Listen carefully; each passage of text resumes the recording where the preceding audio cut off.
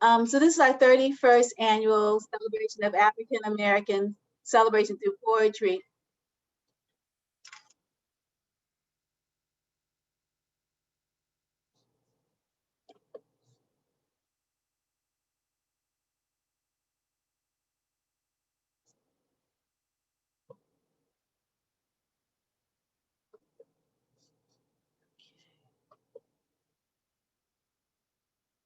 Karla, why don't you start the slideshow?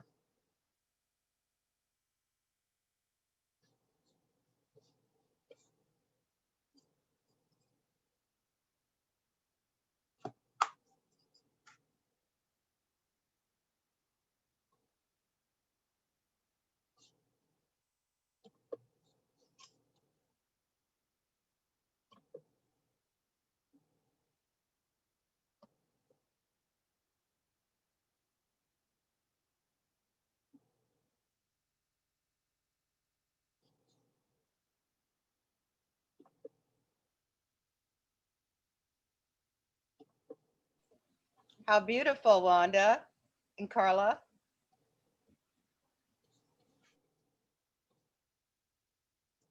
Very nice. Oh, very nice.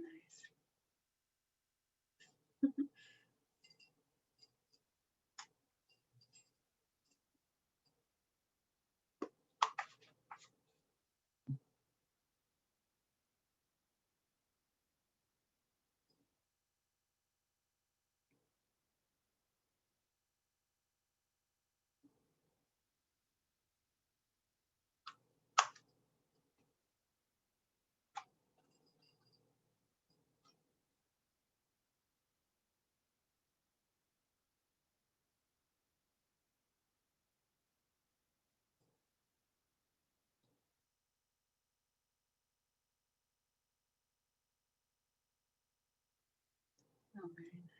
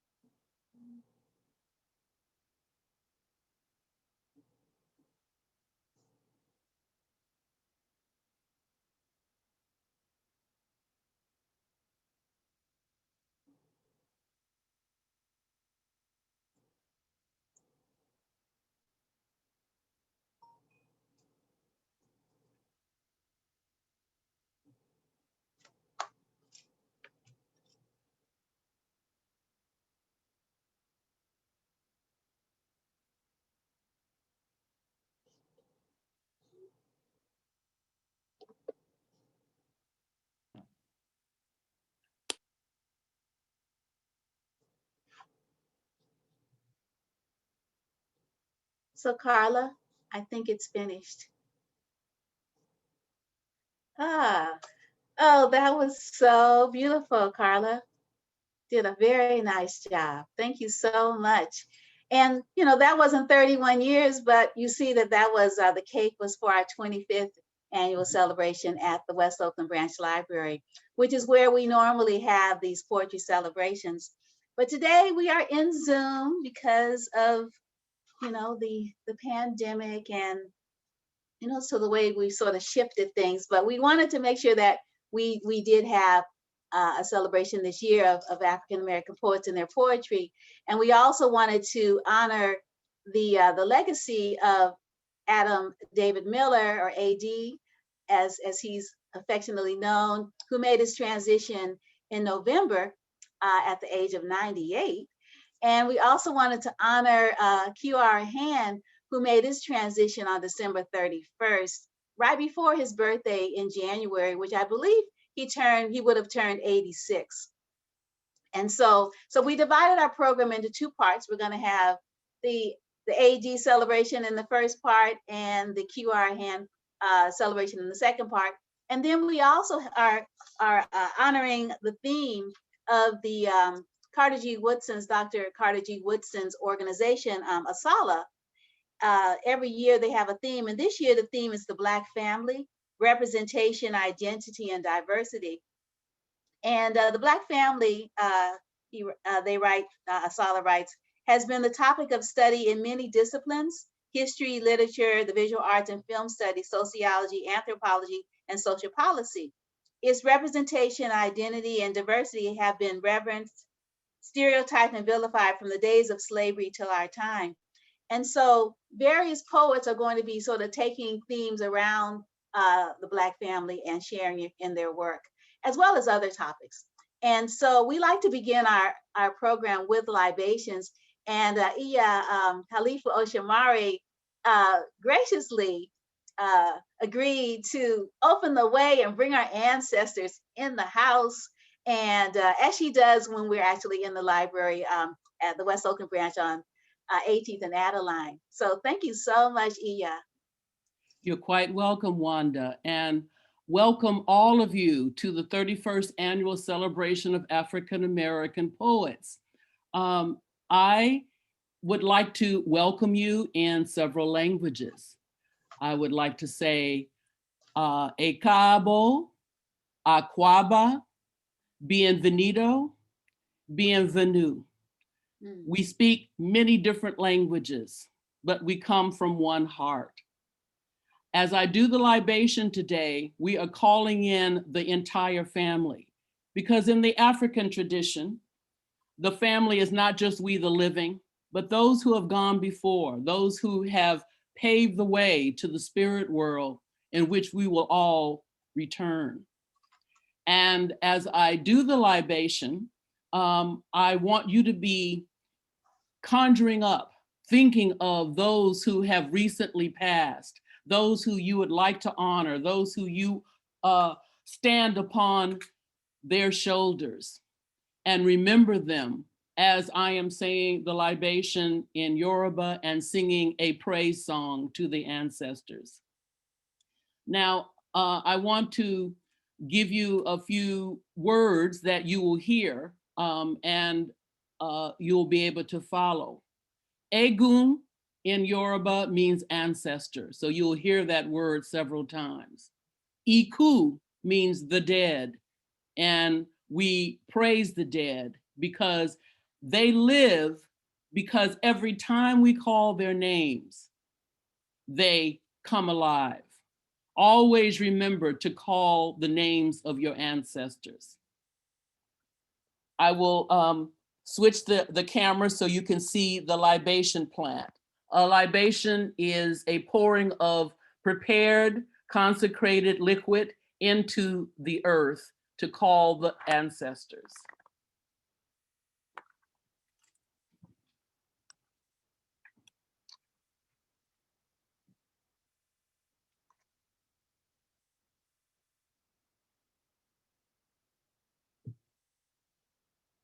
Egungun kiki egungun.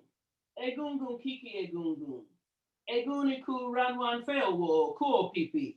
Orosobo funle wo. Oguniku batabango egunde. Biaba fatori. Nale guna shede. Nale guna shede. Nale guna shede. We prostrate before you on the sacred mat of time and space. We ask that you bless us in all that we're trying to do and all that we're trying to become.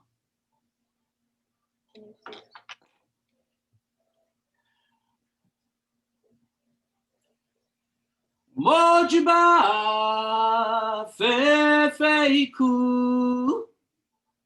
Mojiba fefeiku.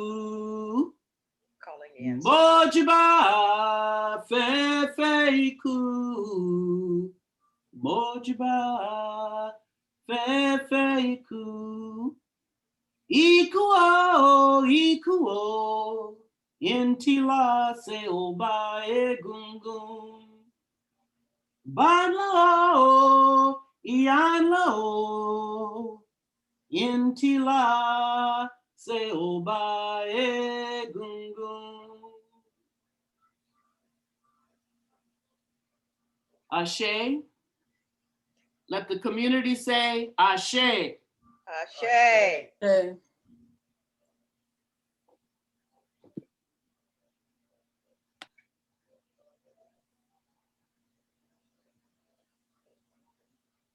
Thank you so much, Iya. And I want to let you all know that if you'd like to call your own ancestors into the space, you can certainly do so. We like to call the chat the river.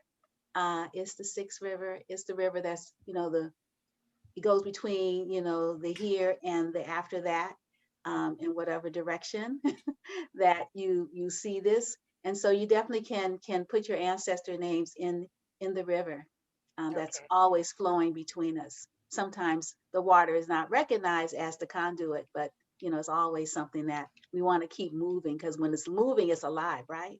So you can do that. So our first poet is our Iya Osumare, who is a very good friend of AD. So she's gonna, start and share some of her thoughts and poetry about Adam David Miller. Well, I did know Adam. I do know him, and he was a wonderful man who was very gracious, always had his home open to everyone. And I spent several hours with him in his home and chatting with him. I read his memoir that he wrote, and I'm just blessed to have known him and to have spent time with him. I have two poems that I'd like to share with you. And they've both been written fairly recently, since we've been in this crisis, this multi-layered crisis, I would say. And this first one is called A Contemplative Moment, or We Wear the Mask. It was written in May of 2020, and it invokes two of our great poets, Paul Laurence Dunbar and his poem, We Wear the Mask, that was written in 1896, and Langston Hughes' poem that we all have heard, A Dream Deferred. So this is A Contemplative Moment, or We Wear the Mask. Dunbar's mask returns, new form of masking and masquerading, this time for healing or caring. We have always worn the mask of disguise, grinning rather than grimacing, laughing rather than crying. Survival always meant accruing this debt we pay to human guile, while hurting all the while. Could the world be otherwise, in counting all our tears and sighs? The old normal disguising pain, deep wounds of terror. Could the new normal take us beyond the past, beyond the brutality and no gain? Are we capable of truly caring, walking in another's historical footsteps? Can we wear a mask of compassion and protection instead of fear and oppression? Can we stop the charade to find a joyous parade, a spectacle of love with a new mask, symbol of new normal, or a veneer covering old disguise? Why do we wear any mask? Why do we disguise the true self, wanting to live free? A virus dictates a mask of protection, but what happens to the old mask? Does it continue to hide a dream deferred?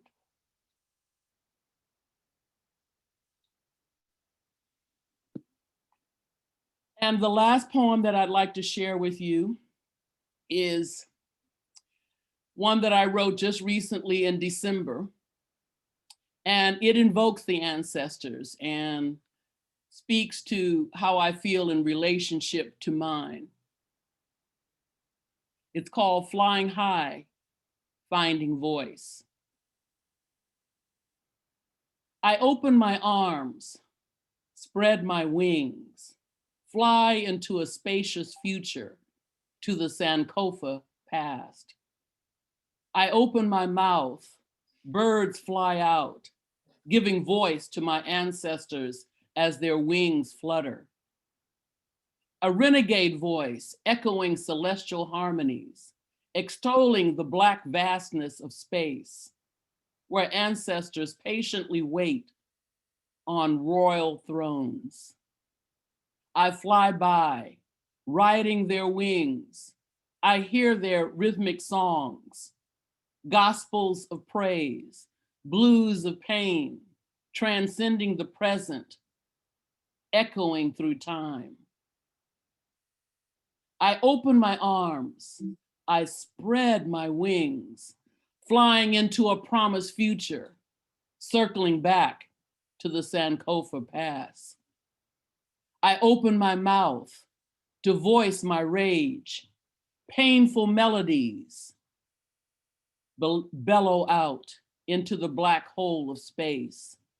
I float on wings of my ancestors, riding Oya's winds. I feel the past dancing into the future on the throne of now. As the bird flies high, looking backward, they sing, change gonna come. Thank you very much.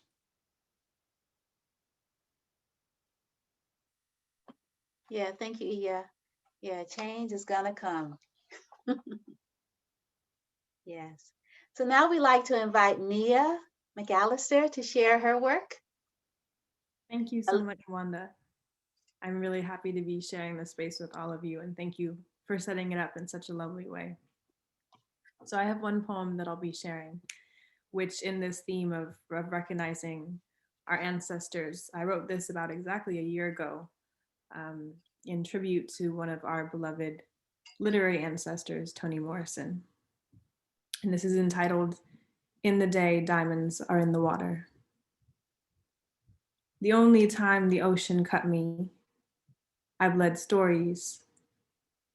They said, what a beautiful yet terrifying thing it is to be free. They said, we have traveled years to bring you our names.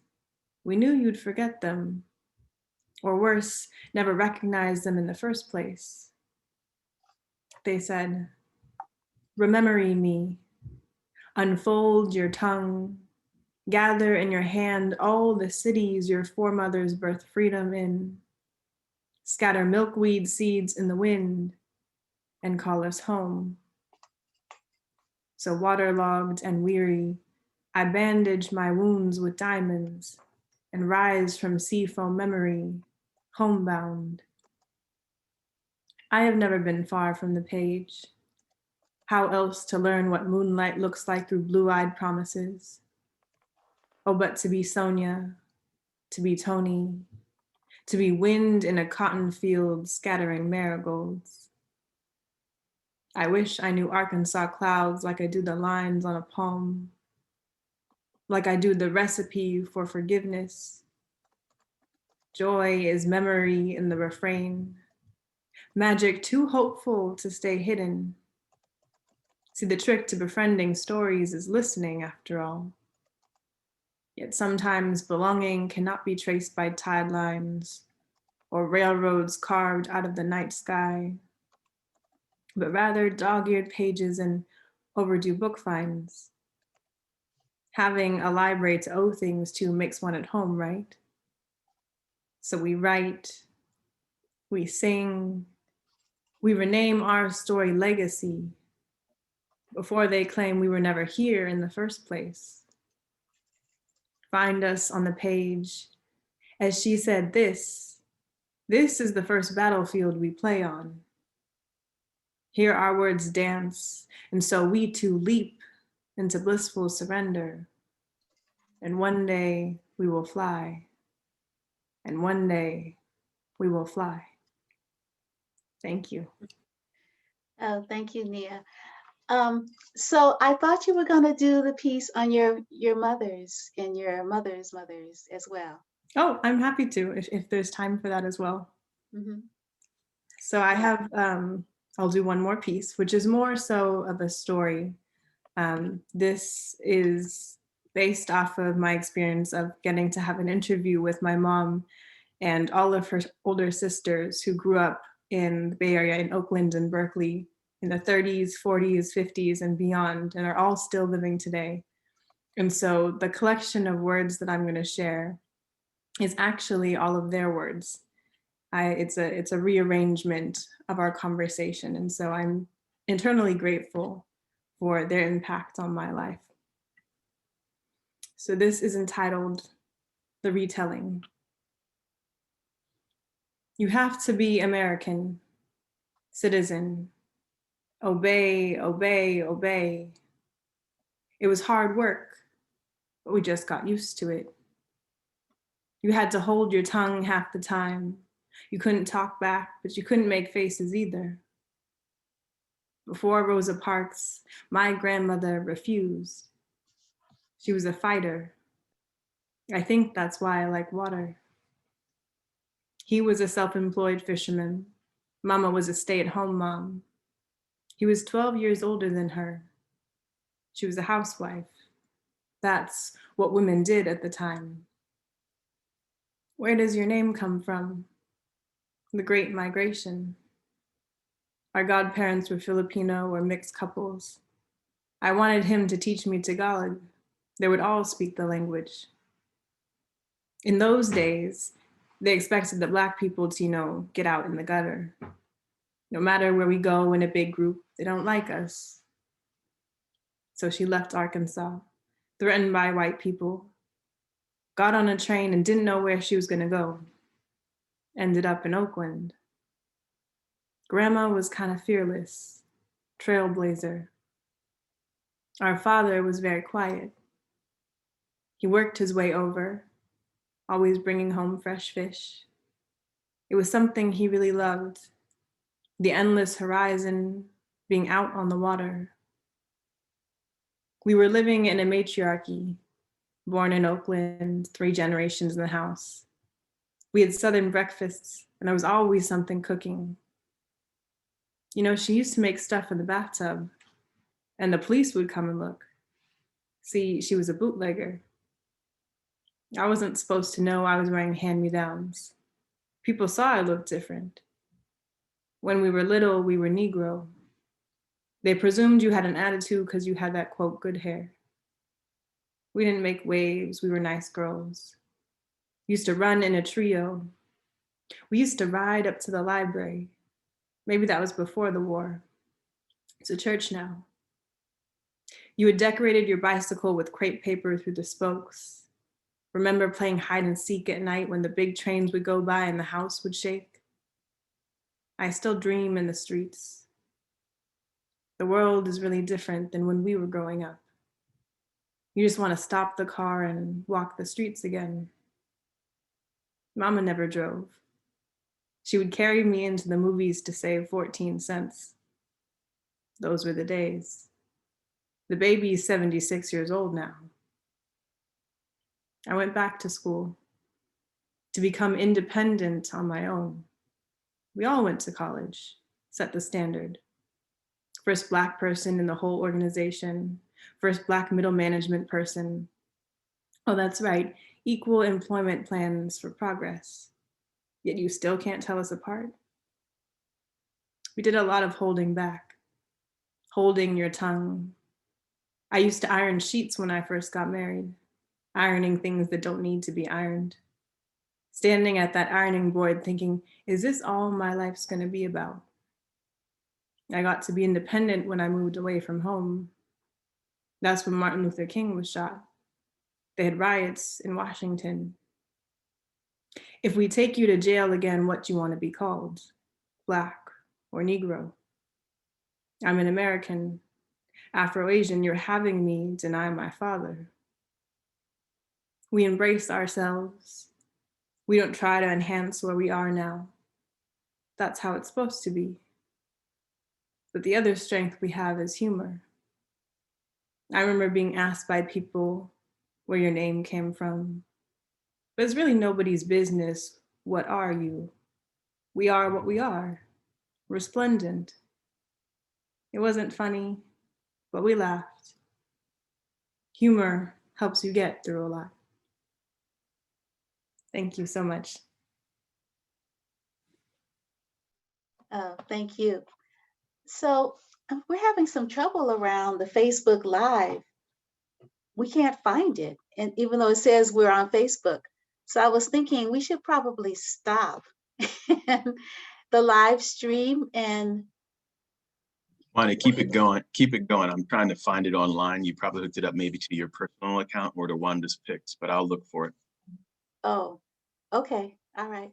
I haven't been able to find it either, but I'll check it. Yeah, well, I found it early on when I was hearing echo, and then I left out of it because they're like, okay, streaming. I heard someone say it was streaming, so then I didn't worry about it, and I just came back to the Zoom room. So you're saying we shouldn't stop it and start it again? It's somewhere out there. You might have just pressed. You might have pressed a button. If anybody else knows how to do Facebook Live, I don't. I haven't done it from here, but check your settings, and you might have hit mute, or you might have. It's still streaming. It says it's streaming right here live on Facebook, right. but I haven't been able to find it. That's where I first went to it. So I've been trying to help troubleshoot for you. Oh, okay, all right. Well, we'll keep on going, and and I will be trying to figure out if I pressed something accidentally. Yeah, Nia, thank you so much. I love your libation poetry, and thank you for indulging me there. And I love your new piece as well. And so now we have Kim Shuck. Hi, I'm deeply honored to be here. I shared stories with both of these men, which I guess is what community is really, right? Sharing stories. And I feel like this season has been, the last few seasons have been pretty stiff for a lot of us. I feel like I've had my hands in that transitional water a lot over the last year. This is a poem I'm offering for both QR and ED. Anguish is a word that comes from mental or physical tightness, some sort of constriction. The end isn't the answer, like a handwritten equation that gets smaller until X equals, even if it's represented as a set of values between. But I understand why it's easier to think of them like that, as if there are even beginnings or endings and ripples don't go everywhere. I keep finding them in the toes of my shoes, hiding among the socks, my beads, the ones I combed a handful of out of my hair last night before failing to sleep. I'd keep them pressed in a book or in a canning jar near the snap beans. It might be right to keep them, but they just keep coming, so I tip them out the window into this orange morning where they can run into whatever places they still have to explore. Thank you so much.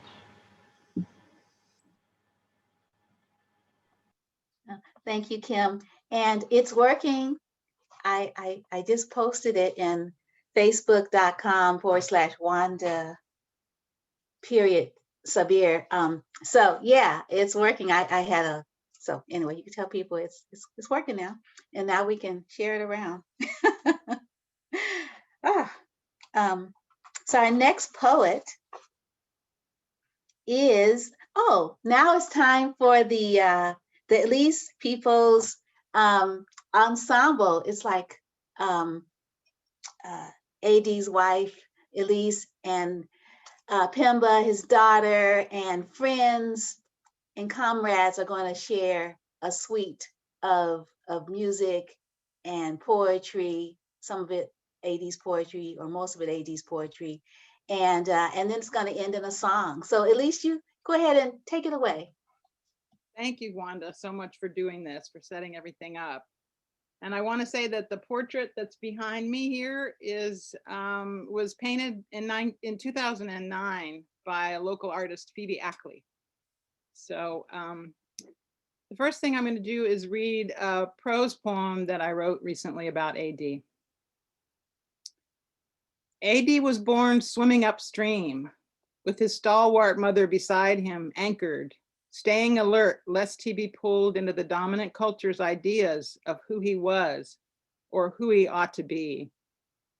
It took a long time for him to breathe deeply in this culture of domination. He never watched TV, rarely attended movies, avoiding seduction into the mainstream narrative, the direction of self-hatred or worse. It took a long time to publish his own words. Always he took notes on what he observed and mused. Those papers reside at Stanford now. Mostly he promoted other people's voices, women and men of all races and ethnicities, LGBTQ folk, you name it. The period between ages 70 and 92, when most people have retired, that was his most productive time. He published 5 poetry books and 2 autobiographies. All this after 70 and after turning away from alcohol forever. It took a long time until he could write his story without being controlled by anger and reaction, could tell his story, the story he wanted to tell. It took a long time for his words to stop flowing easily. Even after 90, he was still crossing borders to experience other ways of being. One didn't need to finish the sentence, "Do you want to go?" His answer was always yes. I asked where he wanted to go in celebration of our 25th anniversary, and without hesitation, he replied, "Cuba."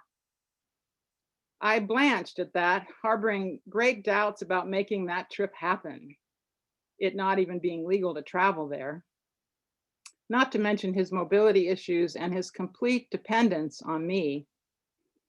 But serendipity and his guardian angel, who just never quit, guided us to Karen Lee Wald, a resident of Cuba on and off for years, who guided us, translated, arranged meetings with writers, took us under her considerable wingspan.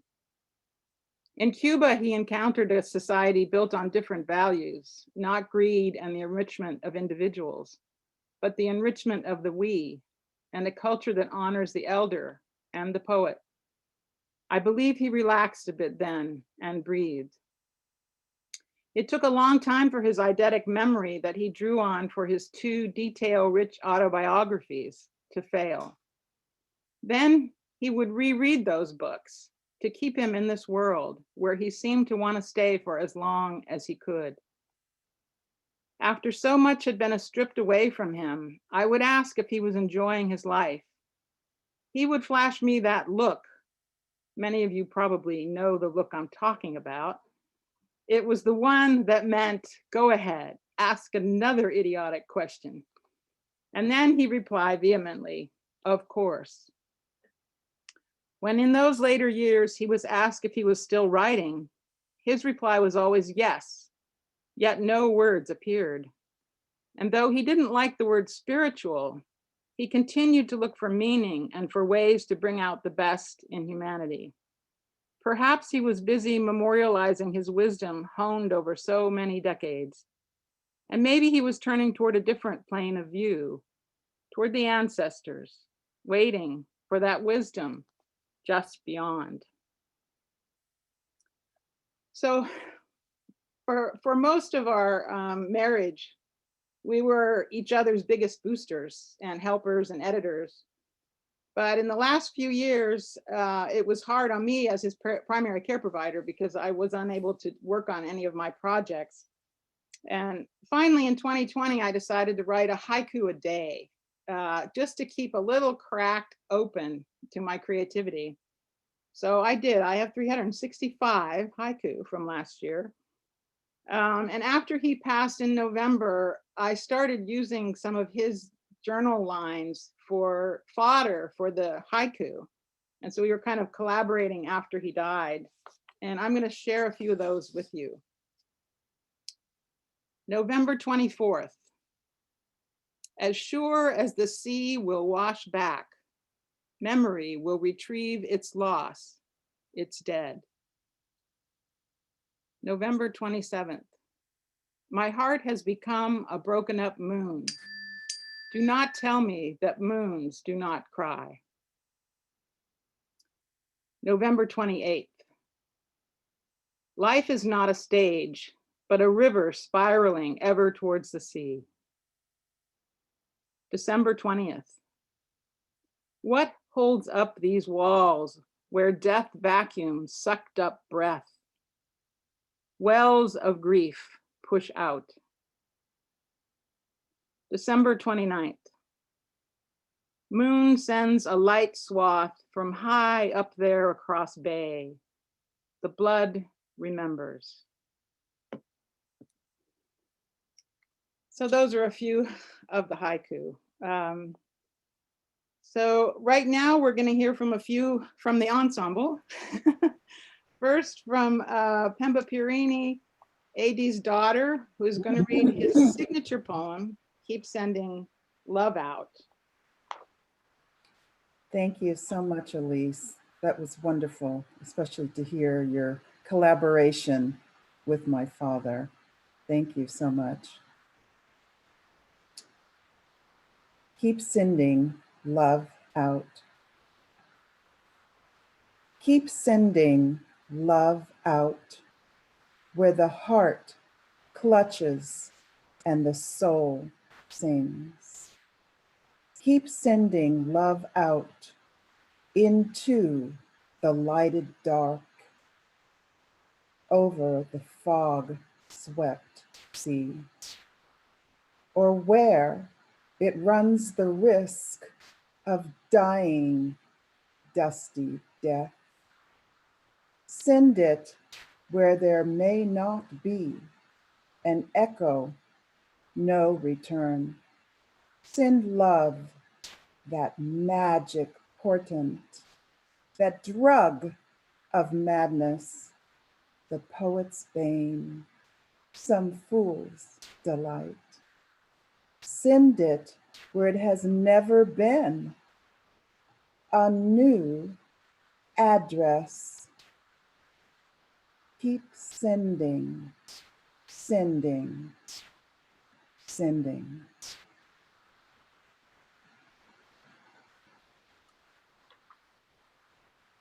That was beautiful, Pemba. Thank you. Thank you so much. Next, we're going to hear from Lucille Lang, who is a wonderful poet and memoirist and friend of AD's. And I'll let you unmute yourself and go ahead, Lucille. Okay. I had the good fortune to be friends with A.D. Miller for 15 years, and I'm honored to have the opportunity to comment on his poetry today. He wrote many different types of poems, but I'm going to focus on just one poem, Apocalypse is My Garden. It was the title poem of one of his poetry collections, and it also appears in The Sky is a Page, his new and selected poems. This poem is about the eruption of Mount Lassen during World War I. As I read it, listen for A.D.'s deep knowledge of geology and ecology, and also for his attention to history and human events. The poem starts with an epigraph, the breaking up and down of things. Apocalypse is my garden. Sitting on a lava block, this rock a reminder that other times meant other things, while farmers in Europe plowed their land that was not theirs to waste with ruin. Lassen erupted, and for 7 years the mountain shook. The world shook. Europe stayed revolution by starting a war. What revolution had Earth planned? The mountains just needed to break out. Magma jetted through vents skyward, plague of flowing stone and fire, incinerated cedar and redwood, tephra cone volcanoes, flaming rocks and mushroom clouds, house-sized boulders tossed on Devil's Postpile, reshaping land, raising here, leveling there. Tehama, an acid factory burbling under our feet, sulfur and nitrate explosions, smell of gray scent, rotten eggs, embedded in lava pockets, squirrel scat, staghorn lichen, seeds and dust, a rain, and something new will grow.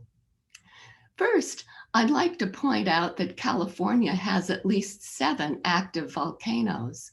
Historically, volcanoes and lightning have caused wildfires, and as a result, many California species are adapted to endure fires.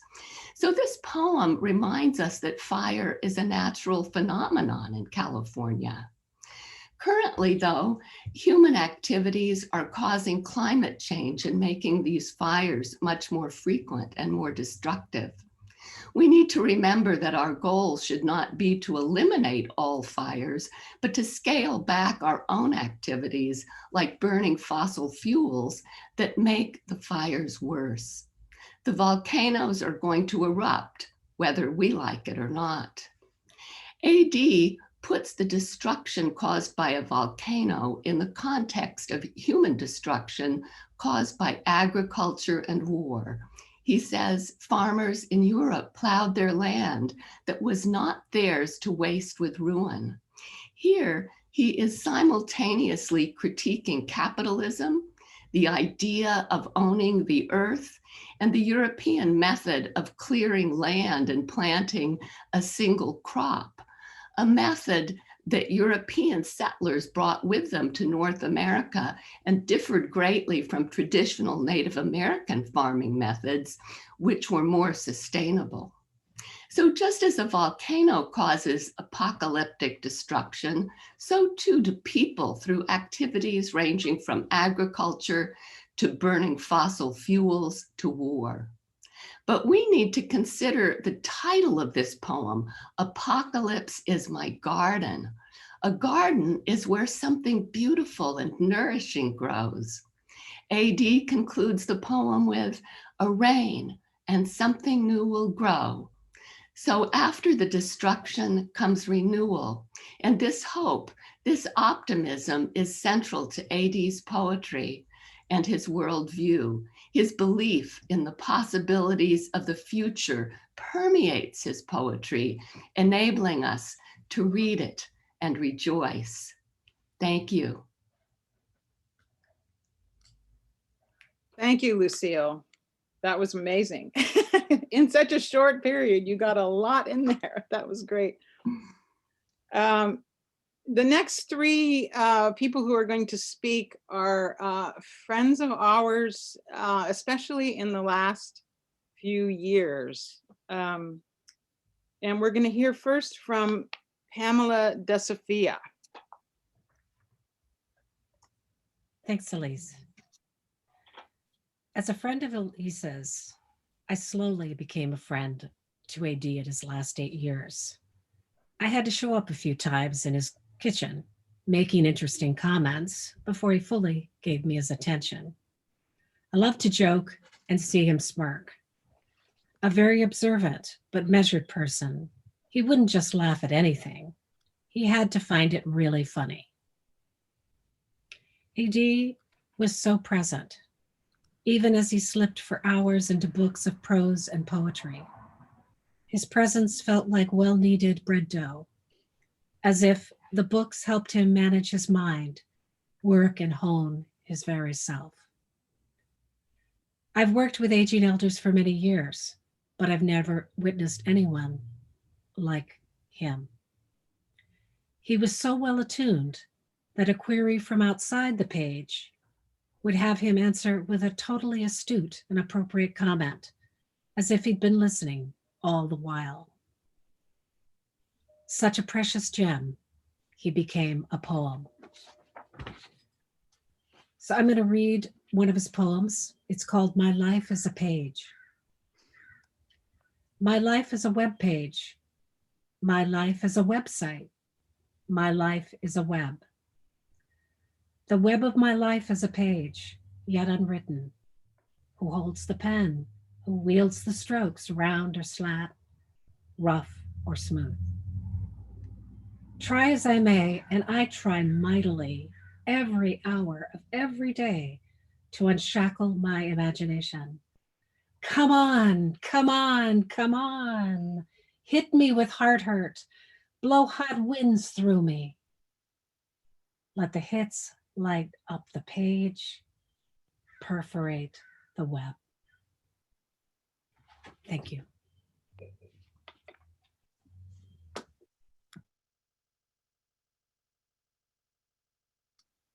Thank you, Pamela. That was beautiful. And next we'll hear from Sadika Engel.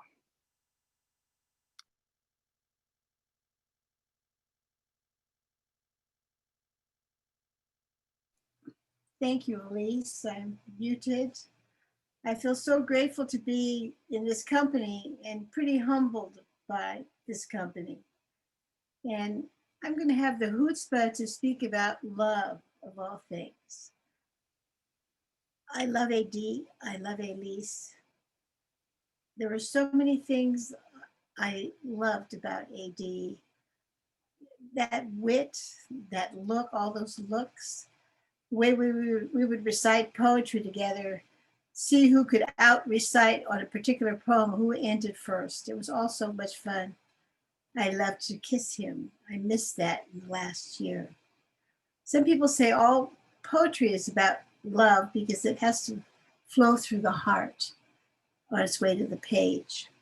And AD wrote some really fine love poems. And they were in so many cadences and moods. They were passionate, or else they were humorous, or they were whimsical, or they were soul opening. And some of them were pretty irreverent too. But AD's greatest love work was his relationship with Elise. And in the last decade, I had the joy of watching this love in its fullness and its poignancy as his body failed and the scope of his physical experiences diminished. And going to a movie was a major excursion that could require a couple of us. We jokingly referred to ourselves as his handmaids. But Elise's love for AD was just vast. I saw her give up most of her life for years, not just to care for him, that wasn't enough, not just to keep him at home, but to make certain that until the very end, AD had the richest, most interesting, and most pleasurable life possible. She just cared for his many, many needs with such love and such grace. And I've never seen anything quite like it. She always did it with such willingness, and she was always very conscious of AD. She was always thinking of him and what he might need or want. And it was just interesting to see because it wouldn't interfere with a conversation she was having with me or someone or what she was doing. But I could always feel her consciousness of him. And AD was the same with Elise. When she would come to a room, his eyes would instantly seek hers. A look would pass between them. And some of you may have heard about the Eastern spiritual teachers and their students in the glance. And what a look that was, that glance between AD and Elise. It was the transmission of love that was really something to behold. My, oh my. I'm only a prose writer, so I don't have the words. They fail me when I try to convey the essence of the love I had the privilege to experience between Elise and AD. I have to leave it to you, the poets. You're the only ones who might be able to do that. Thank you.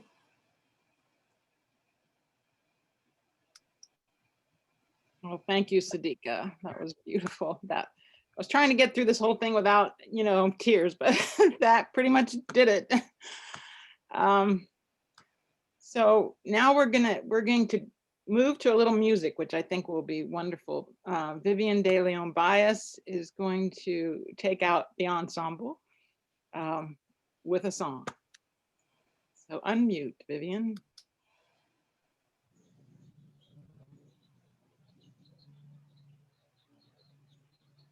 Viv, you're live. Is it soup yet? Hi, everyone.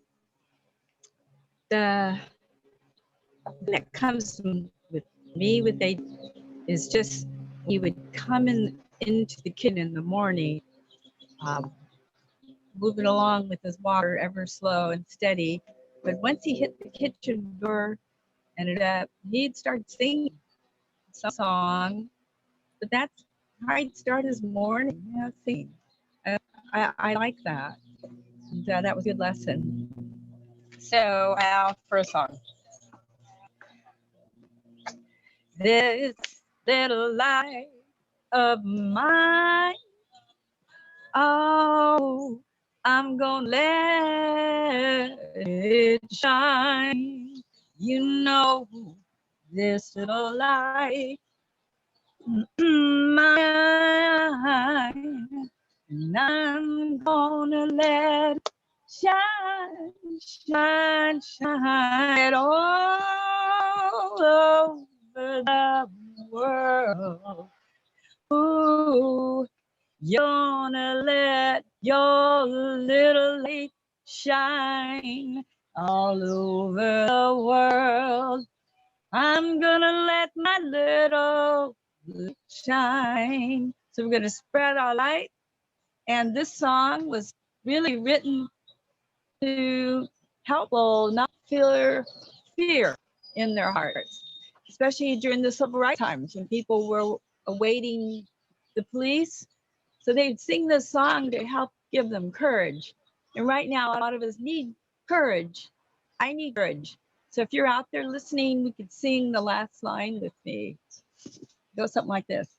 Sit all over the world.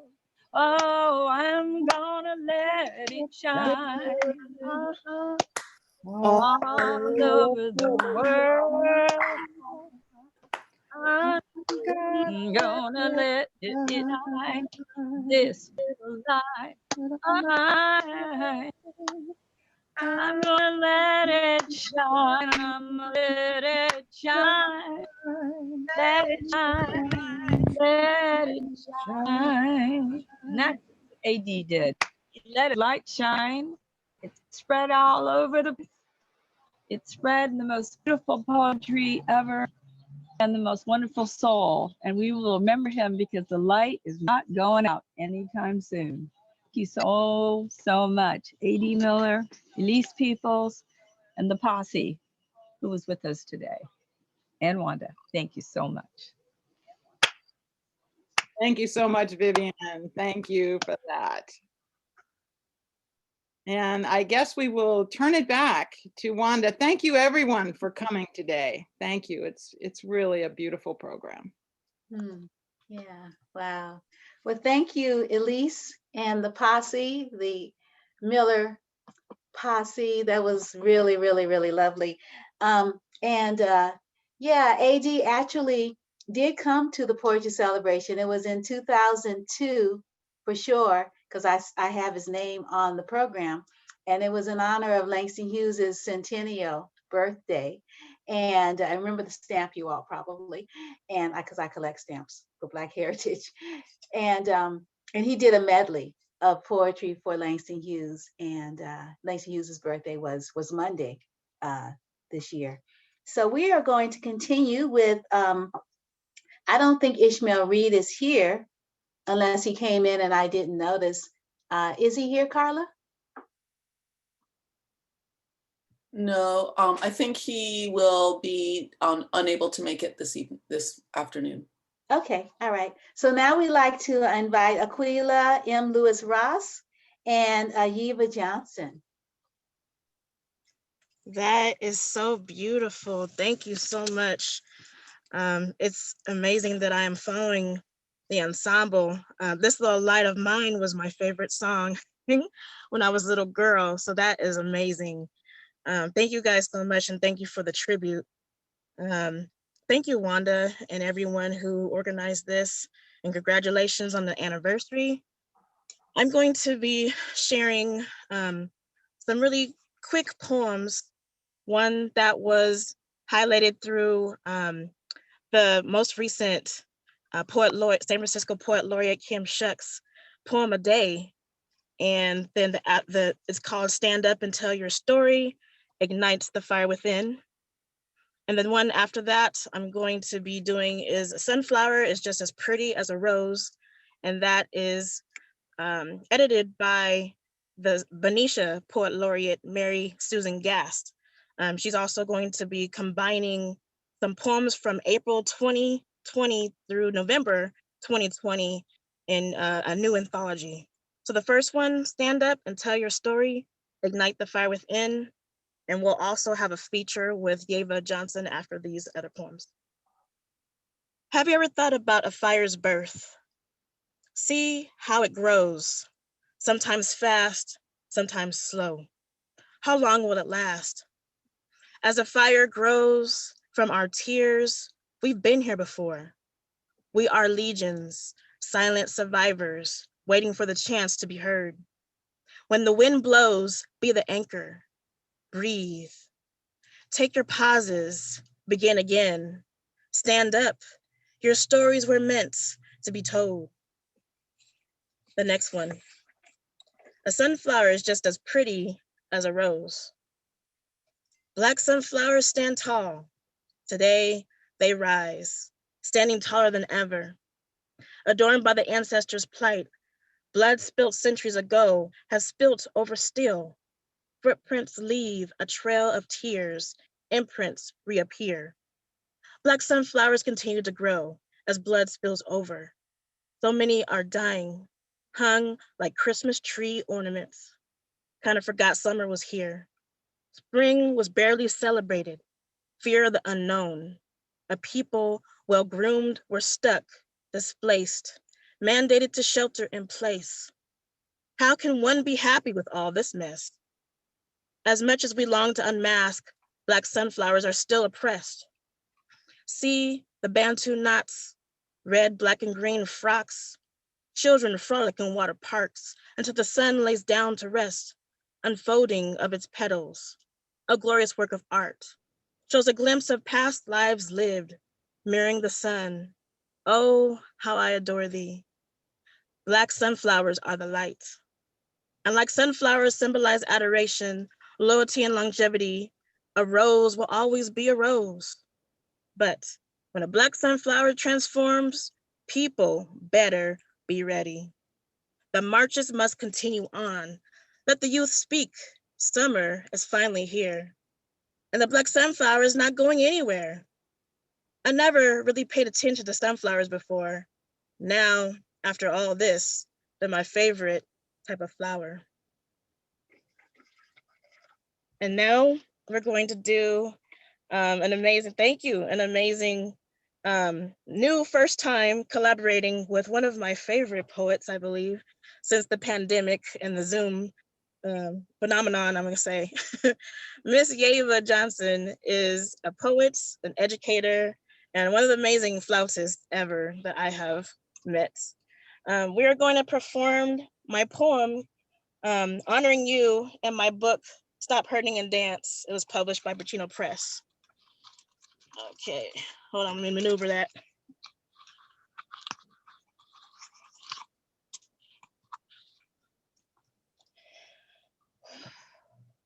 Honoring you. You carried me on your back.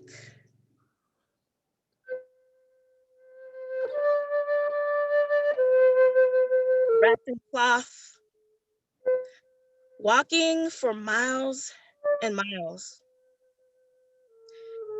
just to make enough to fill our bellies with food to survive. See me smile, thriving, living, barely living, you carried me. I felt your blood seep into my skin. Excuse me, Aquila. Yes. I'll interrupt you for a minute. So the way it's going to work is you can't overlap each other. So you need to stop speaking. So then, Yeva, you can play. Yeah, I can't really hear her. Because we can't hear you, Yeva. So what happens is, so you do a line and stop, and you play, and you finish, and then you do a line and you stop. I thought you all rehearsed this. But anyway, that's how you we have to did. do it in Zoom, okay? We definitely did rehearse it, and I can't hear her. Right, that's okay. Just stop. Like do your line and then stop, and then you play, and then we can hear you. So Hey, if you Wanda. have the poem, yes? I actually could hear them both, and I see somebody else in the chat said they could hear them both too. Oh, really? Yeah, Oh, people are can't hear them nodding. both. Yeah, Oh. it might be your connection speed, but actually you two it sounds really good. I say keep it going. Keep it going. Okay. Okay, cool. Okay, Okay, sorry. let me start it again. Yeah, go ahead. Honoring you. You carried me on your back.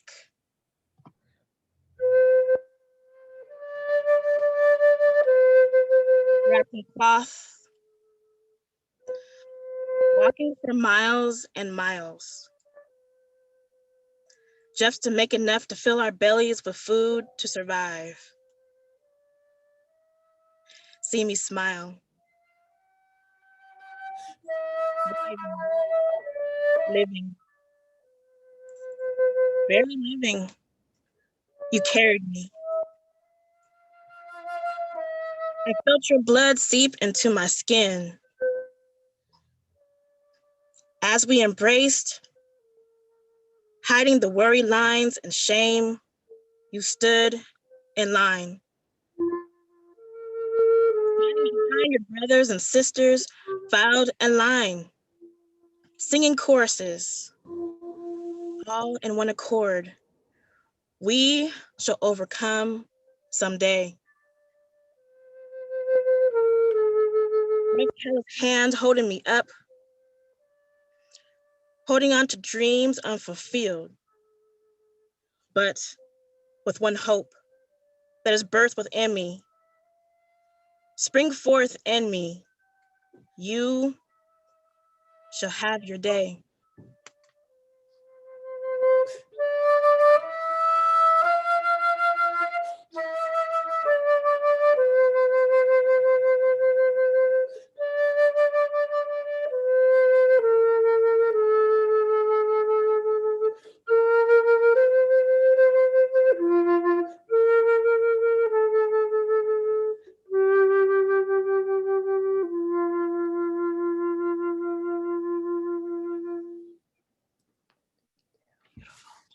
Thank you, Yeva.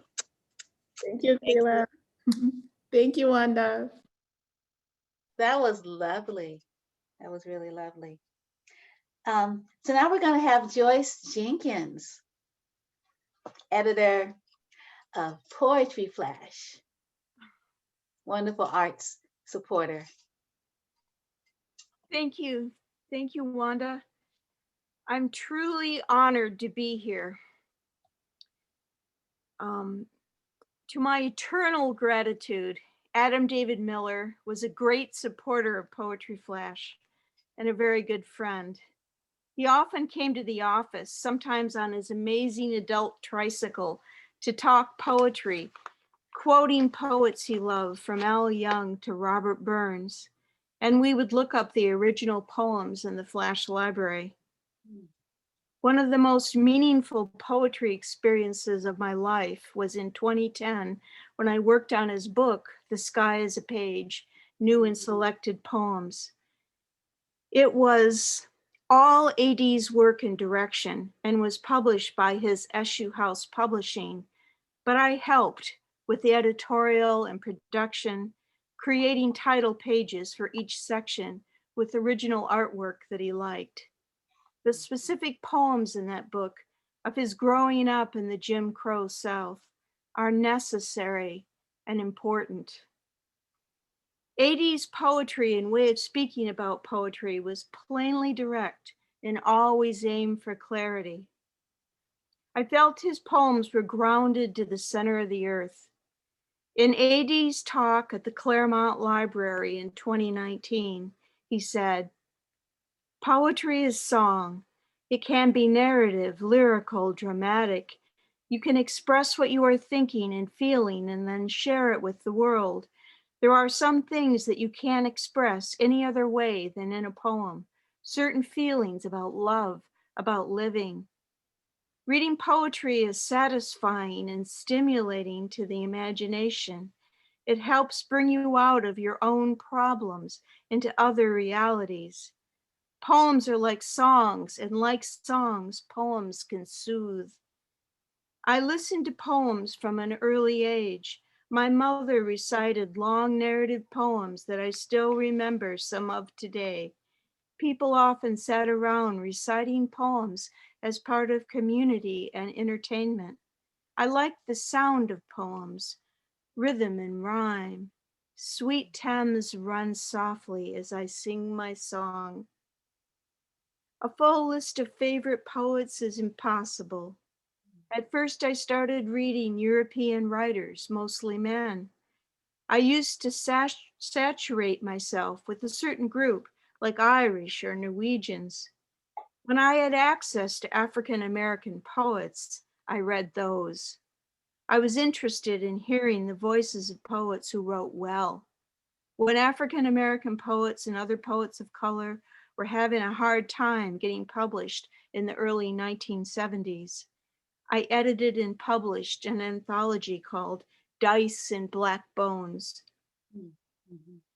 Poets I love, the list is too long, but I will name a few.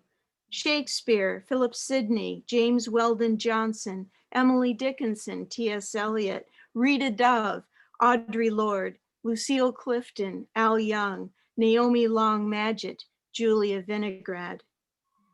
That's what AD said at the library. Here's a poem of his. Four Tops live at the Rooster Tail to Al Young. Duke and the backup band wailed, Ask the Lonely. A sister called, Can I help you out? Duke answered, I wish to God you could. Mellow together, music and crowd. That night you'd think a Motown night at the Rooster Tail. Marvin Gaye, Isley Brothers, the Supremes, all dropped by to give Duke and the Four Tops a boost. Watts, not on their mind at all. Aretha was on one of her record-breaking, body-bending tours. On the road, she caught Nina singing Go Limp to two drunk white folk who clapped, then choked on Mississippi, goddamn. Water hoses and police dogs on Nina's mind. Was there Titanic shaking toward fire and ice? Was it Nero night at the Rooster Tail, where they drank their drinks, danced their dance, sang their song, and didn't want to go home? Ask the lonely, love don't come easy. Will you tell me, please, please, please, what's going on? Thank you. Nice. And love you, Adam. And all of you, thank you. Oh, thank you, Joyce. So Rafael Jesus Gonzalez, another friend of AD. They did a lot of work together through the Peralta Community College District at Laney.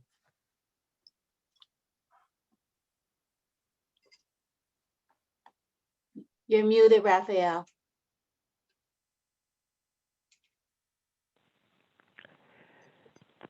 Thank you. Yes, Adam and I knew each other for many, many years. We first met in 1968 when I began to teach at Laney College, and we immediately became cohorts. we immediately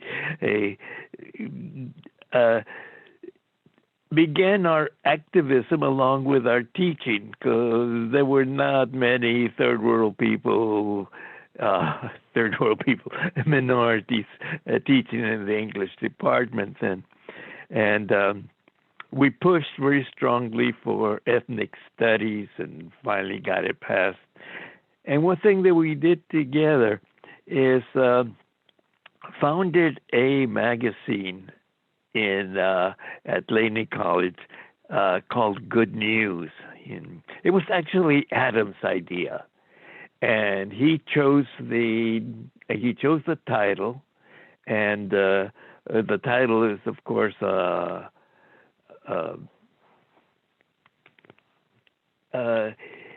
translation, you would say, of what gospel means.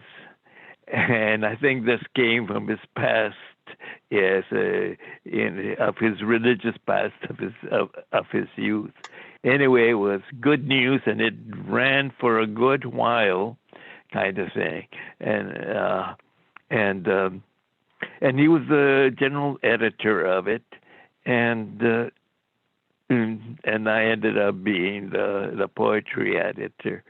And he continued contributing to it even after he had retired and left the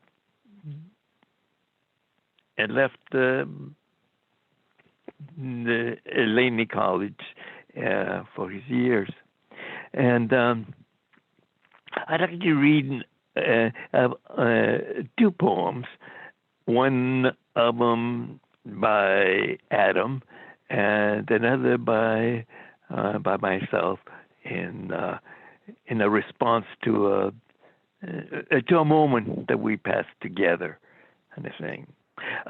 One thing that Adam, besides his poetry and thing, is his gardening. He was very fond of gardening, and he had a wonderful wild garden, a garden with a hodgepodge of everything that he could plant. It was a beautiful thing. And I'm going to read one of his garden poems, of which there were many. He wrote a lot of garden poems. This was published in volume 16 of Good News, and that was in 1996. Good News was actually founded in 1980, so it went for quite a few years.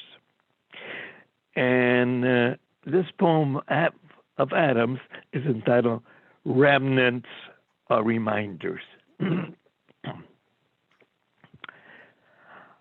I weed the Chinese poppies during a light drizzle. Remember, there was light rain when we planted.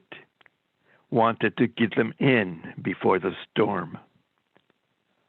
Those poppies along the front driveway are all that you would recognize from outside. Redwood and Monterey pine gone from back fence. Magnolia, found rotting, was cut down to neighbors' loud cries. Nor would you know the feel of kitchen, with Japanese lanterns gone, recessed lights, and a picture gallery over the big window. Back porch has a sink and toilet. No more morning fighting over Johns. Remnants are reminders. The stubborn poppies hold their own in that pebbly earth. Dutch door for the kitchen, soft wood paneled, skylight for the middle room, and the curving brick walk that gathers the backyard into a love embrace. And that was his poetry. His poetry was a love embrace of life, and it was kind, and it was insightful, and it was full. Remnants and remembrances. And I guess that's what he leaves, those remnants and those remembrances that makes him so present, as his poetry is. This is one called A Sunday Morning. Laying chicken wire, and then a tour of Adam's garden. The incipient magnolias, the lemons hiding behind their own blossoms, the cactus blooms, and black lilies I have to reconstruct from dead black pistils, the cactus flowers, insistent like a poem, demanding to be written. And that was written, after a Sunday morning spent with Adam, helping him lay chicken wire, and then having a tour of his garden and introducing me to his flowers and his plants. And that was written in April 1970, Poetry Month. That's that we had met. And well, those are my remembrances of Adam, who touched all our lives and will always be part of us, with his poetry and with his presence. Thank you. Oh, I look at the pictures, and there's so many of you that we've been on this road of poetry for a long time, and I'll just take this occasion, since the day is coming up real soon, to say I love you all. Thank you for the sharing of your words, and thank you for your being, because your blessings, and the earth is in a bad way for lack of blessings. And so remember, when you write and when you speak your words, that you are blessing life and the world. So bless you all. Thank you. Thank you, Raphael. Thank you so much. Yes. Blessings to you as well. Yeah, I teach in Peralta Community College, and I remember when I was adjunct at Laney College, learning about the good news, and and Adam invited me to contribute, or Raphael as well, and I didn't get it together. But my students got published. So I was like, they were representing, so that was cool. Yeah. So another person from that, academic connection and others is Judy Juanita, who wants to share some memories of her friend, AD. Hi there. I just want to say that thank you to Elise for your life and for being there. You did an incredible job, and I appreciate that. I met Adam when I first came to Laney to teach, and Adam said something to me. As a writer, he was always very forthcoming, but he said, send your work out, send it out. It doesn't matter if it's a small publication or a medium one or a prestigious one, doesn't matter. Send your work out continuously, because the more you send out, the more wells up from within you. So I respected him tremendously, not the least of which reason I respected him was because he rode his bicycle to work every day from Berkeley to downtown Oakland, which I thought took a lot of nerve, a lot of courage. So I think if those of us who read his memoir, the first one and the second one, know that he had a lot of courage to bust out of the circumstances into which he was born. And I really respect that tremendously.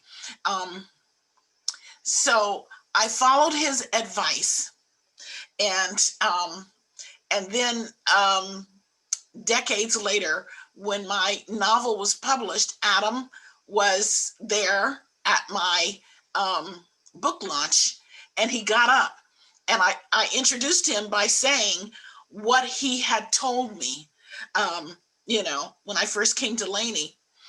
And then Adam said, I have to interrupt you.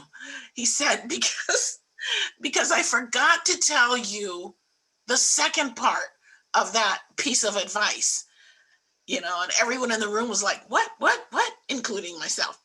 And he said, keep sending out. And when your work reaches critical mass, you will have recognition, and it was true what he said. And I can only think and say, I'm so glad I didn't hear the second part of that when I heard the first part, because then I would have been waiting for critical recognition, critical mass, recognition. And instead I just kept sending out, and I thought I was just going to be sending out forever, so really, really grateful for his presence in my life, in my community at Laney, in the Berkeley community. Just really so much appreciation. Because I'm a part of that community, then I was able to recently come out with this book called Manhattan My Ass, You're in Oakland. Okay, it's my first collection of poetry. But there's a poem, and I'm just going to read, I don't think I have time to read all of, maybe, but I don't think so. But the important part about this poem, which is the lead poem in the book, and it's called Note to My Younger Self, is that Ishmael and Tennessee Reed's Conch magazine published it last year. Because of the subject matter, I sent it out. I don't think it was going to get published anywhere else. So it's because of this center of poetry, center of writing, this center of concern for Black life and for the hardships of Black life and the struggles, the many lifetimes that we each have to live when we're Black, living this double consciousness. We live so many lifetimes all at once. And this group, which included and includes Adam David Miller, Al Young, Ishmael Reed, etc. Okay?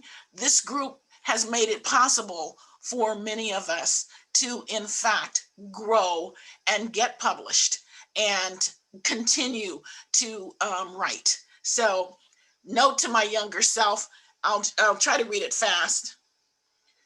Dick, don't do friendship, Missy. Dick isn't a friend.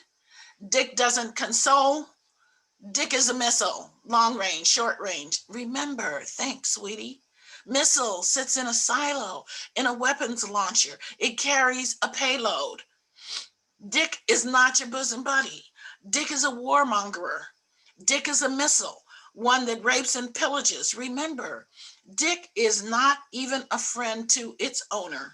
Dick ain't about loyalty or comforting you. Dick doesn't give a lick about peaceful coexistence. Dick leaves bodies strewn over fields, bloodied legs, open skulls, glazed eyes. Dick rapes women, children, men in front of women, children, and men. It's called purview. Dick doesn't make babies. It doesn't even make sperm. Dick shoots sperm. Thanks, sweetie. Did Dick take your prenatal vitamins? Did Dick's ankles swell in the last month? Is Dick walking around with stretch marks? Dick is a surface-to-surface missile waiting for General Big Bubba Tubba to give it the go. Dick aims to cover the distance between your lady parts and your beating heart. Here's what happens when missile hits target. Explosion. Not a pretty sight. Dick is to friendship as Putin is to Trump. Dick being the operative word. Dick made this country, and don't you forget it. Dick on a stick, otherwise known as gun, killed the buffaloes in a bid to extinguish the Indians. Dick enslaved the Africans. Dick ain't nobody's friend. And here you thought Dick was a night out, a few drinks and a friendly fuck. Not so. Every conquest Dick makes is a giant step for mankind, and that's a misnomer. Dick doesn't do kind. Dick does war. Dick wants the Middle East now. Dick is about override, Dickocracy, Dick attitude, Dick atrocity. Dick wants women in veils and out of cars. If women who think they're free really saw Dick ravishing choir boys in supine splendor, pushing grieving widows onto their husbands' funeral pyres, we would abhor every single acquiescence the world over, and Dick would die on the spot. Shrivel smaller than Harvey Weinstein's mogul Dick. Die, Dick, die, die. Even the proxy dildo Dick, die. Silence, quell, stop. Dick, stop it. Don't get pious about Donald Trump. He's one Dick in a billion. Women of the world, unite. Lysistrata is a postmodern revolution. Lysistrata is a Dick destroyer. Lysistrata is universal antidote.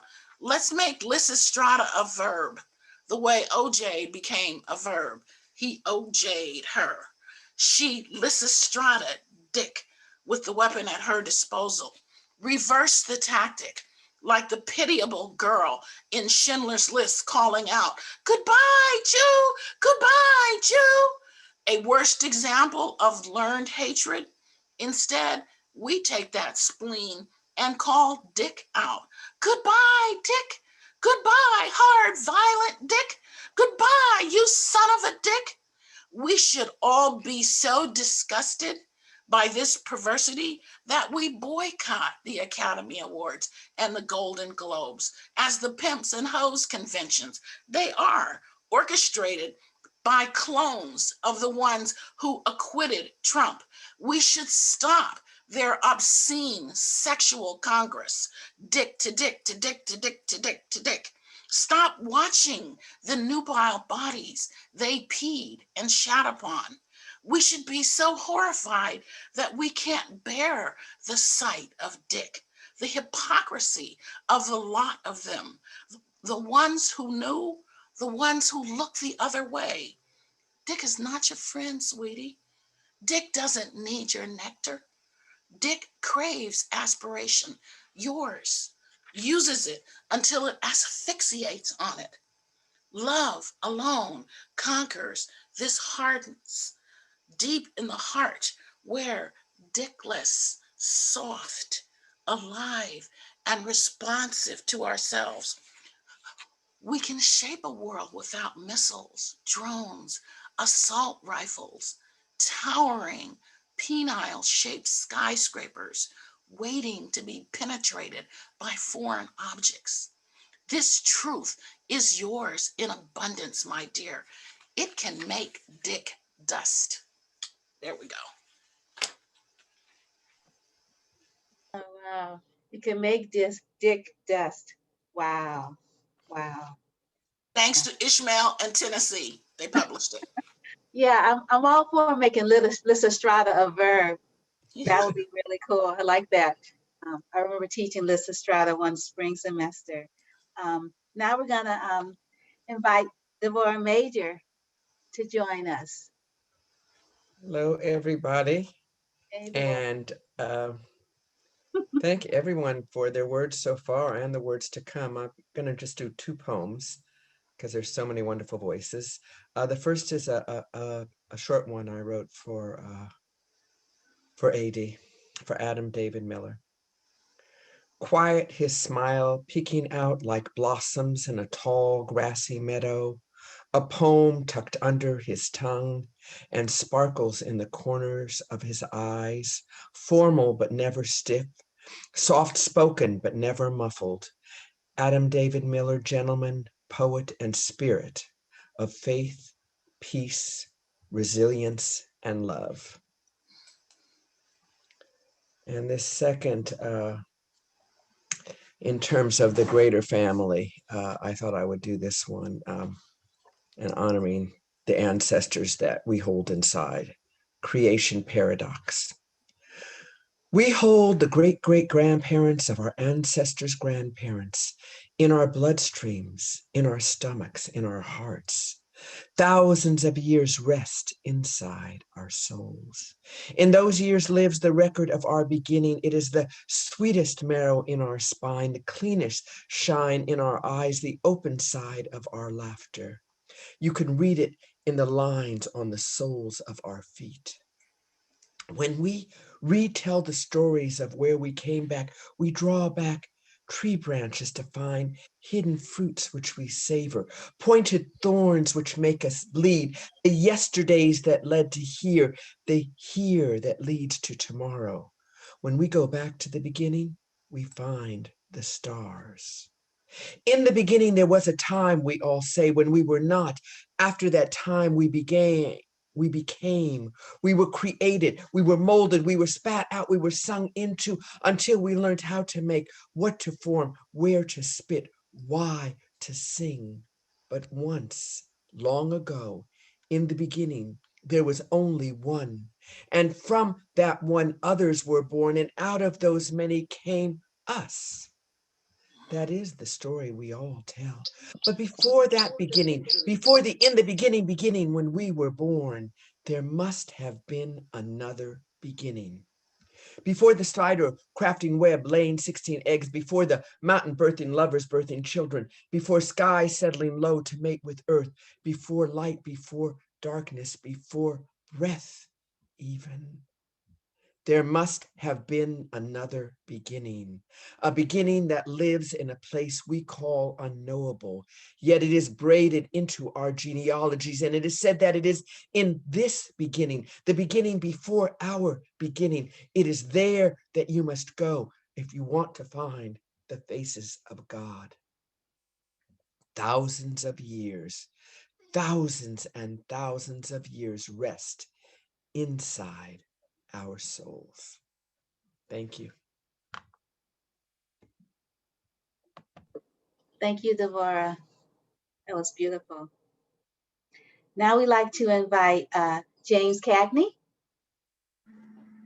followed by Andre Lamont Wilson.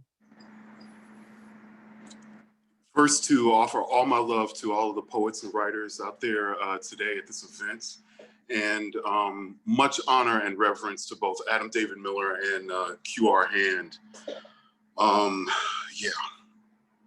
I wanted to offer two very quick poems. They are kind of like archives of memory.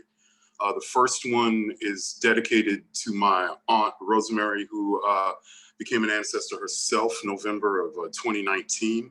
And this poem is really an archive of memory. It's the quality of summers that I remembered from the 70s and 80s. This is called In My Memory Palace. Honeyed fingers smudge a mustache of cream butter off the puckered mouth of a child. Summer's sterile nails lance adolescent blackheads between jigsaw slices of the Last Supper, planted deeper than potatoes in the dining room table. I remember being stretched taut as an apron across your lap, submitting to your tenderness, your thermometer touch, meals manifested, sleight of hand, snap of flour, pies prestidigitized, hips swing the bump during Curtis Mayfield's Saturday service on Soul Train. Time has dissolved so many rituals, no matter how sacred. Where are the extinct gestures of prayer oil, being touched by God in a service of voices, chosen, really? The great pandemic, followed by a depression of touch. Ancestors must pity our dwindling supply of blessings.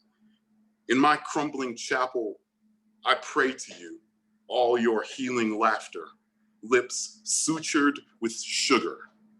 Your freedom now to caress every living thing like sunlight, as I remain here, my mouth stifled, separated, standing 6 feet deep without you.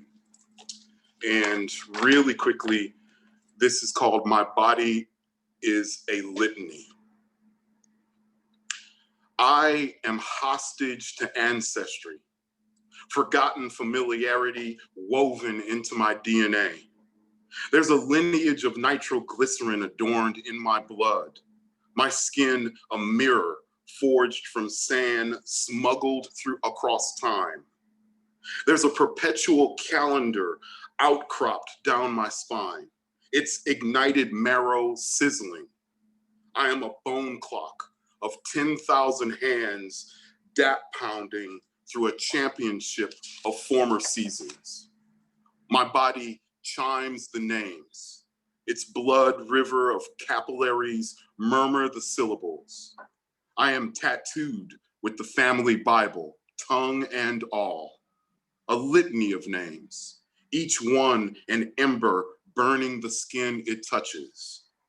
All ghosts dressed in flames belong to me. I am their wildfire of voices singing. Thank you very, very much. That's beautiful. Thank you, James. And James Cagney is a veteran of the poetry celebration, as is Andre. James hasn't been with us in a while, and Andre has been a consecutive person. I don't know how many years, Andre, have you? I don't know, probably about like 8, 9 years now. Only missed 1 year when I started. Well, thank you, James, for your powerful poem, and thank you, Wanda, for hosting this and keeping it going when I was fearful that we would not be able to do this this year. I'm going to share 2 pieces about my mother. She grew up in the Jim Crow South, and she used to recount stories of lynchings. And it was only recently with the murder of George Floyd that I started going through my mother's diaries and records and my own diaries for her lynching stories. And my mother also believed in dreams as a means of connecting with her ancestors and also as a means of predicting the future. So I'm going to share 2 pieces that were published recently in Quiet Lightnings, Sparkle and Blink. Brer Terrapin. My mother left Texas in its lynching trees as soon as she graduated from high school in 1954. She returned to California where her family had worked the shipyards during World War II. She married, had 2 kids, and divorced. According to my elder brother, Terry, she called her mother back in Texas and asked, "Mama, can I come home and live with you?" Mama spoke into the phone. You're raising 2 black boys who've always lived in the city. One boy is fast like Brer Rabbit. The other boy is slow like Brer Terrapin and doesn't have the right temperament to live in the South. You bring him down here and he's bound to say or do something that will get himself lynched. At the time of their conversation, several years had passed since Emmett Till, a black boy from Chicago, had been lynched when he visited relatives in Mississippi for supposedly whistling at a white woman. My mother decided to stay and remarry in California, where I became her next son born in the state where lynchings supposedly didn't occur. However, with each killing of an unarmed African American, I feel a growing awareness that what happened to blacks in the Jim Crow South could happen to me today, anywhere in America. Whenever I go on walks in an Oakland suburb and see a barren tree overlooking the marsh, I imagine myself hanging from it and hurry home before it's dark. Thank you. Our next piece is titled Apparition of Dreams. Mom, you never dreamed I would read your diaries after your death, but I find more comfort in your dreams than in the reality I'm living now in a time of a pandemic. If given a choice between watching the nightly news with its epidemic of bad news or reading your dream diaries, I choose to be Little Nemo in Slumberland, Alice in your Wonderland, Midsummer in your night's dream. October 28th, the day the jazz trumpeter Miles Davis died. You dreamed he was high up, wore a purple cape, and thanked you for your prayers. On February 10th, the day the Roots author Alex Haley died, you dreamed he gave you a big turkey ring and sliced you a lean ham, eliminating the fat. On one date, whose location I can't find again in 1,000 pages of your diaries, you dreamed of Maya Angelou. That's all you wrote. Dreamed of Maya Angelou. And on December 9th, you gave me a copy of I Know Why the Caged Bird Sings. I hugged you. But on February 28th, when you saw her perform in person, you were disappointed. On June 22nd, you dreamed you rode a bus with Marlon Brando. I'm thinking, really, Mom? Which Brando? Hey, Stella! Or, I'm gonna make him an offer. He can't refuse. Did you speak to him? What did he say? Just as I imagined you chatting with Brando on a bus through LA, I read the end of your diary entry. Also riding your bus was Lionel Richie of the Commodores. I'm thinking, really, Mom? What the hell is Lionel Richie doing on a bus with you and Brando? Lionel sang in a little higher voice all the way home. You underlined a poem your son wrote. What? What happened to Brando? What does your dream mean other than the world's greatest actor served as witness to your son's poem sung by the world's greatest composer? But I find your dream wonderful for your imagination and ambition. Sometimes, Mom, your nightmares resemble the nightmare I'm living. On November 11th, you dreamed of eggs bobbing in blood. Not good, you said. On December 10th, you dreamed of a man lying in the road. You went to help him. He motioned you to place your hand on his side. You refused. His side opened and pus flowed. You awoke, your heart beating fast. On December 26th, you dreamed you were in a funeral home. When the hearse arrived, you saw a man dead lying inside. On January 20th, you dreamed the devil delivered a bronze-colored casket to your door.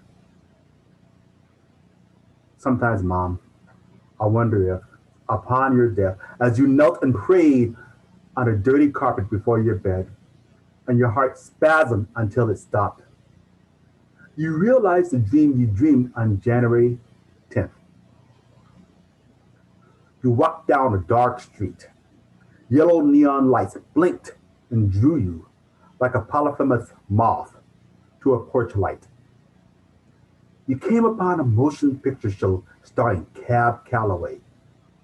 Resplendent in a white zoot suit, he sat on a throne like the king of Sweden. His wide-brimmed fedora formed a halo around his head. A spotlight shone on him. He stood from his throne and walked through the black and white picture screen and into the movie theater in full color. His gold-plated chain dangled as he jazzed his way down the steps in front of the screen, scattered and jibbed as he sang, "Howdy, howdy, hi." He sassed his way up the theater aisle. When he reached you, he did a split, rose, and offered you his hand.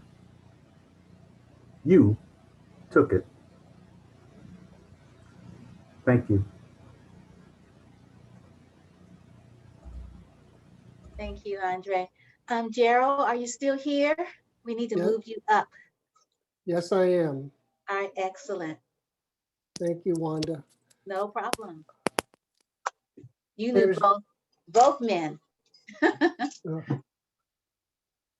So let me just first thank Wanda for getting me here today. I appreciate it, Wanda. And I just want to appreciate all of the poets that are here today. It's just been very exciting to hear your poetry and very enriching. I knew both QR and AD, and their passing took me back to the early 90s when I used to host for a few years in a row, host in my backyard, a poetry reading called Poets Against War and Racism. And both of them were poets that were featured then, and their words and their spirit really sticks with me today. Just want to thank Lucille for reading that poem, Apocalypse is My Garden. That's one of my favorite poems by AD. I want to read first a poem in tribute to both AD and QR that's in a poetry book, my first collection of poets called Amanla, Poems of Love and Struggle. This poet is called Poet Warriors, and I consider AD and QR both poet warriors. Poet warriors, our words become weapons on the battlefield of ideas in the struggle for human emancipation from inhumane exploitation. Poet warriors, our words like bullets shattered in the monopoly of bourgeois ideology. Our words like mirrors reflect universal proletarian experiences of oppression, of racism, of war. We reveal in verse, in carefully sculpted sentences, the biting irony of class contradictions, the clash of classes in dialectical opposition, the steel determination of the millions to overcome the tyranny of the few. Poet warriors, we seek to clarify the common enemy, those few who exploit us all in the name of private property. We strive for cultural expression in the face of cultural oppression. We struggle to express, to shape the sentiments, the aspirations, the convictions, the motion of the masses of humanity. We speak for the speechless whose unheard cries echo through hollowed halls. Our voices combine in a chorus of condemnation. The songs we sing are of freedom and self-determination. Poet warriors, we make our contributions in words, and words become deeds as we take our place alongside our brothers and sisters who daily toil and struggle. From freedom writers to freedom fighters, we seek to inspire the resistance of the masses that springs eternally until the parched throats of our thirsty babies are forever quenched, until the loaves of bread are abundant for all, until the fruits of our labors return to us. Poet warriors, we pierce the hardened hearts of a vicious vampire class which sucks the blood, the very lifeline from our sinewy veins, which snatches from us even the paltry crumbs that fall from their feast and condemns us to a lifetime fate of famine. Poet warriors, in the war of words, in the battle for the hearts and minds of the masses, our poems become an arsenal to explode the myths of white supremacy, of permanent imperialism, to destroy the conceptions, the conclusions, the concoctions of mass media, to detonate the tick-tick-tock ticking time bomb of mass resistance.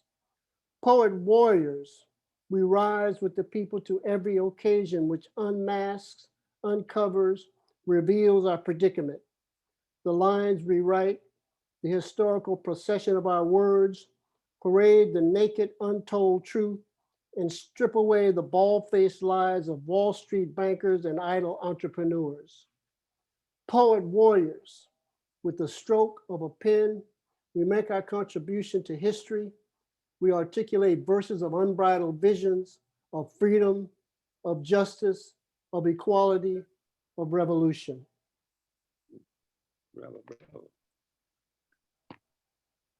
So the second poem I want to read comes from my second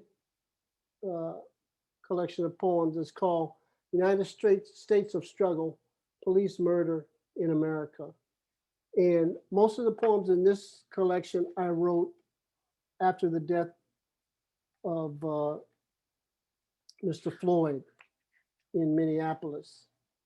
The poem I selected, I want to dedicate to the family of Oscar Grant, who was murdered by BART police, and dedicated to his family, who are now demanding that the second officer who was involved in Oscar's murder be brought to trial. And so I want to lift up that family. This poem is called Ode to Oscar. For riding BART while being Black, Oscar Grant got a bullet in his back, dead on the platform of the Fruitvale station, going home from a New Year's Eve celebration. Thrown against the wall, kneed in the back, the cops were aggressively on the attack. Handcuffed and lying prone on the ground, Oscar's life was taken with witnesses around. 21 years old with a baby girl, another Black father taken from this world. Oscar had a family and a life to live. He was a human being with love to give. Oaktown responded with marches and protests. Grassroots folks were sick and tired of this mess. Oscar's killer was convicted. His sentence was light, so the struggle continues. It's a long-term fight. Racist cops and injustice are facts of life. America is the land of division and strife. Oscar is gone too soon, buried and blessed. But we who believe in freedom cannot rest.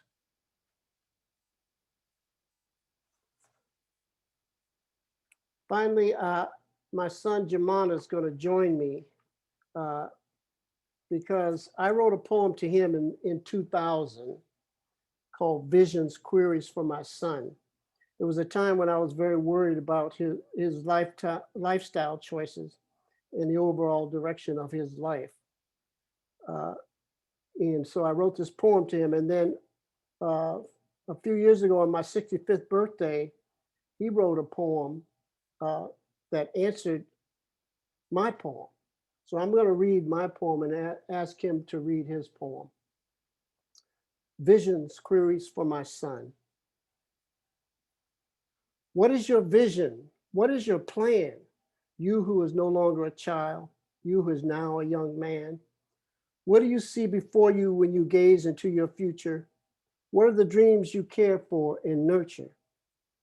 What is your vision to uplift yourself in your race? What is your plan to earn your rightful place? What will you do to enrich your mind, body, and soul? What are your objectives and your ultimate goal? I give you these queries as food for your thought. I give you these questions from someone who has sought, like you, the answers at a similar stage, and who, like you, has been at that age. I give you these questions from father to son. I ask you to consider what needs to be done. I give you these questions not to answer to me, but to ponder your fate and your responsibility, not to me, but to yourself and to what you can be. So think and grow strong, and please always know that I'm here for you now and wherever you go. All my love.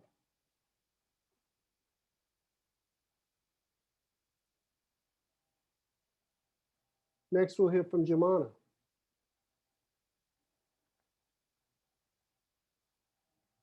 Jemana, are you there?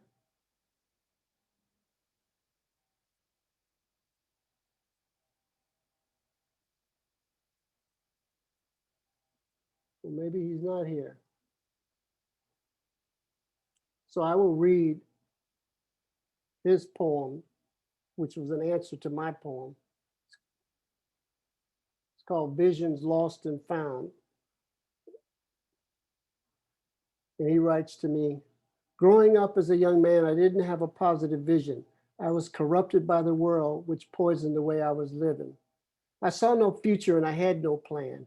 I followed no rules and I had no patience. My dreams were full of schemes of living beyond my means and satisfying my thirst for instant gratification. So I did understand, but couldn't fully comprehend all of your queries. You foresaw the path where I was headed, which only added to your worries. But I am here to tell you the knowledge and spirit which you instilled in me from a young age, laying dormant for all those years, awaiting the moment to be uncaged. I know now the method which I can help uplift my race, and every day I'm working hard to earn my rightful place.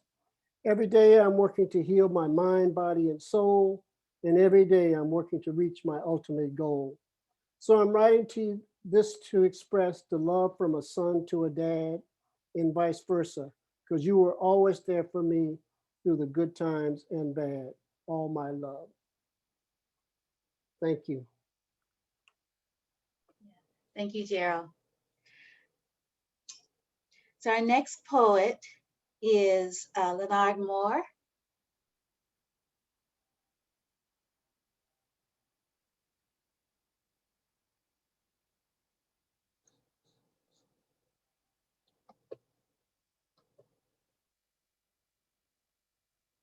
Leonard, are you still with us?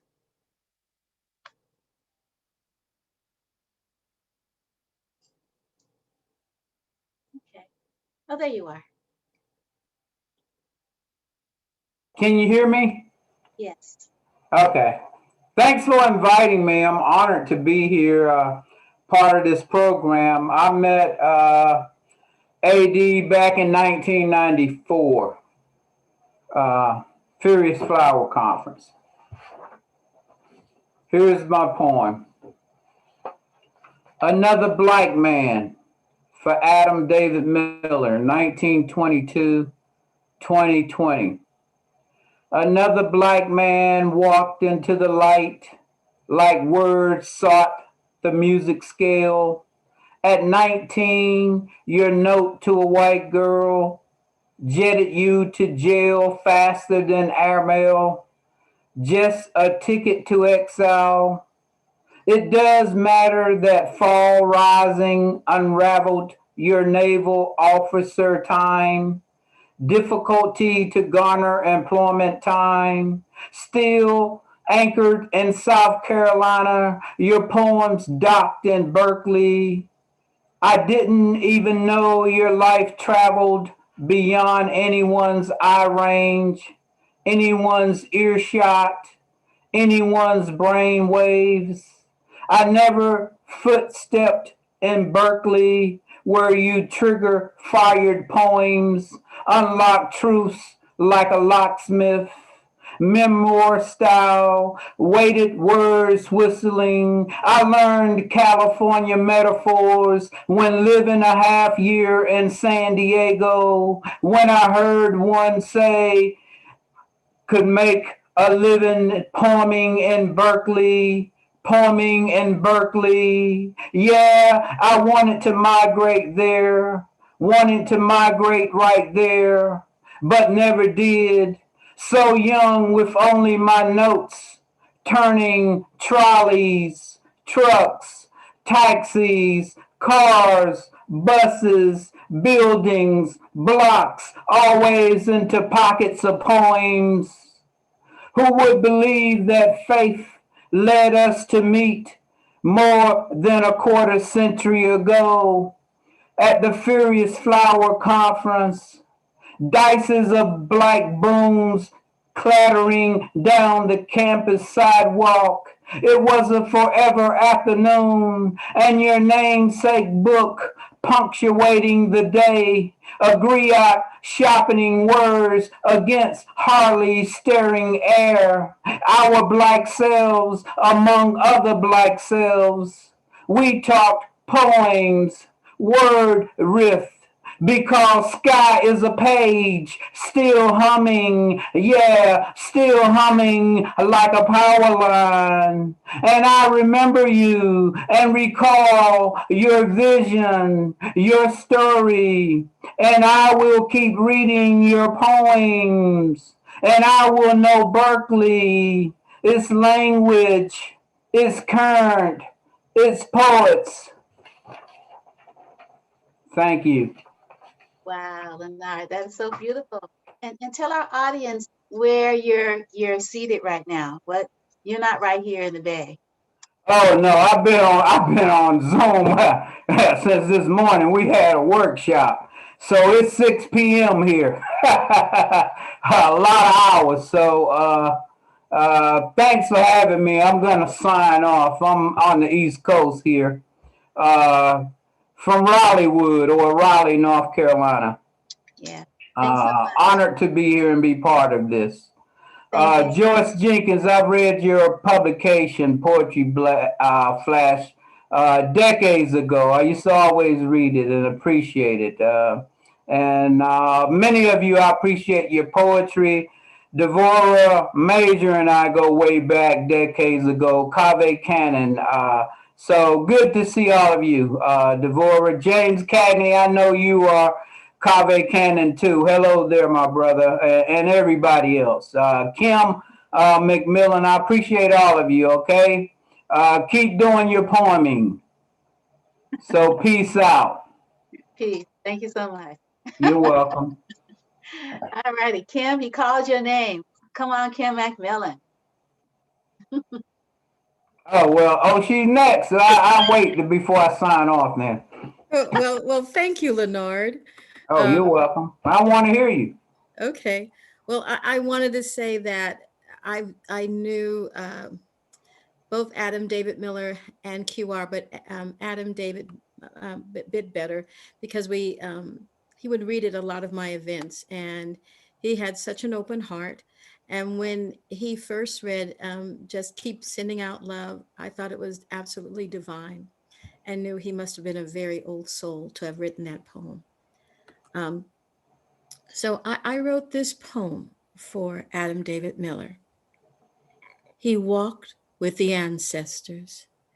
There is a look that says, there are words behind my eyes.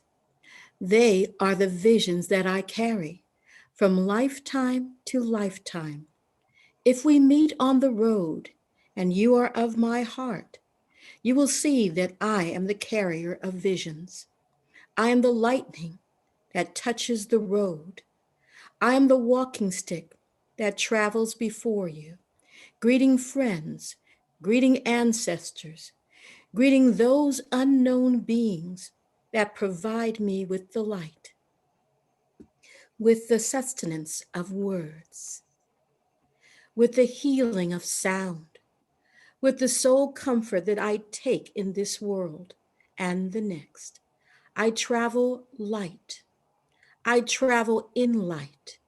Beyond my borders, with this body, I have searched so long for that soul feeling that I came to realize was within me, no matter how fleeting. And yet I searched, I wandered, I covered land as green and rich as the pictures in my mind.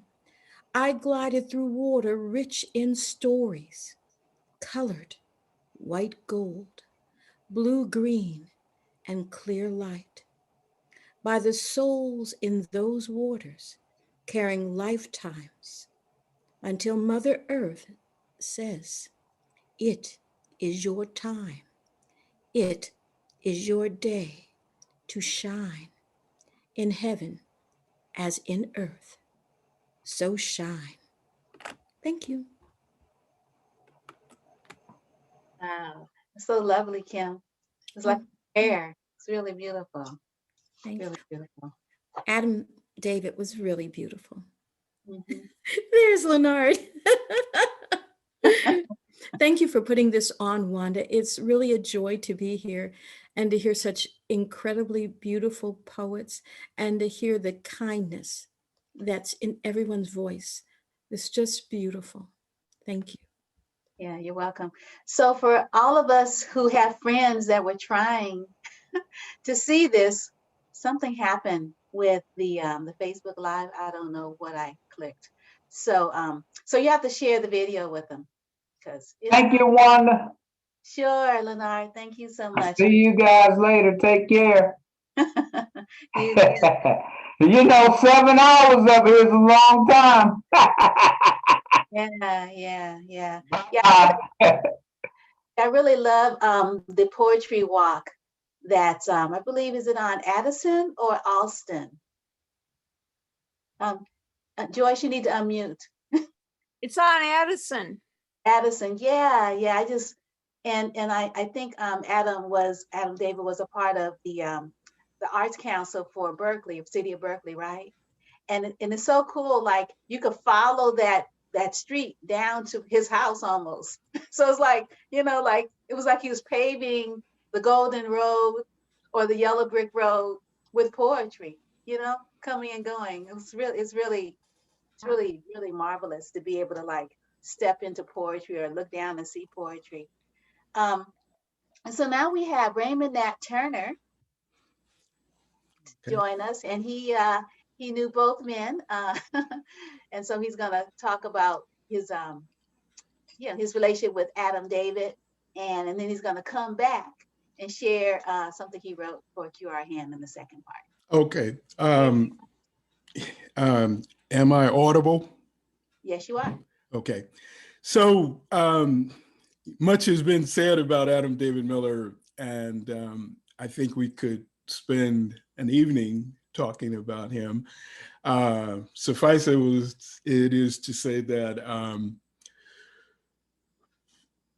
recently we just celebrated him on our 4th episode of an intimate evening of the Town Crier, which is a monthly thing we're doing over Zoom.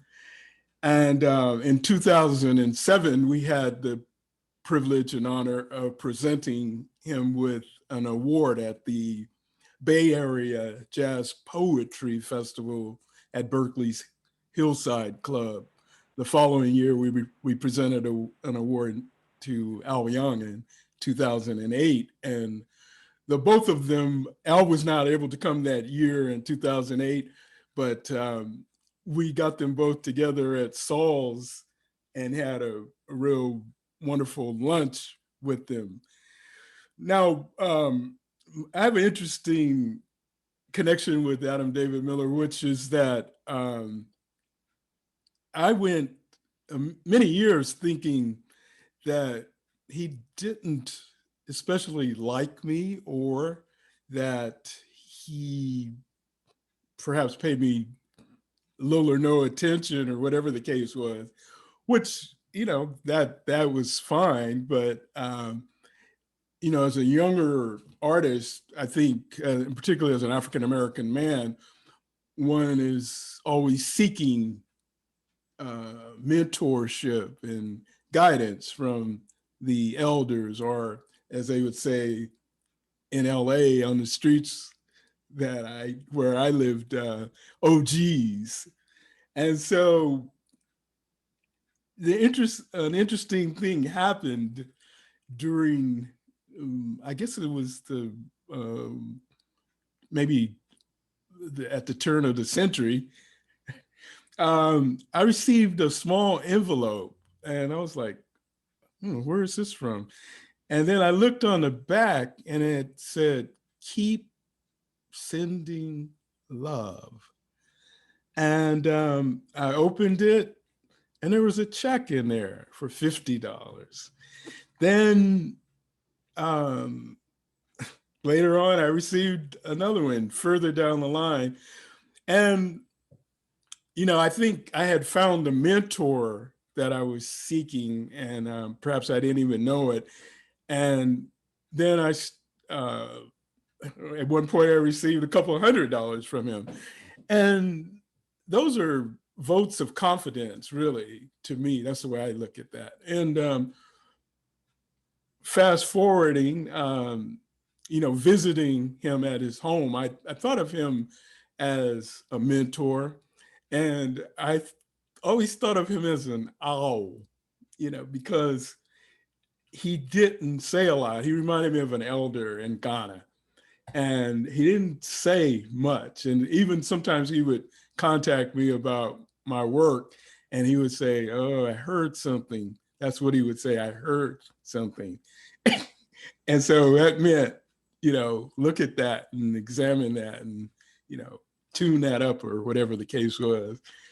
And so, you know, it was a really incredible relationship, but it was minimalist. That was his style, his approach.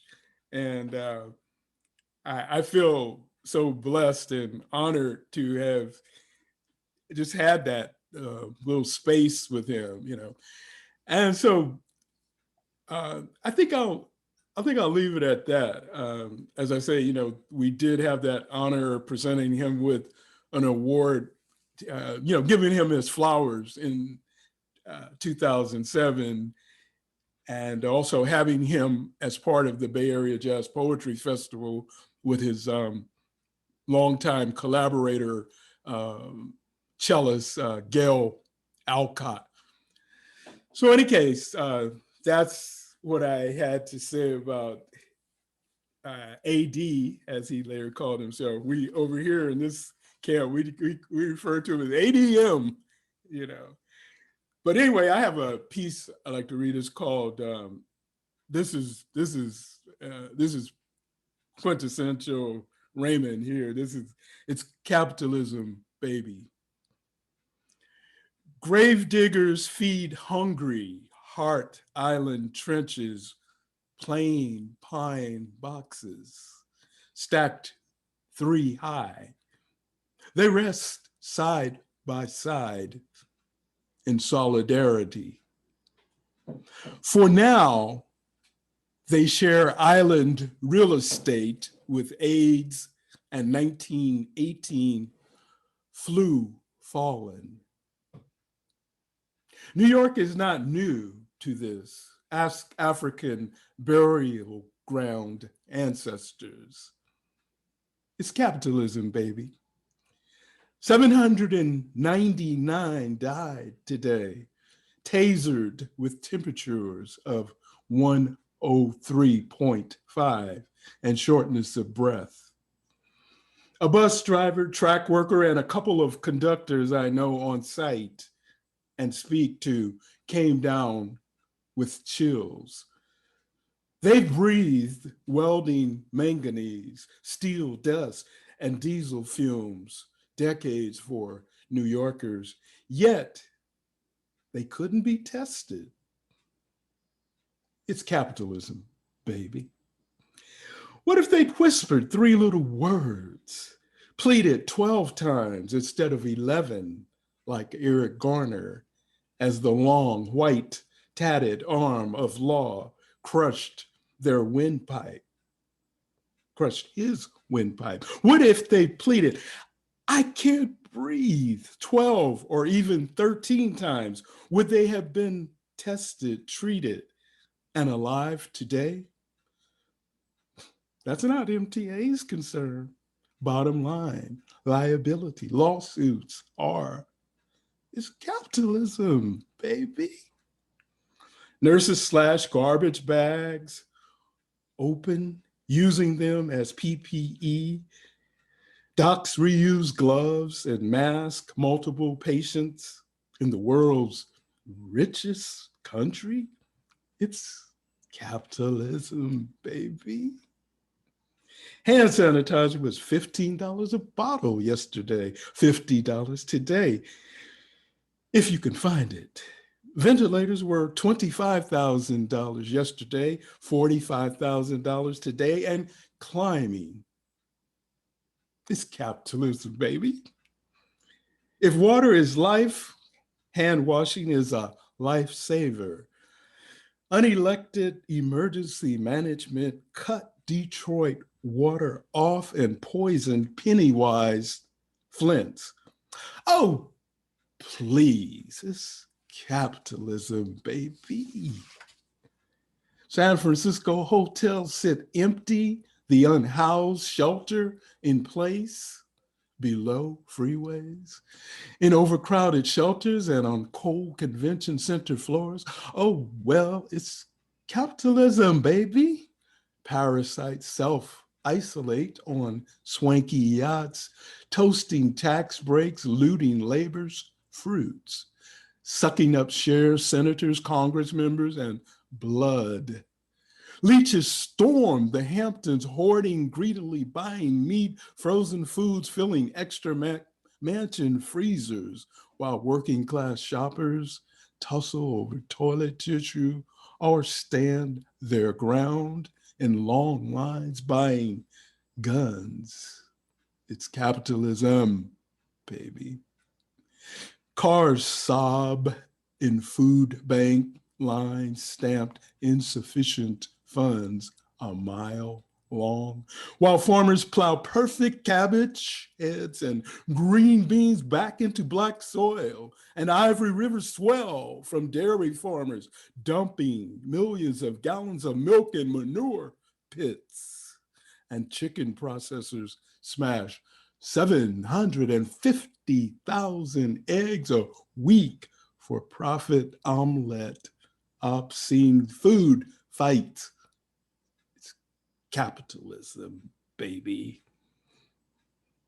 Return to normal? That Titanic sailed months ago. It does seem, however, that it left ashore capitalism's grave diggers.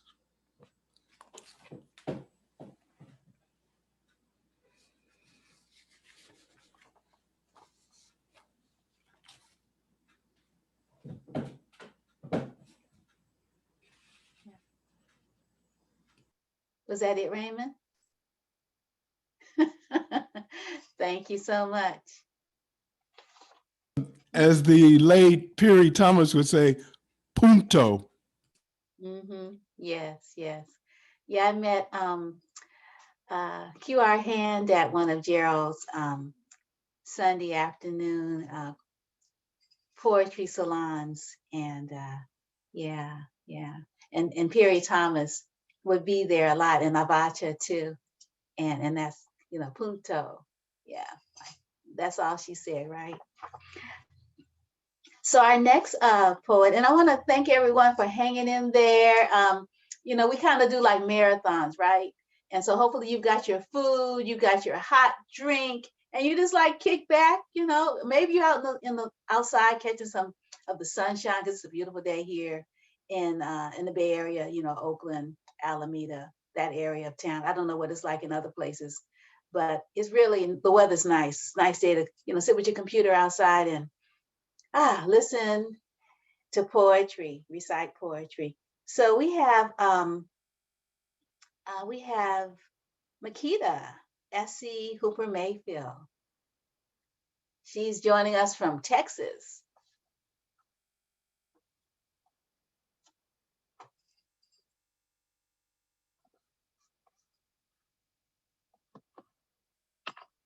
You still here, Makeda? Yes, I'm here. Oh, okay. Now we can hear you. Hi, everybody. Thank you, Wanda, for being the keeper of the culture. Always, I appreciate you inviting me to join what seems like some poetry royalty.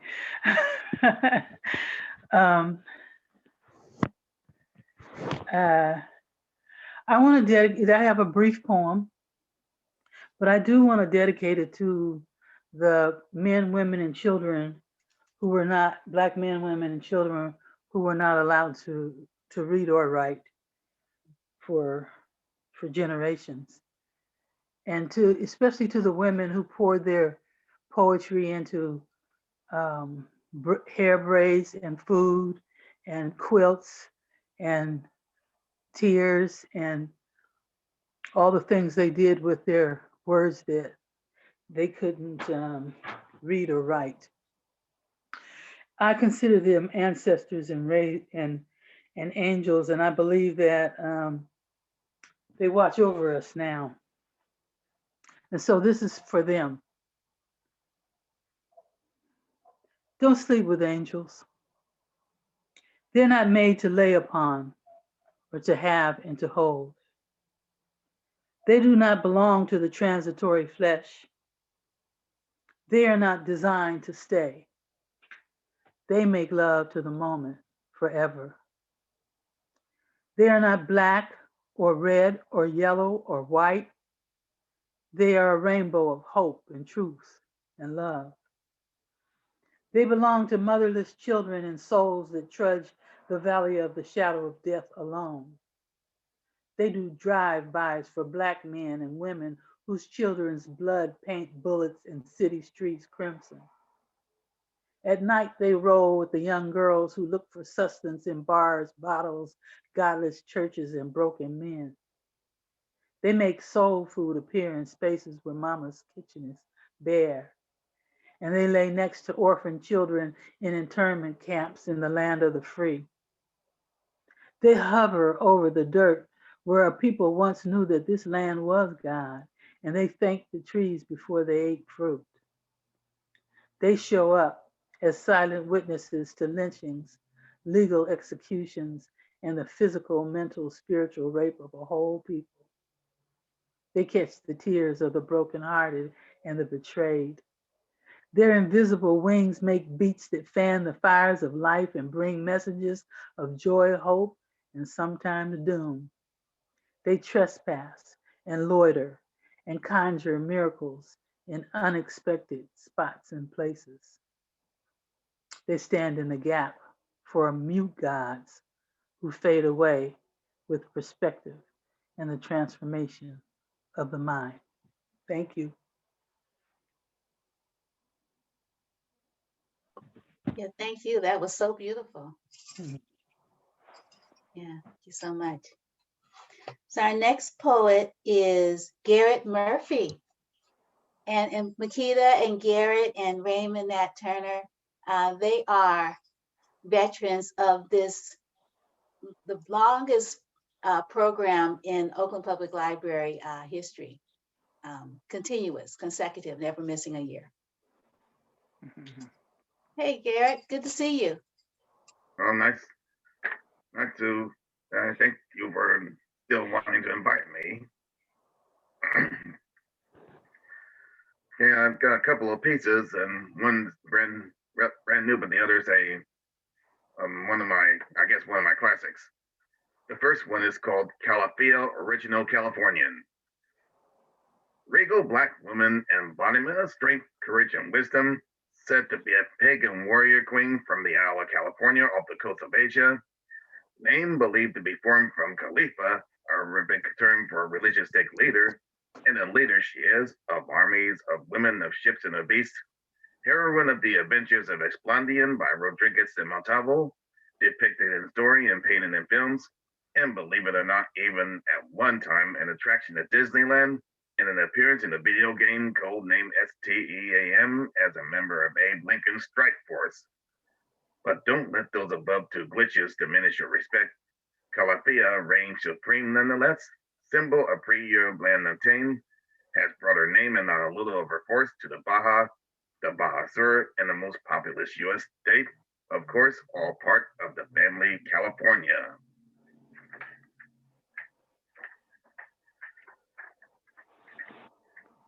And this other piece is called No Racist Place Black History Month in February.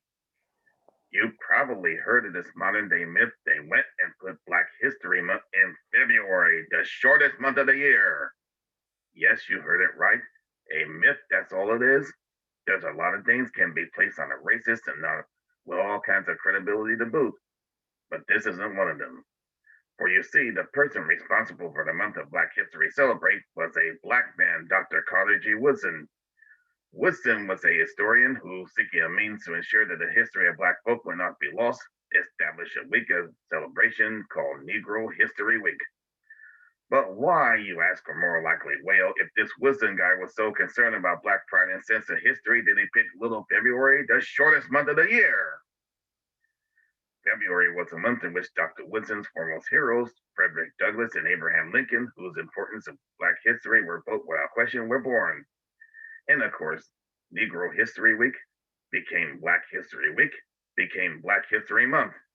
And given the immense impact of Dr. Woodson's creations, what on earth would make anyone believe that some silly racist could invent and plant a Black History Month? A racist didn't put Black History Month in February. racists couldn't put Black History Month in February or do much of anything bordering on the worthwhile. So don't give any racists so much of a credit. Black history is just too big in importance and magnitude for some racists to carry so much as a fraction, much less place. And besides, haven't you heard of the adage about big things coming in small packages?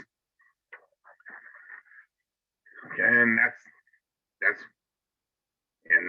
it from me, from speaking from what I would call my invisible man's domain. And those of you familiar with Ralph Ellison's novel Invisible Man will know what I mean by that, from the invisible man's hole. Yeah, thank you so much, Garrett.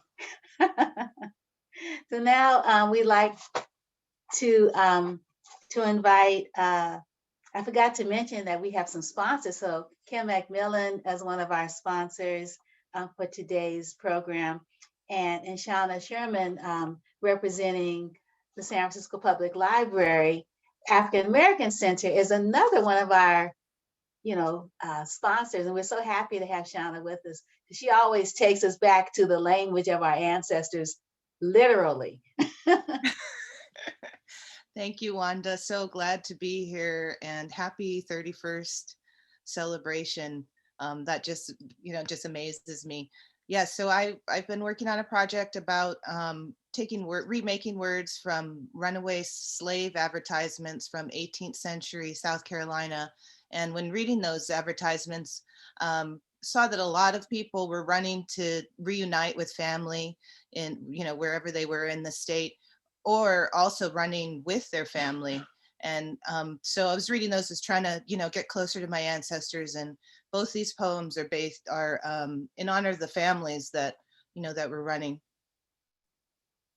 So the first one is To Be Free. I'll take my children with me, carry my boy child, my girl child, twinkly-eyed children with me. The boy 18 months, the girl 5. Friday, I'll carry all. The body of them in my arms, and he my other side, my husband by my side. After the inflammation, my hair cut, wrapped in a white handkerchief bordered in red. Inside, concealed, I have a father, mother, daughter. I have sisters, I have a grandmother, and myself very big with child. I'm saying there is a family there, including 3 sons, London, Bob, and Bristol. My hair cut with the utmost severity to fit a boy and a girl in this remarkable wrap. Now a checkered handkerchief, appearing, disappearing, reappearing about town, as white, as blue, as white, as blue, in an obscuring pattern. I assume the name of Jenny, or go by my given, or after my name Kate or Katie, Georgia or Bermuda, and sometimes I settle on Hannah Bullock. I am the wife of Banaba and taste the flavor and complexion of the sea and spit, having a brother and sister seen crossing. Throw a dimity curtain over Mrs. Rebecca Singleton, over Mrs. De La Howe, and obscure the memory they entitled. For I never left my people. I am my people, mother and father, brother and sister, formerly lived and living, all in one family. Thank you. Are those new ones? No, they're not. They're relatively new, yeah. Okay, yeah, I don't know those. We're glad when the book comes out. So now we have, now we have Amos White, who lives in the city I live in, and we know some of the same wonderful poets like Mary Rudge, and he writes haikus, which Leonard would really appreciate because he does as well. So Amos, please join us. Excuse me. Thank you very much. And a beautiful, beautiful celebration, hearing and watching all of you. So good to see you. And in the spirit of AD and QR, honored and humbled to be here. I first met AD at Poetry Express back in like 2007 when I first got into the scene. Didn't know anything about poetry or poetry readings, and someone pointed me all the way out. I think, it was Mary Rudge.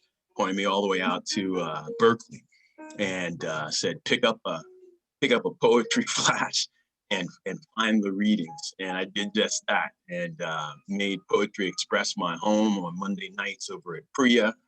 AD read, Avotcja chided me, and I was welcomed by a host of folks there and some beautiful poetry.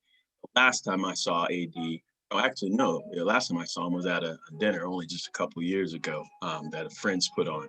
But I was also honored to be at his birthday reading. And I think Priya moved over to University Avenue. It was an evening reading. I don't know the name of the place. There's a space there halfway up towards the university that one evening. And he read in the dark with a flashlight of our iPhones, reading his poem. Just so happy to be here. I'm gonna read 2 short haiku and a short poem that I have in their memory.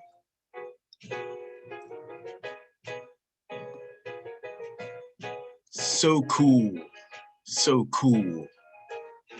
Summer blues. This one's called Americans. Americans can thank Black folk for the blues.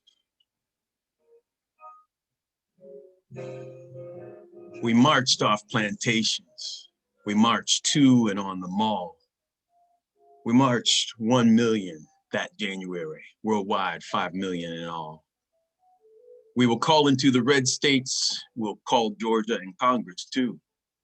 We ain't long on from marching, but that's how we get them blue.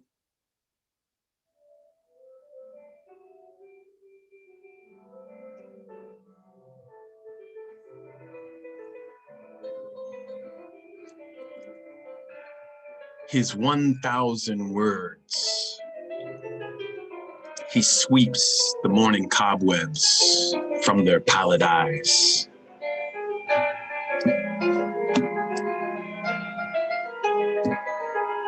Let loose the breath. Let me start again. Let loose like the breath chases itself, past itself. Lips gently parted. Thank you.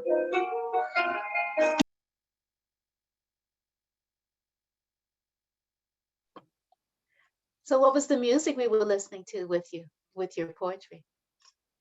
It's Nina Simone, 1968. In her ensemble, she did a 16-minute acoustic set. Nice. Is that available? Can you put the link in the chat for us? I will try to find and drop for you. Yes, I will. Oh, super, super. Save the chat, folks. It's precious. Click on those 3 dots and follow, where it sends you. Because sometimes it doesn't record. And so I thought I've lost chats like that. So save it for yourself. So now, thank you so much. Thank you so much, Amos. That was beautiful. Greg Pond, who was here. He's been here a long time, and he's going to tell us some stories and share some poetry as we close out this first part of the program. And we're kind of like running everything together, obviously. So hopefully you're taking care of yourself. You got your beverage, you got your protein, and you're just sort of kicking back and spending the day with us. We appreciate that you're doing so. Hey, Greg. Hi, Wanda. Thank you so much. Welcome, everybody. Skin folk. It may sound cute, and some think there's truth when some Black people say, all my skin folk ain't my kinfolk. But I don't agree because I don't believe we should repeat any line that requires that we deny the truth that lies deep, since most of us don't know whether our family trees may have generationally grown from the same ancestral seed. While other groups seem to get a slice of the middle, all we get at best is a little crust.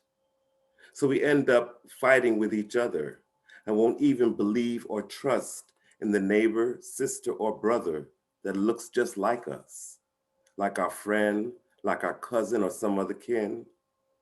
And if we refuse to acknowledge the commonality of our African origin, then none of us will ever win. White folks might berate, might criticize, sometimes hate, but never deny their own. So why should we, the wearers of a darker hue, minimize or decry what we hold true? Because we'll never get anywhere if we think we can go it alone. It's much harder to get us sidetracked if we have the support of each other. So let's make sure we have the backs of our global Black sisters and brothers. Thank you. In the interest of time, I'll read this short one. It's called Freedom Trek. We get pulled 2 steps back for every 3 we step ahead. We hear echoes of ancestral chains scraped across history's decks. We still feel the advance of a slave master's hands and the noose around our necks. We've seen our souls bought and sold for less than gold on the manumission to liberty trek. We've been walking north since before we were born, but we ain't got to freedom yet. Thank you. Yeah, thank you, Gray. That was beautiful. Yeah, very nice. Thank you so much. All righty. So now we are in part 2, and it's almost 4 o'clock. So obviously we're not going to be finishing at 4 o'clock. So, you know, again, just relax into the moment, and we hope you can stick around because it's only going to get better and better and better. So we're going to start with David Henderson, who is a great friend of Q.R. Hand, and he also knew Adam David Miller. He was published, I believe, in that anthology that was mentioned earlier in the program. So, Mr. Henderson, please join us from New York.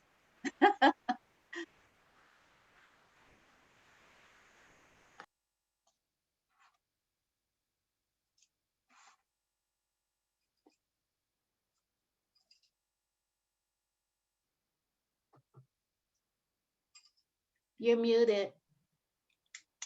I don't think I see David. David? Well, I see the room, but I don't see him. Yeah. Oh, there he is. Okay, cool. Unmute yourself, please. You're still muted.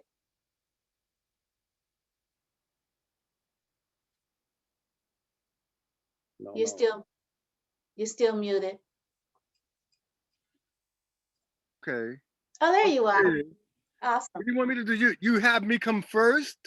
Yeah. You could let me know or something. Okay, I didn't know that was. Well, I was trying to like get to it was just too many things I had to do. And so anyway, Okay. but you know, Gerald is gone. So, and Kim, I'm not sure if I think Kim shared, I'm not sure. So you were 3. So I just, you know. Oh, by okay, I attrition. wasn't following it like that, but I did have to step away for a moment. That's okay. Well, anyway. Don't feel rushed. Take your time. Well, I told myself, you know, at the beginning, it was going to be, you know, what, 5 minutes or 7 minutes. So that's good. You know, Q, I'm really sorry to see him go. You know, I would see him many times in New York and then out here. You know, he loved the San Francisco and he got used to Vallejo. But in San Francisco, you know, he liked living in these interesting places. What's the one called Cow Patch or something? And he lived in the downtown in the Tenderloin, in the Mission, where actually I met a bodyguard of Mexican, what is his name? The grape picker guy. The union guy. Anyway, I was very impressed to meet this woman who was a bodyguard for a man, and she never had a beef. You know, that was great. Anyway, I have here a black fire that I got in person from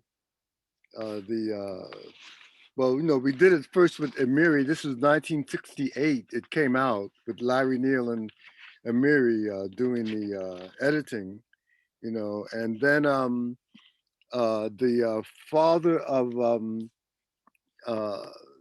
the fellow who wrote the book about talking to his 14-year-old son. What's his name? You don't know who I'm talking about, don't you? His name is Ta-Nehisi Coates.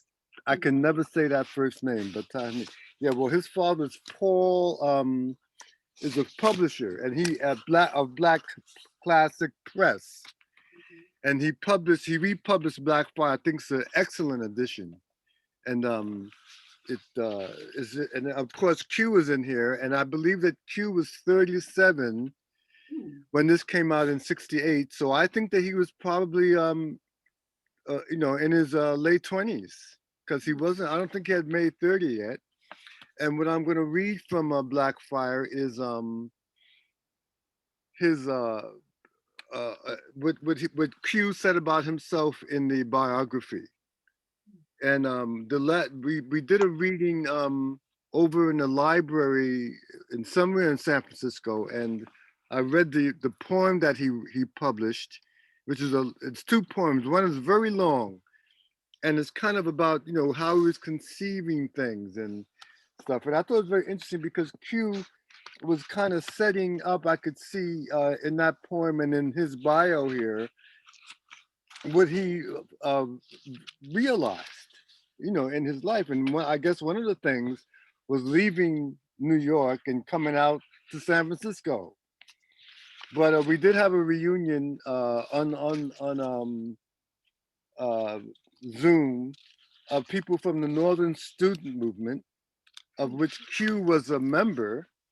And that photo of Q with Malcolm X in the background was from one of their events in Harlem at that time in the 60s. We still had Adam Clayton Powell as the leader, the boss, the person from the House of Representatives, who was a great leader as a child,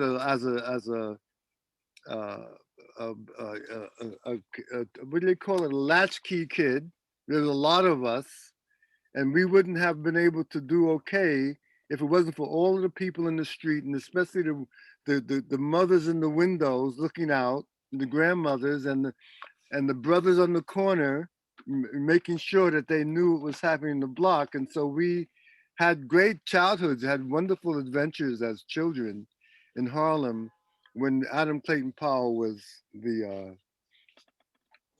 was running it. Anyway, this is what Q had to say about that atmosphere, which of course was the 60s. And this is, you know, when he was born in 1937, it says here, Q our hand.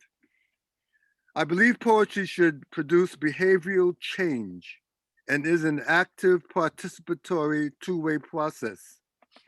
Poetry must also, at this point in time, space, history, help clarify humanizing values and turn people on to the fact that they have within themselves the power to change, if necessary, destroy the present national political economic system. And to engage oneself in this process of change is necessarily humanizing, especially for Black Americans. And he really, lived this. Now, also very interesting in Black Fire is oh, I'm sorry. Wait a minute. I'm segueing, moving over to this book that I'm gonna read a poem from called "Who's Really Blues," and in the beginning, he talks about, it's a biography of him, and he's thanking people who are responsible for the book, the longest one I've ever seen, and the most interesting one in so many ways. But he talked about the social work center he worked for out in the mission, which was very important to him. I remember when he was working there, he was a very dedicated worker, and he would, had a schedule and stuff, and he did that, and of course, one of the reasons how I got to know he was a social worker is because we were doing a documentary on Bob Kaufman, which came out, the poet, on KPFA in Berkeley, and we put it over on the satellite and got it, over vast distances in the U.S. and some Canada and other places in the world through the satellite. And one thing I was interested in was to see how the satellite was sending it, because I didn't know, and we had to go to KQED in San Francisco from Berkeley to send it up. And they were using videotape. I thought that was amazing. But we got that out. But there was a part of Bob Kaufman's life when he wasn't talking, and no one knew why, and it was, he had the mystique of a vow of silence, but this was something else. And as Q discovered, being a good social worker, was that Bob Kaufman couldn't see because his glasses, he didn't have glasses. He needed glasses, he didn't have glasses. He couldn't hear because he needed a hearing aid. He didn't have any teeth, so he couldn't eat very well either. And so QR helped Bob Kaufman solve these problems. And we were able to, he kind of came back into the situation and was a real big important charge to the youth, the young poets of North Beach and the Mission District where Kaufman was living. And QR was a big part of Bob Kaufman coming back to life, so to speak, and publishing Ancient Rain.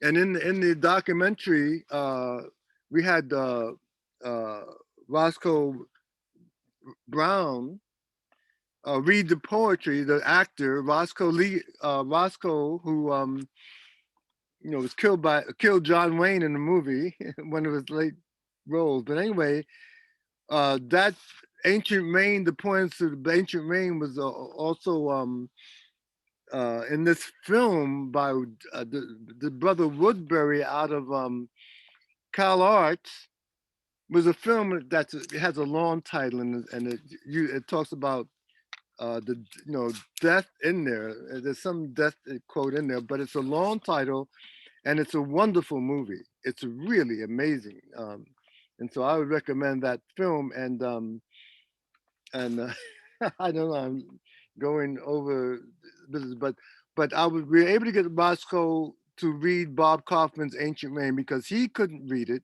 because by that time his speech was somewhat distorted. So it's Kaufman's earlier work that we got, but QR was such so important to the culture, to the poets, and to people who needed help in North Beach and in San Francisco at the time. He was great. And so anyway, okay, now this is the story about Kaufman. I mean, about QR. I knew him in New York, and he played a lot of basketball. And of course, he lived in the Upper West Side, so he played up there closer to Harlem. And he really loved the game. And I'm not a basketball player myself. I'm more baseball. But I played with QR in those games, and they had this court they played in that was very narrow. In fact, it was so narrow, a basketball court, that the foul lines were 2 concrete walls. So I would kidding about it. I said, well, you know, have not seen that before, you know, where you know you're out of bounds if you hit the wall, right? But anyway, that's how devoted they were to basketball. And they were playing the New York style, which is very aggressive, you know, and you could see that Q had this speed and he was accurate and he could guard anybody and he was fast and he was a good player. He was, if I had been a better player myself, which I was not a great player, I probably would have been able to get more into it of how great he was. But since I was not I only actually played because Q was so so inspiring in that regard. And there were others who played the sport, and I don't know when he got out here exactly, but he didn't want to leave when he did get here, and he did take the train maybe once or twice back east, but he kind of, you know, stayed here. And so now I'm going to read a poem of his, and I think this is a poem. Well, I don't know where he wrote this poem, but you know, it's called Our Hemisphere, and I think he's really talking about some stuff that's been happening, that's kind of happening now, actually. You know, it's called Our Hemisphere. Afro-Carib, Latin hillbillies, Semitic, Hamitic, semi-Dravidian natives who might have come from India and shown enough be in the Indies here. Those carrying glyphics to the New World, whose old dwellers take to the hills still and teach us to worship there. Black and brown and golden and peach pink urban populist and left-winged anarchist universal, versal, color-coded, God-headed, New World peoples of every shade there is, and we're making more every day. A class containing classes, the X's and Y's of manifesting humanities, becoming, the music of the world, the containing all, excluding none. Let the Klan and the Nazis go back. We home here, now. And Q really believes, he believed in himself. He was great. So now I'm just going to read a poem. I know, you know, he talked about, well, it's on the screen here. Forgive me. Anyway, this is called Brother Eric Garner, another DOA before justice. Another DOA before justice. On his way to the grocery store, Eric Garner had no loose cigarettes to sell to those who lacked the funds to invest in a $13 pack of smokes. But even though Garner, a big black affable guy, had just saved the idle posse of plainclothes cops the trouble of breaking up a fight, those same cops decided on the spot to arrest him anyway on some obscure aspect of their mission to interdict the sale of intact cigarettes to indigent tobacco addicts. Guilt or no guilt, Eric Garner would fulfill the Staten Island cop quota in or out of the moment. Garner was known to those local cops and they were known to Garner. Here they go again. His denial did not prevent his arrest for a man going to the store for his wife and kids, a family man of love and peace, overweight, diabetic, with heart troubles and another due process. Garner balks and then just as quickly agrees to cooperate with being detained rather than blowing his top over an inevitability. But the shortest and thinnest of the cops wearing a New York Yankee cap creeps behind Garner and has to leap to gain an arm around his neck.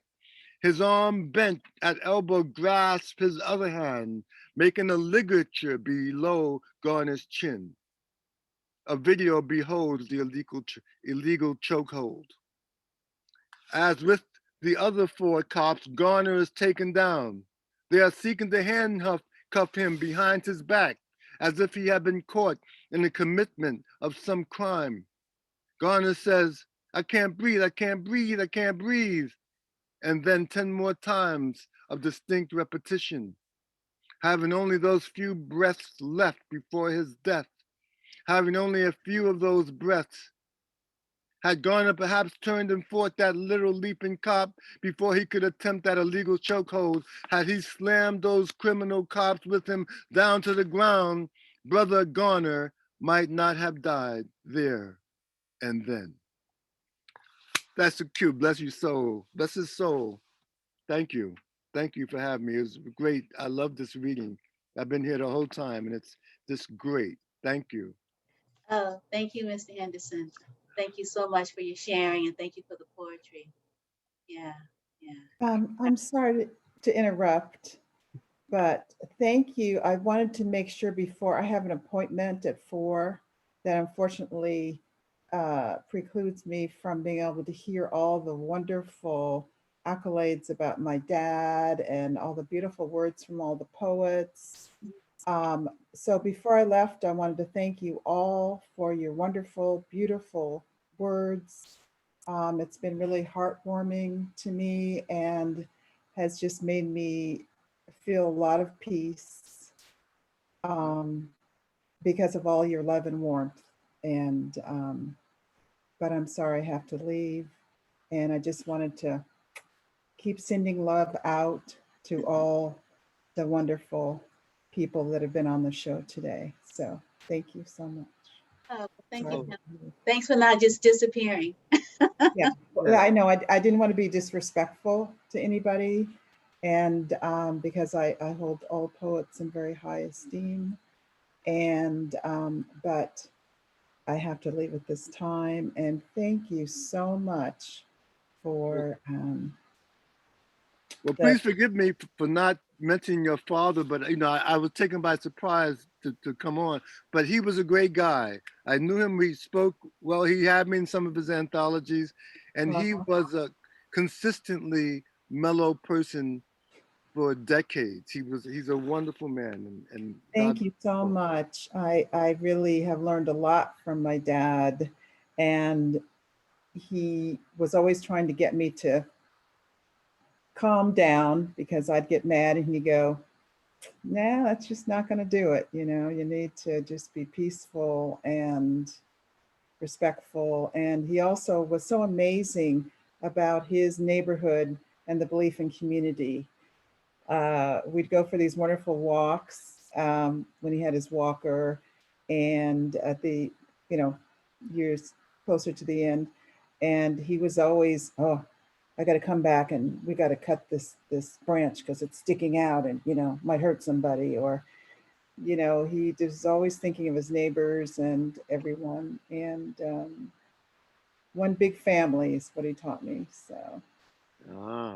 So anyway, thank you. Thank you so much. And thank you all. I just, like I said, it's just been a wonderful program. So thank you. Be well. And we're going to send you a copy. Thank you. You all too. Please keep healthy and God bless you, and keep sending love out, especially to yourself. Yeah. Bye-bye. Bye. So Mr. Henderson, oh, yeah. Was that it, or? Oh yeah, I mean, how many minutes was it? I wasn't counting because, but I wanted to, that was my program as I planned it. Okay, sure. No problem. Q has a lot of good poems in this book, Who's Really Blues. I don't know if it's his last book or not. Mm-hmm. Yeah. Well, we've got some other folks that are going to share some more of his work. So Thank you so much. And we're going to now, I don't know if Kim Shuck is still here. Are you here, Kim? Karla, did you see her? I can't. I'm not sure if she's here or not. She's not here. I think when she read, she said she was reading them for both at the same time. Oh, I thought she was going to tell some stories because she and Tongo, were they got Q's poems and they were like, yeah. So I thought she was going to tell that story. That's why I was wondering. Okay, did Jack ever come? Because he was coming for this part. Jack Hirschman, are you here? Yeah, he's here. Can you make me co-host again? Yeah. Oh, what happened? Hi, you all. Hey, there you are. Can you hear me? Yes, Yeah, we yeah, can. Yeah, yeah. okay. Thank Yeah, you. good, Hey, good. thank you all for the wonderful poetry and Wanda for hosting it. I'm going to read a poem, an arcane that I wrote. Arcane is the name for little longer poems of mine. That doesn't take that long. It's the QR hand arcane. 1. On the last day of the most lethal year for most of us in this life, QR hand's eyes closed, seemingly for always. But like jazz, that's supposed to be dead now, QR's fooling them, us, you, by not being dead, that is. 2, he just evers, he just alls.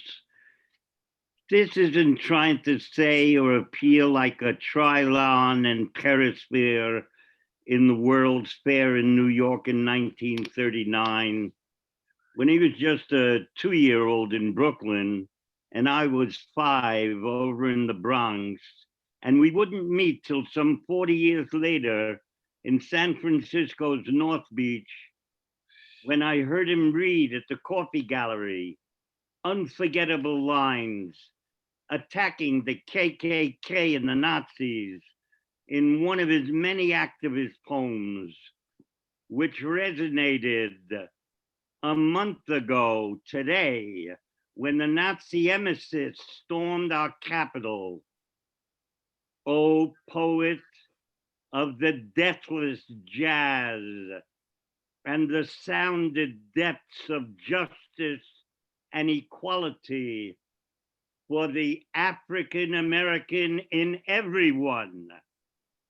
It's your eyes flying, smile wide open with the radiance of QR hand presente. Thank you. Thank you, Jack. That was beautiful. Yes, man. More. I would have Louis Jordan. You look great, Jack. Hey, you too, David. Hello. Hey, Louis. Hi, Wanda. Hi, everybody. I'm glad to be here. It's as people have been saying, it's an honor to be among the great poets. I worked with QR for a number of decades, and you know, I was looking forward. I was thinking about Q a lot yesterday, thinking about this being another event for him, and what I hope to get out of it, or what I thought would be happening in it, and you know, just thinking about him and like what made him unique to me, and I think to a lot of people. So I thought of a couple things that probably haven't gotten mentioned. Well, one is tomorrow on any other Super Bowl Sunday, QR and I would probably be talking like, how's the game going? Who's doing what? And did you see that play, man? Did you see that? Oh, because Q was not just basketball, he was a sports fan.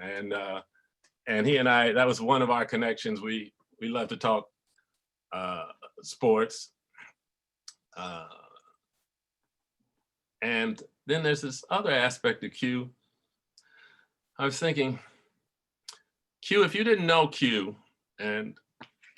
or if you were just getting to know Q, you might miss this. You might find yourself often saying, "Oh, Q, how you doing?"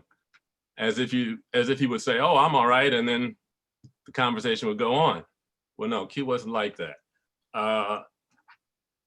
You ask Q how he was doing, he would tell you. And I realized what that meant is like, Q was not about small talk. It was nothing about small talk with Q. How you doing? I'll tell you. Since you asked, I'll tell you. There's this going on that I don't like. There's this going on that's okay. But then I was thinking, what does that mean? It's like QR, he set his own tempo. I think that's what he did. He set his own tempo. And if you wanted to hang with Q, you didn't have to be on his tempo, but he was definitely not going to move his tempo for you. So, you know, that the no small talk. I think that, you know, it was always a poem going on. Talking to Q was having a poem, engaging in a poem. Now I worked with him a number of years in a group of Wordwind. Well, we did duets. We've been in other configurations, but in Wordwind, the Wordwind chorus, we had one of our, I guess, signature poems that we did by QR, and this is the one I want to read right now. And yeah. Who signify what? I am saying something. I am saying something. What is the something? I am saying. What is the something? The something, something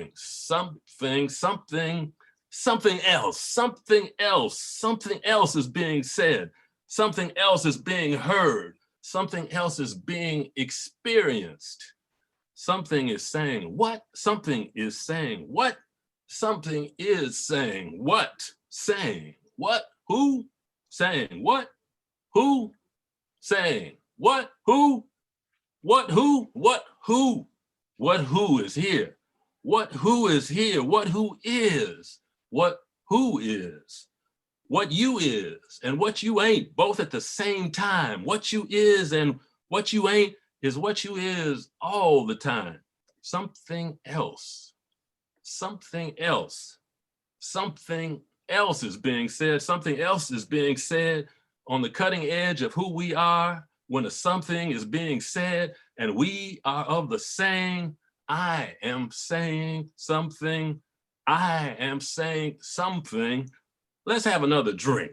Let's have another conversation about all the shit we keep taking and what we're gonna do about it when we get the right chance. What is the something I am saying?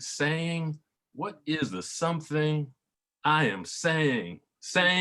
And what is something else? Right. Thank you. Hey, great. Great to hear it again, Louis. You are. Thank you, Louis. That was beautiful.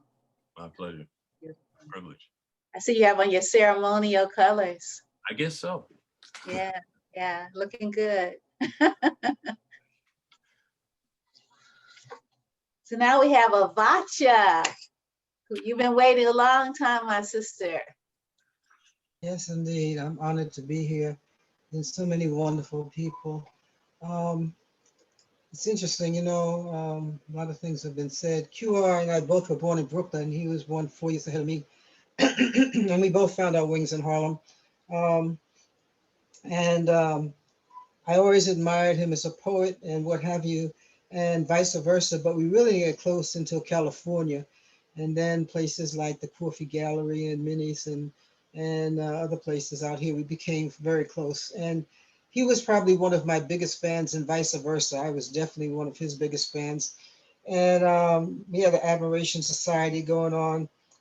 And the group that he and Louis and Brian were part of, we're Wordwind. I love those guys a lot. But anyway, Reggie, who was in that group, Reggie was going to publish my book. When Reggie passed, he had obviously passed the word to QR, who let his publisher know that he should publish my book. And he introduced me to his publisher, and that's how my book got published. QR and I had, when Reggie passed, he sort of took QR's place. Reggie and I were on the phone with each other all the time, and we were like each other's alter ego. And then sort of like QR took the place. QR got sick a few years ago, and before I had to wind up in the wheelchair full time, I was in the hospital every day with him. Now the wheelchair came in. There's no way I could get into the place he's at in Vallejo because I had stairs and what have you. So it really hurt me to my heart that I could not be there for him every day at the end there, because I would have been. I loved him madly. But I wanted to do one of his poems and then do one of mine. I think, if I'm not mistaken, QR's daddy was the first, or at least one of the first, I think it was the first Black pharmacist in Brooklyn. And QR and I, even though we ran in the same circles, when you're 4 years ahead of each other as kids, you don't know each other. I mean, we just knew each other in passing. And so it's really ironic how we both came together and became the friends that we did become later in life. And I'll miss him forever. So I want to do one of his poems and then one of mine. He loved my blues stuff. And before I do that, we had talked about ancestors before in the beginning, and I should have done this first. So in honor of Marcus Garvey, Arturo Schoenberg, Granny Nanny, Ida B. Wells, and Queen Nzinga, Zumbia Palmares, Black John Horse, and Janga, I want to dedicate this reading to them as well as QR. So the book, I think David read a piece from the same book I'm going to read from. This is called Today, Africa. There was land and people before owners. There was land and people before owners. The coming and going of fullness and emptiness. The coming and going of emptiness and fullness. Blessed and cursed in transhuman and pre-state rhythms. Blessed and cursed in transhuman and pre-state rhythms, still informing the music of peoples whose spirit is miraculously free. Still informing the music of peoples whose spirit is miraculously free, unwilling to adopt the creed of hard heart and greed, unwilling to adopt the creed of hard heart and greedy, dream killers who gild trees and flowers and wash diamonds in the blood of children, even squirrel killers in another continent, the dream killers who gild trees and flowers and wash diamonds in the blood of children, even squirrel killers on another continent, where also there was land and people before owners of the land, and peoples where also there was land and the people before owners of the land and peoples, and we here who hear the sound of sweet music above the cries of torture, and we here who hear the sounds of sweet music above the cry of torture must make our acts of solidarity in quiet dangers. We know the spirit of the killers of Sharpsville rules here too. Must make our acts of solidarity in quiet dangers. We know the spirit of the killers of Sharpsville rules here too. We know they killed their own before they found us. Others, they found us, others quite easily. We know they killed their own before they found us, others quite easily. We know their peace is one of theft and death and Holocaust in any and all human languages across all borders. We know their peace is one of theft, death, Holocaust in all human language across all borders. When we say free Nelson Mandela, we free ourselves. When the soul of Stephen Biko rises, we are resurrected also. When we say free Nelson Mandela, we free ourselves. When the soul of Stephen Biko rises, we are resurrected also. The freedom fighters of Tanzania and Namibia, living and dead, speak the language of humankind to all freedom loving peoples everywhere. The freedom fighters of Tanzania and Namibia, living and dead, speak the language of humankind to all freedom loving peoples everywhere. There was land and peoples before owners. Both will be there for us when the owners are driven into the sea. QR hand. From his book, Who's Really Blues, is still available, Torian Horn Press. QR loved my blues stuff, and the one he loved the most, I'm not going to do because it's too long, Oaktown Blue, but I want to do this one. because the theme of today was family, and this definitely is about family. And I guess I chose this one too because for Black History Month on my radio program, they did a blues special, which was very, very well accepted and what have you. And one fool called in and said, "Oh, we moved beyond blues." Ooh. So I figured I can kill two birds with one stone by reading this one today, as well as because Q all love my blues stuff. And although I know there is nobody in this gathering who is ashamed of the blues, or at least I hope not, there's always one or two hiding somewhere, you know, hiding under the covers somewhere in a corner somewhere. So if you are here, I dedicate this to you. It's called Too Proud to Sing the Blues. QR, I will miss you and love you forever. I am so grateful you were in my life right up to the end until he couldn't talk anymore. We supported each other, and I will help promote his work until I'm no longer here. So, Too Proud to Sing the Blues. Now, if you're hiding, this is for you out there as well. You say you're ashamed of the blues. You got a lot of nerve. Would you throw away your own feet that walked all the way through all this hell so you could lift up your big head and look straight in the eye of freedom? Feet that walk through hell just so you can say, oh, well, now is now and that was then, and today ain't nothing but a party. Don't need to want no blues or memories of way back when. Days when we didn't even have a pot to piss in or a window to throw it out, or much less a guitar to play on. And you got the nerve to be ashamed. Ashamed of what? Ashamed of your own granddaddy who never did nothing, just picked cotton from Kansas to Kansas. Pick cotton till his hands would bleed. Pick cotton till he was weak in the knees. I say he picked that damn cotton, all that damn cotton, just so you could eat. Folks say he walked all the way from Mississippi just so we could read. Then you turn around and deny his country behind ever existed and say you're too loud to sing the blues. And now, I say, and now you say you're too well educated to sing the blues. Too ashamed to admit your grandma couldn't read. Only good enough to breed, wasn't nothing but a roots doctor, never went to school, never had the time, just another cotton picker. Some kind of juju doctor who talked to the trees. So old-timey she would sing for rain and knew the name of every root and plant and flower in the state of Arkansas, but she wasn't nobody. Just somebody who was strong enough to make you free enough to be fool enough to be nobody. And you have the nerve to say you're too proud to sing the blues. But for where I'm sitting, looks like you haven't paid enough and still don't have a clue. And in spite of all that education, you're still just one more unworthy, ignorant fool, ashamed of all the dues it took to sing the blues. Thanks for listening to my words. And thank you, Spirit of QR Hand, because I know you're out there somewhere dancing in the cosmos, or some poetry series out there in the cosmos listening. Thank you all. And, you know, keep these folks alive. I think it was Wanda, somebody said earlier, you speak people's names, you keep them alive. You tell people about his books, you know, you keep them alive. Read his poetry, keep them alive. QR presente.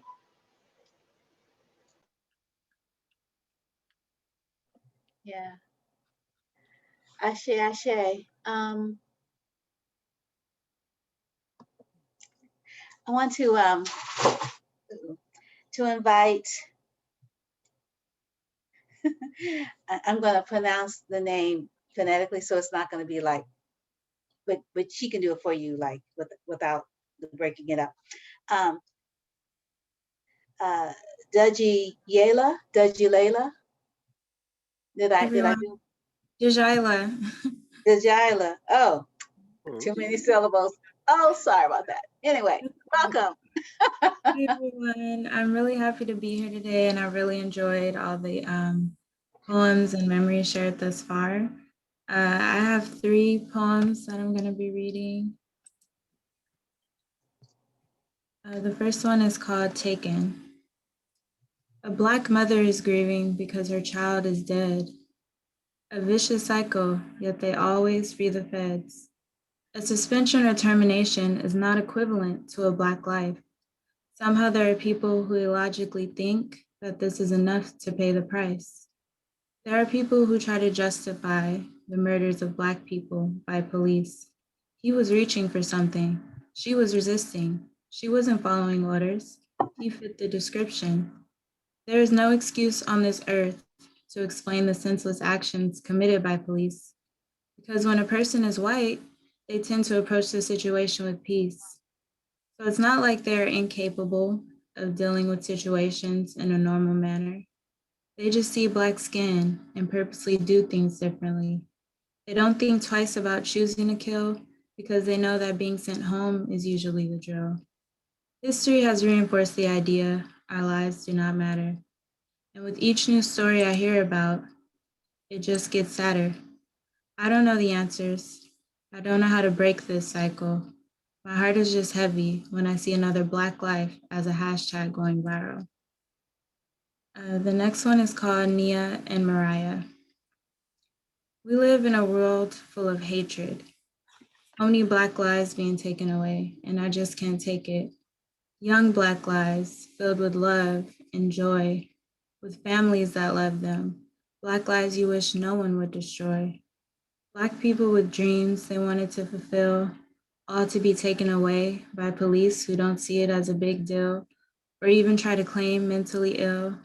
I stay quiet about a lot of things, but my heart can no longer take the feeling that the death of our people brings. I pray for better days, and I'm sick of people thinking that this cycle is just a phase. It's deeper than you think. Our lives being taken away as fast as we blink. We see the phrase RIP on the daily and have to walk around constantly worried about our safety. I can't fully wrap my head around the tragedies that have happened over the past years. All I know how to do is pray and have faith that he hears. This last one is called Tell Me His Name Again. A love so irreplaceable, filling every hole in your heart. The things he's brought me through, well, I don't even know where to start. You see, he's held me in the darkest of times and stayed around when I strayed away. Listened to my every word when I stopped to pray. Lifted me when I thought I couldn't keep going. Filled me with the power and truth of his word. His love piercing every crevice of my soul. When I thought no one was there, he picked up the pieces and made me feel whole. Truly something about his name, how just calling on him can make you feel sane, washing away all traces of your pain. Thank you all. So who's that? Thank you, Tajala. Beautiful. All righty, so now we have Devorah Major, followed by Raymond Nat Turner. Hello again, and I'm just going to do this poem, two-part poem for Q. Q's painting, Lush Life at Bajones, is hung on my wall. It was a gift added to the gift of an afternoon spent taking notes on a piece of his family stories that may have been myth and certainly was mystery. San Francisco sojourners come from and return to the New York thoroughfares where he was born. Something about fresh bread and a red-haired, parchment-colored girl in her then-named colored daddy's Mary Street bakery. Her heart was taken by a Ceylon black tea tinted soldier armed with the resiliency of love in 19th century Frisco.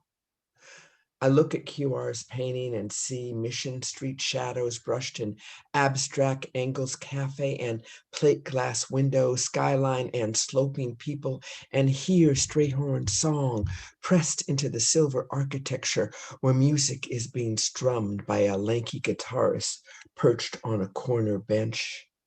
Talking with QR was a jazz poem, improvised layer riffs with squawks and squalls and a humming bass holding it all down with a hi-hat cymbal punctuating the silences. You had to pulse poetry to conversate deeply with him, speaking in rhythms and laughter, long back stretches and leaning in hard lines. Saw QR on Mission Street corners and in poetry cafes with and without word-wind chorusing on different stages, rocking mics and giving homage to the word, to la gente of the struggle. Don't know where or how we met, except it was decades ago, and it must have been carpeted by poetry, petals falling around our feet in the word gardens we planted and nourished, his friends, mine, across bridges and miles. Didn't cross his doorway till he moved to Vallejo, and I was to read it, listen, and be heard. He telling me to come by his and Pam's place and have some brandy before the gig. Q loved all peoples while shaking fist at the demons who defiled this that could be eaten eternally. I love Q not because he was saintly, but because he was truly a humane human, a hued man who saw the world in all its passion and fury and knew it was worth fighting for. Thank you again. Thank you, Devorah. That was beautiful. Yeah, thank you. Yeah, we have all these San Francisco poet laureates in the house. We've got Devorah Major. We've got Jack Hirschman. We've got Kim Shuck, and the newest reigning laureate, Tongo Eisen-Martin, who hasn't joined yet, but it's like 4 in one room. It's like pretty cool. Pretty cool. So Raymond, you wrote this really beautiful piece. Yeah. Okay. Before I jump into that, I want to say a couple of quick things. One, I want to thank Wanda Sabir for 31 years of doing this, and I want to also acknowledge the other. The Bay Area has a very strong poetry community. It's very evident even by this afternoon, outpouring. People like Wanda Sabir make that happen. People like Avotcja make that happen. People like my dear Kim McMillion, that's our nickname for her, make that happen.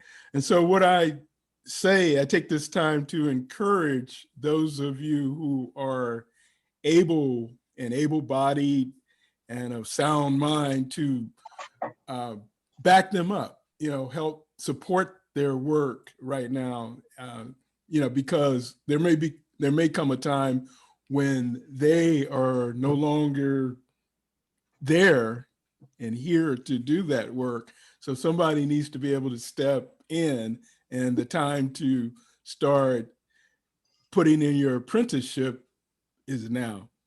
So having said that, I'll just quickly say that, Lewis talked about knowing QR very deeply. I didn't know him deeply like that, but I knew him in a very deep way because, when you see, for me, he was like a Thelonious Monk of poetry. So I gravitated to him. So anyway, this is just called Q. Ba-da-ba-da-ba-doo-ba-ba-da, boo-ba-doo, ba-ba-doo-be-ba, boo-be-oo-ba, ba-doo-ba-doo-be-oo-ba, ba-doo-ba-doo-ba, ba-da-ba-da-ba-da-ba. Ooh, you're cool. Ooh, you're cool. Cool as bebop on the North Pole. Philosopher waxing in soul. So cool his cologne was the blues, doubling down on P's and Q's.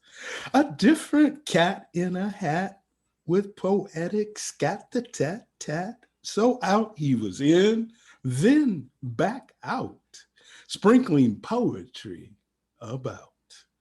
Once there were 4 cool cats, then 3, and now 2. Apollo's drafting heavily from that crew. First he drafts Reg, and now he drafts Q. What was once a foursome is now 2. Cats breaking up that old gang of mine for ancestral space with no red line. I celebrate Q with my little rhyme. Today's all we have. Now's the time. Blessings to the family and crew. Love you, man, and bid you adieu.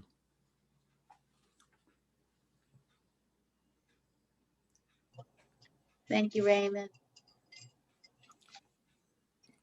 So now we have, Karla, is your mom here? Yeah. Hey, Catherine, Waddell, Takara. Welcome, welcome. All the way from Hawaii. Can you hear me? Yes, we can. Okay, good. Hi. Thank you for having me be a part of this. I'm just overwhelmed at the brilliance of the poets and the love and the resistance that are being expressed here today. I'm so far away from the trend of our community in the bigger sense that all of you, and yet I know so many of you, so it's just wonderful. And those that I don't know yet, I sure hope to meet. I'm 77, so we never know what might be coming forward, but I'm real optimistic. I'd like to read this poem for QR because I know that there are lots of people that have been waiting and are waiting. So I'll just go for it. To a dear friend, QR Hand. And some of you've heard it before at another QR reading. I have another poem after this, a shorter one. Smoky sighs. I remember QR and fully, but not fully. Spring 1962, we met at Yale and connected, a Northern Student Movement conference, civil rights struggle for Northern students. I was at Tufts. He was dashingly handsome. A red scarf tied around his tall neck, a beatnik character, unconventional, looking like walking art with his trademark hat. He was openly expressive, fiercely representative, argumentative, rhythmic and cool, unfazed and self-confident in a sea of white faces. 1966. We met again in Berkeley, connected again. QR was a mosaic of a man sharing multiple colors and patterns of life, of ideas, friends, ethnicities, artists, expressive. He was intellectual, analytical, complex, and mostly unwavering. Passionately political, stubborn yet warm, outsider, observer of inequality, of gentrification, exposing the bowels of hypocritical leaders, calling them out by name, ever resistant to ignorant hate and to greed, excuse me. He always engaged with his friends. He, QR, was a cultural wordsmith, a poet, and critic defiant and fearless, reciting history and politics, a teacher unforgettable, a champion of the dispossessed. Reaching out to the poet in man, fiercely independent, communicative, yet private, his words like jazz and the blues, exalting, bemoaning, thumping and bumping his personal, unforgettable bebop style, cutting new images, atonal, Afrofuturistic, inventive. He challenged white power, our system inequitable and unjust. QR. Hard as a cowrie shell, rough as a coral reef.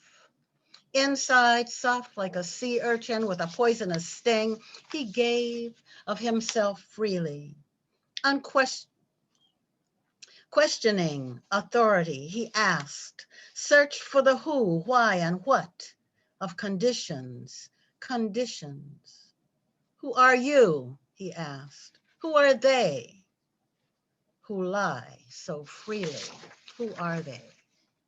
He knew who he was. Ever a fighter, a rebel, a warrior, his weapon, the spoken and written word, outlaw poetry, he called it. He was a part of Black Fire and the Black Arts movement, inspirational to other poets and multitudes through decades of time to the future. His vision, unwavering, broad and tall like the redwoods, deep as the Pacific Ocean. delivering metaphors of the sea and shifting sands.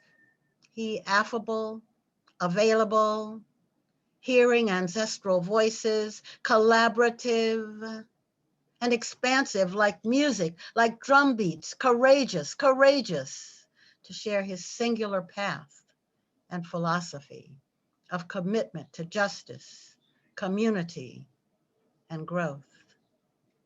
QR, loyal and brilliant as the sunrise, visible like moonlight or invisible like Cassiopeia. Unconcerned with personal wealth and status, he dedicated himself to opening doors of perception, New World connectedness, social and environmental justice, to balance, to health, diversity. He often spoke in colors, black and white, brown, red, and yellow, splashes of humanity, citizens of our interconnected world. His life, he lived boldly, drinking profusely, visiting bars, coffee houses, and libraries galore, intense as the seasons, predictable and not. Stormy as winter, gentle as springtime, finally worn out by his efforts and lifestyle. He left us his smile and his humor in the season of Epiphany. Did he choose it? Or did he just let go? He left us a legacy of speaking one's truth, cultural, historical. He still did not choose to fly in a plane. He left us on a challenging call for equality. He left us to a message of unity and peace. QR Han, what a man, a mighty fine man of integrity and strength, smoky memories and smoky sighs. And then, thank you. I'll take you to the Big Island for a minute and do contemplation in a volcanic cave, if you will. And it's just called Moon of Falling Leaves. I saw a crescent moon, a white owl whose head was light, spiraling invisible as breath toward the silver rays. I watched through an open window near Ke'oho on the island of Hawaii as that Cheshire cat moon traveled across the black bowl of sky. I took a walk to feel you under the same moon in another place and time, passing through singing patches of crickets. I sat down to watch the stones placed precisely to form an ancient wall, and in them I saw fire from generations, life's flames and embers. I remembered my childhood friends and fields of fireflies, dandelion wreaths for our hair as we played and wondered at the meaning of captured wild turtles. The blue heat of December belied the clouds building in the western sky. I fell asleep with troubled visions. Your eyes seemed lonely and fading. Early the next morning, I faced the east, waiting for the red eye of morning to open and greet the day. I enjoyed conjugating the colors of dawn, deciphering the shadows, following the tidal flow of light on leaves, recalling the turtle's recurring spirit. I am still surrounded by the stones of the ancestors, laughing and crying. I sometimes see myself come back as an echo from another's eyes. I accept the dancing mask that wants to wear me. Suddenly, ribbons of happiness fade to tragedy as I realize that morning vision can become the shattering of many mirrors and hearts. Miss you, QR. Thank you. Thank you, Wanda. Thank you, all of you incredible poets. I feel so humbled. I am so happy. Yeah, thank you, Catherine. That was beautiful. Thank you so much. And thank you to everyone who is hanging in there because you love poetry. You know, we're conjurers, right? So we're charging up, like you plug in those vehicles that use different kind of fuel that's, you know, that's more environmentally friendly. So we're plugging ourselves into the fuel and we're fueling each other. We're filling each other up for those days when, you know, we might need to sort of like go into the archives and pull out some stuff to recharge ourselves. So we are now, Karla is our next poet. Karla's been helping me with the technology and the co-hosting, and that was her dear mother, Catherine. And so Karla, love to have you come share now. Thank you.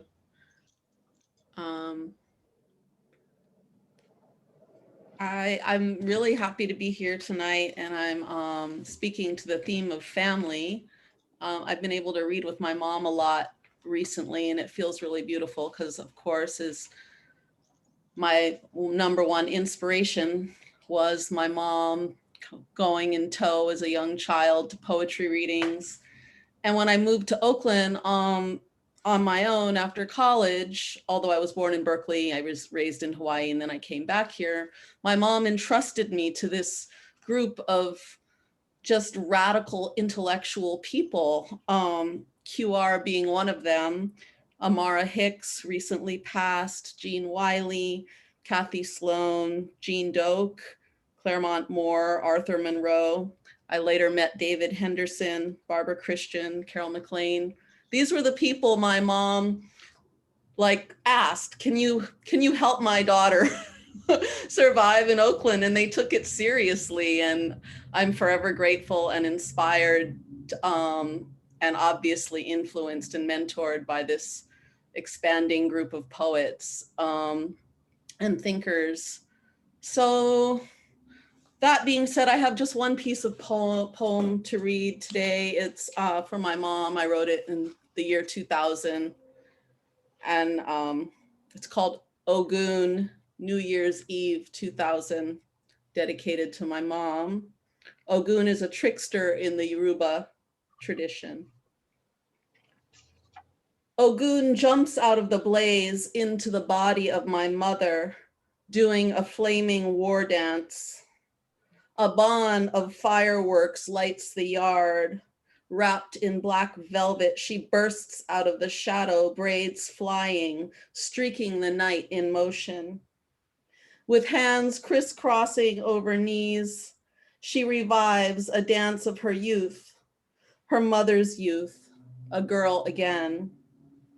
I see her hopes and dreams, basement parties, spiked punch, the temptations, slow dancing in the dark.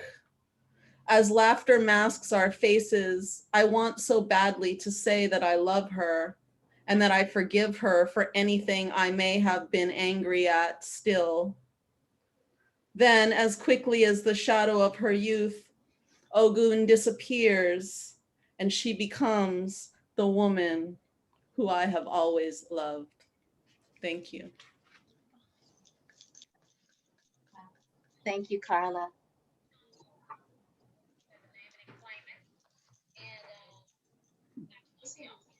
Is Tyrese here? Karla, is Tyrese here? Yeah, I think so. Tyrese? Yes, I'm here. Oh, excellent. Well, Can you please hear me? join us, Tyrese. Yes, I can hear you. Yes. Oh, there you are. Hi there. Yes, thank you for having me. I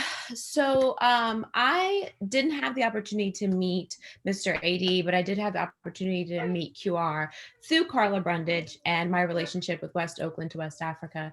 And I met him at a bar, and similar to how Karla's mother invited her into her poetry circle, Karla did the same thing for me. And Oakland was so welcoming. I'm originally from the East Coast. I'm currently now in Lynchburg/Nelson County as we transition back from Texas. So I'm coming to you live from my husband's home house, and I will be reading about family and the home house, as we call it, as Black folks call it, which is the center of our families. And though we might travel far and wide to find refuge for many reasons, we do return to our home house as our center. However, a lot of Black families, including my own, are going through the struggle of deciding what to do with the home house after our elders transition. And sometimes it's American greed that gets in the way, and sometimes it's family indifference. So today, again, I will be reading from a book that I'm writing titled The Home House, selections from Granny's Kitchen. And the name of this poem is My Name Ain't Jim Crow, and it's dedicated to my grandmother and my mother. Let me pull it up.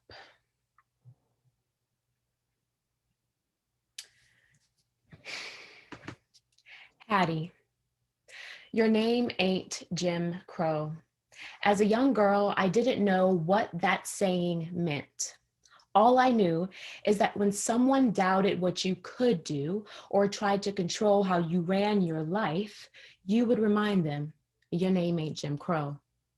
Hattie, born 2 pounds, you carried 6 lives and spoke health over entire generations. Generations of Pennocks and Hudsons and Deans, whose origin story started at the dreams of a little bow-legged brown girl named Hattie. Your majorette legs passed down through my calf muscles, your willingness to work long hours at the foundry passed down the house on the hill, our house. In middle America, Lynchburg, Virginia, ours, a brick and mortar representation of one woman's legacy, Hattie. After 80 years, you can only hear memories of the lives that passed through the now chipped tan door. Some of your great-grandchildren have never climbed the gravel hill and sat on the porch that their grandparents were raised on. They have never been to the home house. Hattie, who will take the house? Who will take this house? The question darkens the space between your deep eyes and high cheekbones. Who will take the house? We cannot let the white man have the land and the fruits of your labor. He cannot take the legacy. Will you sell the house, Granny? Move up north where your sons grew trees from your roots that spread down Pennsylvania Avenue. They live well, and there is a room just for you. And one son, well, he'll even let you smoke on the porch. And wouldn't it be nice to see your great-grandson grow up? And wouldn't it be nice to leave Lynchburg, that dying city where all your friends have obituaries? Wouldn't you want to leave that unpainted house of yours? I thought she would. That the taxes and broken furnace and hollow halls and missing friends and silence of her days would move her. That the reverse mortgages would move her, that her sons saying no to buying the house would move her. But her name ain't Jim Crow. So she makes away. She stays for the day when someone needs to return to her womb. And even if that womb is not living, sorry, can you hear me? It says my connection is gone. Yes, we can hear you, yes. Can you hear me? Okay, sorry. I'll start from this part. But her name ain't Jim Crow, so she makes away. She stays for the day when someone needs to return to her womb, and even if that womb is not living, her house will stand in the place of her arms. And we can walk into her home and smell her cooking, see the grease spots from her meals, see her sitting in her chair, hear her reminding us of how to live and love and speak for our futures. And if she let the house go, she'd be destroying the home house, the legacy, the story of how we came to be. How under this roof, one paycheck away from the projects, she raised 5 boys and 1 girl, Tiffany. Tiffany, who still carries her maiden name, Tiffany, who tells her daughters that nothing beats a failure but a try, like her mother told her. Tiffany, mother to Tyrese and Victoria. Tiffany, survivor. Tiffany, the only daughter to Hattie. Tiffany will take the home house. Tiffany will carry the legacy. Thank you. Yeah, thank you, Tyrese. So our next poet is, but I'm not sure if this person is here. So is Paradise here? Did he make it? Yeah, Paradise goes back to the beginning of the poetry celebration. He and I sat in the library with the librarian Dolores and planned it together, because he was the president of the International Black Writers and Artists, the local 5 for Oakland, and he knew everybody. Yeah, back then we had lots of writers groups. It was really, really a rich time for celebrating the word coming from Black mouths. So Paradise is not here. Nicia DeLovely, are you here?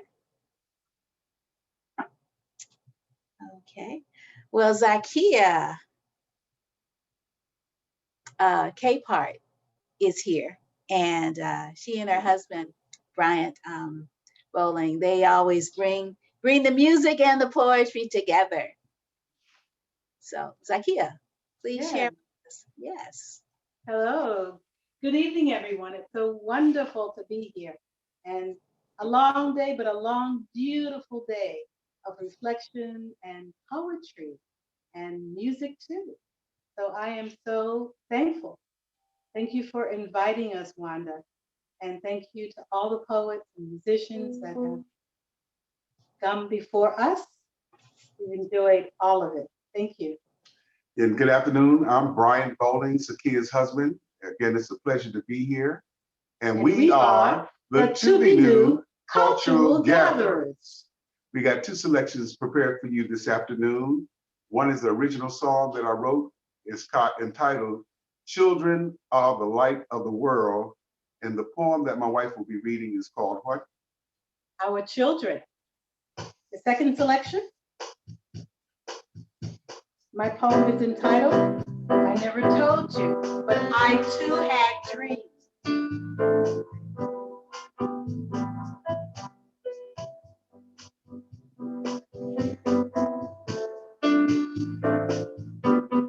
Baby is crying, 'cause mommy's not at home. Some are even dying before they have a chance to grow. Let's join throughout the land to save their little souls. 'Cause children are the light of the world. Some cookies and candy was all she ate last night. Baby's feeling lonely, 'cause my and daddy had a fight. Let's join throughout the land to make things right. 'Cause children are the light of the world.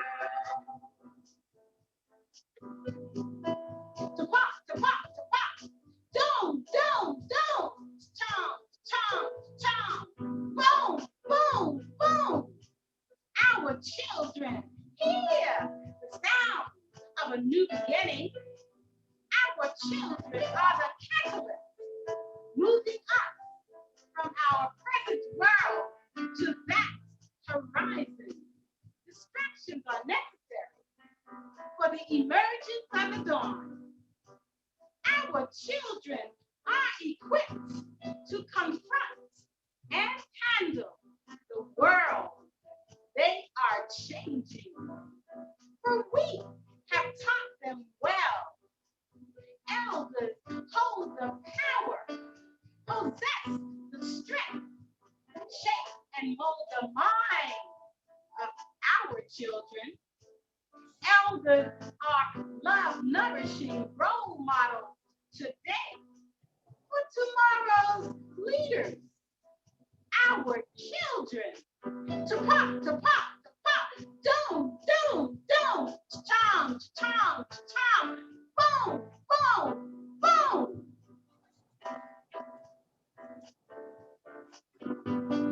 Children are the light of the world.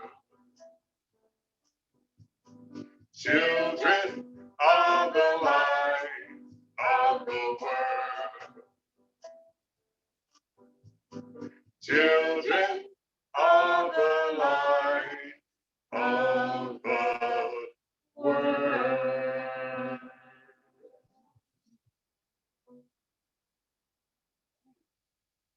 All right now.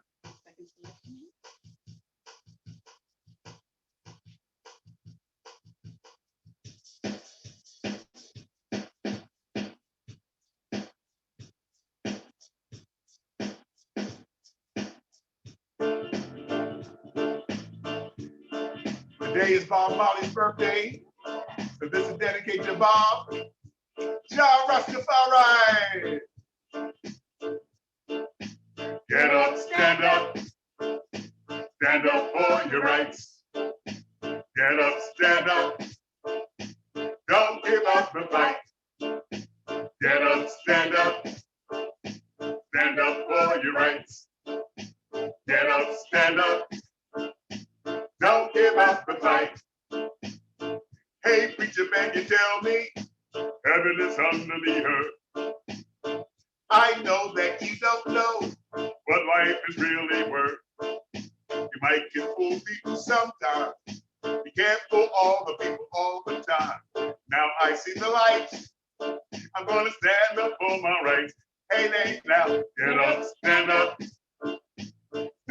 for your rights. Yeah, yeah, yeah. Get up, stand up. Don't give up the fight. Don't give it up. Don't get up, get up. Stand up for your right. Yeah, yeah, yeah, yeah. Get up, stand up. Don't give up the fight. From other countries, they have come. With this world, they are not done. Enjoyed life in their land, but now must change to adapt a new plan. They pour unto the shores by boat, by train, by plane.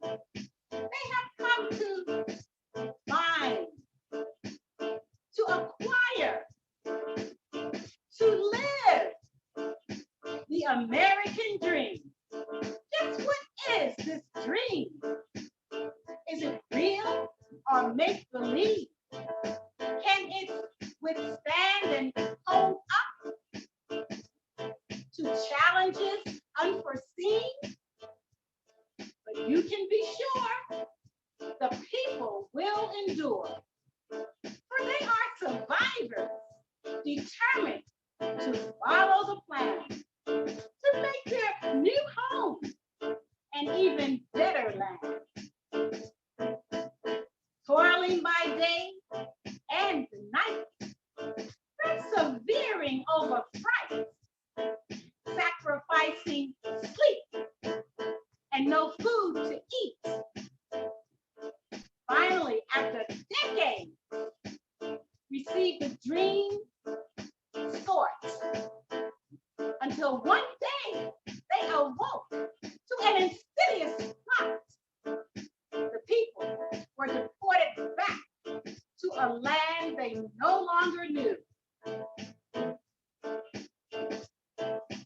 Get up, stand up. Stand up for your rights. Get up, stand up. Don't give up the fight. Don't give it up now. Get up, stand up. Stand up for your rights. Get up, stand up. Don't give up the fight. Don't give up the fight. Hey, now, don't give up the fight. My people, don't give up the fight. Hey, now, don't give up the fight. Yeah, yeah, don't give up the fight. My people. Hey, now. Thank you. Oh, thank you, both of you. That was lovely. I hope people were dancing. Yeah, it's Zakiyyah and Everybody Brian. dancing in their little boxes. They were all moving, they were bouncing around. Cool, cool. Yeah, and Zakiyyah and Brian, they've performed in the poetry celebration for many, many, many years. Always a treat. And now we have Gene Howell Jr., who is also an alumnus of the poetry celebration. So Gene, what are you bringing to us this afternoon? Okay, can you hear me?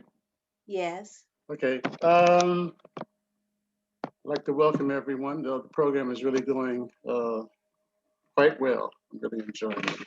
The poem I want to do is actually the same one, and I hope you will forgive me, but it's the same poem that I did last year.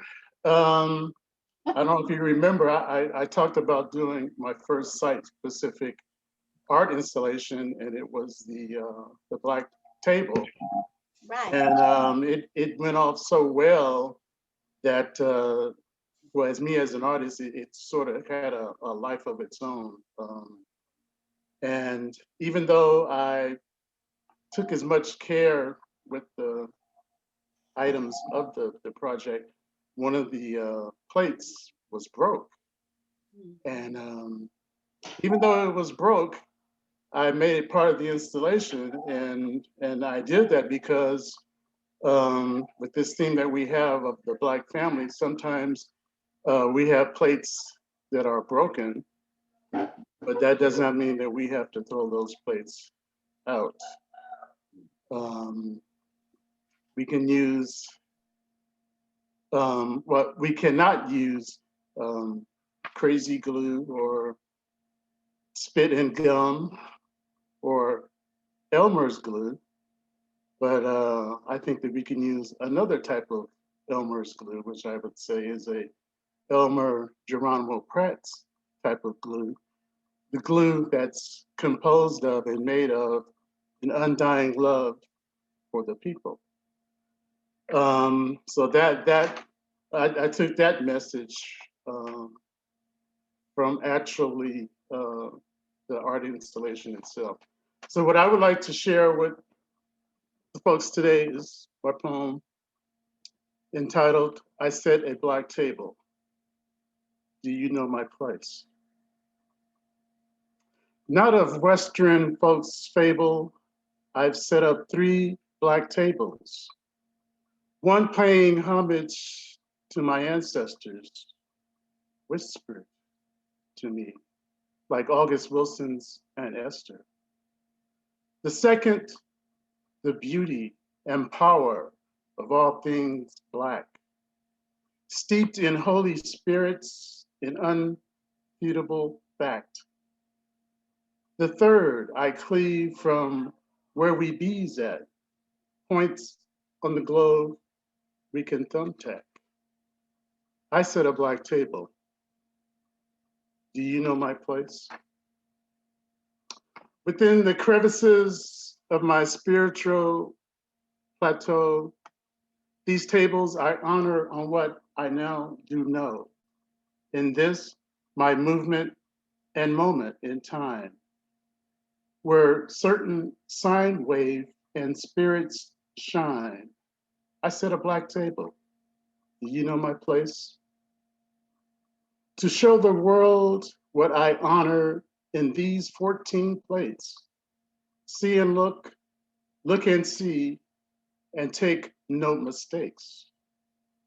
Illuminate Howell, Jefferson, Johnson, and Lomax, moving the bloodline forward, not back. I set a black table, do you know my place? Another table where everything more black than blue, and like the meaning of soul, it's there too. Black flowers, black glasses, and black plates, arch-welded and armed lace, love black, not hate. I set a black table, do you know my place? Migration of a slowed pace and relieved haste. We commune like others in cooperative taste. Set from a distance a very black table, nourish a body and feed the soul you are able. I am a black table in the here and in the now, here and now. Thank you. Thank you, Jean. That was beautiful.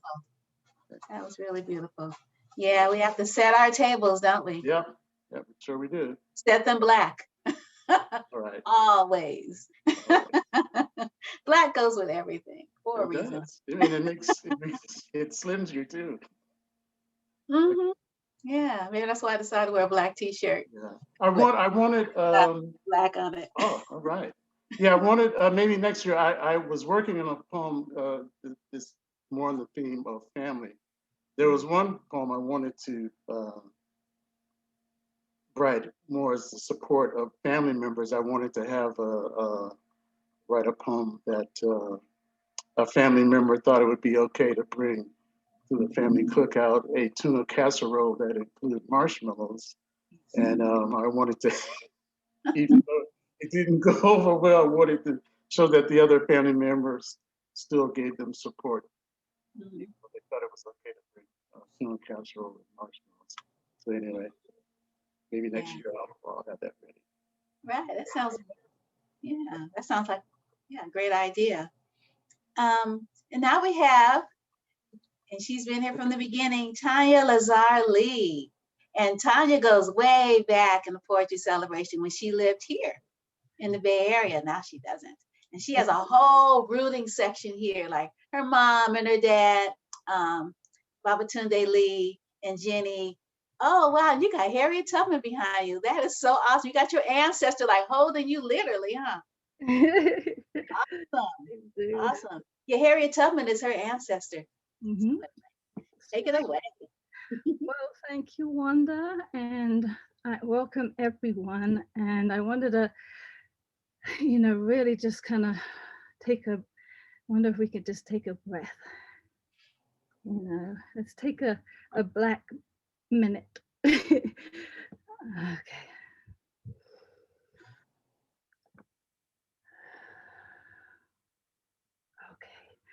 Thank you. So, because I've got a lot of excited energy that I wanted to share with you. Like Wanda said, it's true. But before I go into Harriet, I wanted to say, I did not know QR or AD, but as an aspiring poet myself, they are, inspiration. And, because books, because they're published and there's living history and memory through you guys, their work and their ideas will never die. And that's part of what I like to do as a poet, is include an idea or theme in a poem. But I just wanted to share too that Harriet was actually born Araminta Harriet Ross, and her parents were from the West Indies, Trinidad.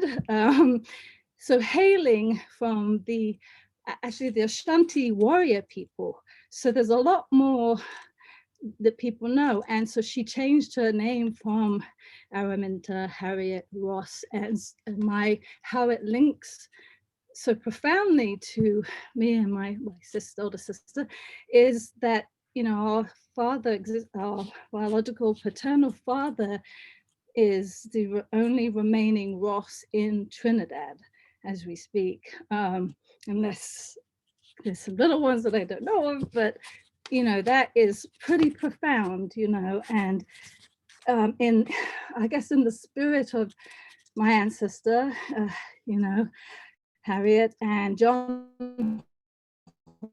who were the freedom fighter, you know, revolutionaries, and they all fought for social and racial justice. And so the poem, and I relate this back to the poem, is that our Black experience can be both traumatic and empowering.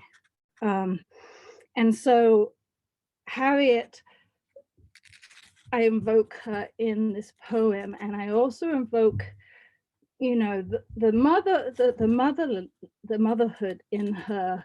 She kept going back, you know, and helping others. And just the the maternal instinct, the Black forbearance, I try to evoke. So, and just to, before I go into the poem, I just wanted to say, because my son Akai is going to be turning 9 on Wednesday, so I just want to wish him happy 9th birthday, Akai. I love you. And so here's our flame. In the pit of my being, there's a raging war, a struggle between flesh and fire, a fire that'll run wild like wildfire, a fire that'll eat up everything in its path, a flame that'll track to my heart, a flame that'll seethe, smolder, and never go out, a flame that wants to burn bright, bright as heavens at daybreak, bright as a falling, exploding star, brilliant as the afternoon sun, red hot as a meteorite, hot-tempered as dynamite, bold as the color is orange, fearless as a small child, brave as a 30th century knight, both valiant and constant as the North Star. I'll fight, I'll flame, I'll be on fire, I'll glow, I'll smolder, I'll light my soul ablaze. I'll singe, I'll cringe, I'll live as the 7 deadly sins. I'll take on pain and suffering. I'll fight off war and disaster. I'll consume all the bad. I'll love, I'll hurt, I'll let my heart break. I'll blaze, I'll rage, I'll lighten the darkened way. I'll burn bright, bright as the heavens at daybreak, brilliant as a falling, exploding star, brilliant as the afternoon sun, red hot as a meteorite, hot-tempered as dynamite, bold as the color is orange, fearless as a small child, brave as a 13th century knight, both valiant and constant as the North Star. I'll fight, I'll flame, I'll go up in flames, I'll seethe, I'll fume. Oh, I'm sorry.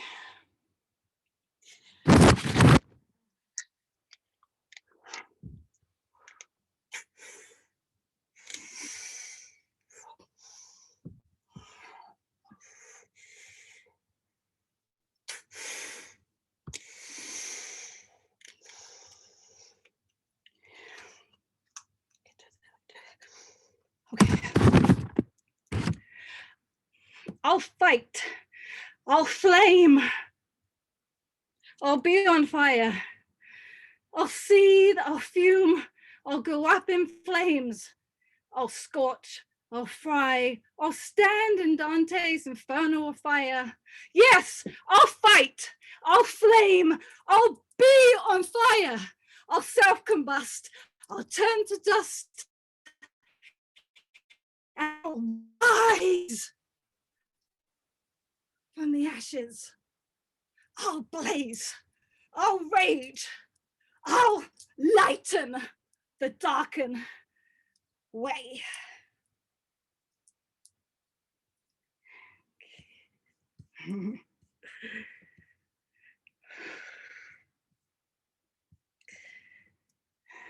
That's it.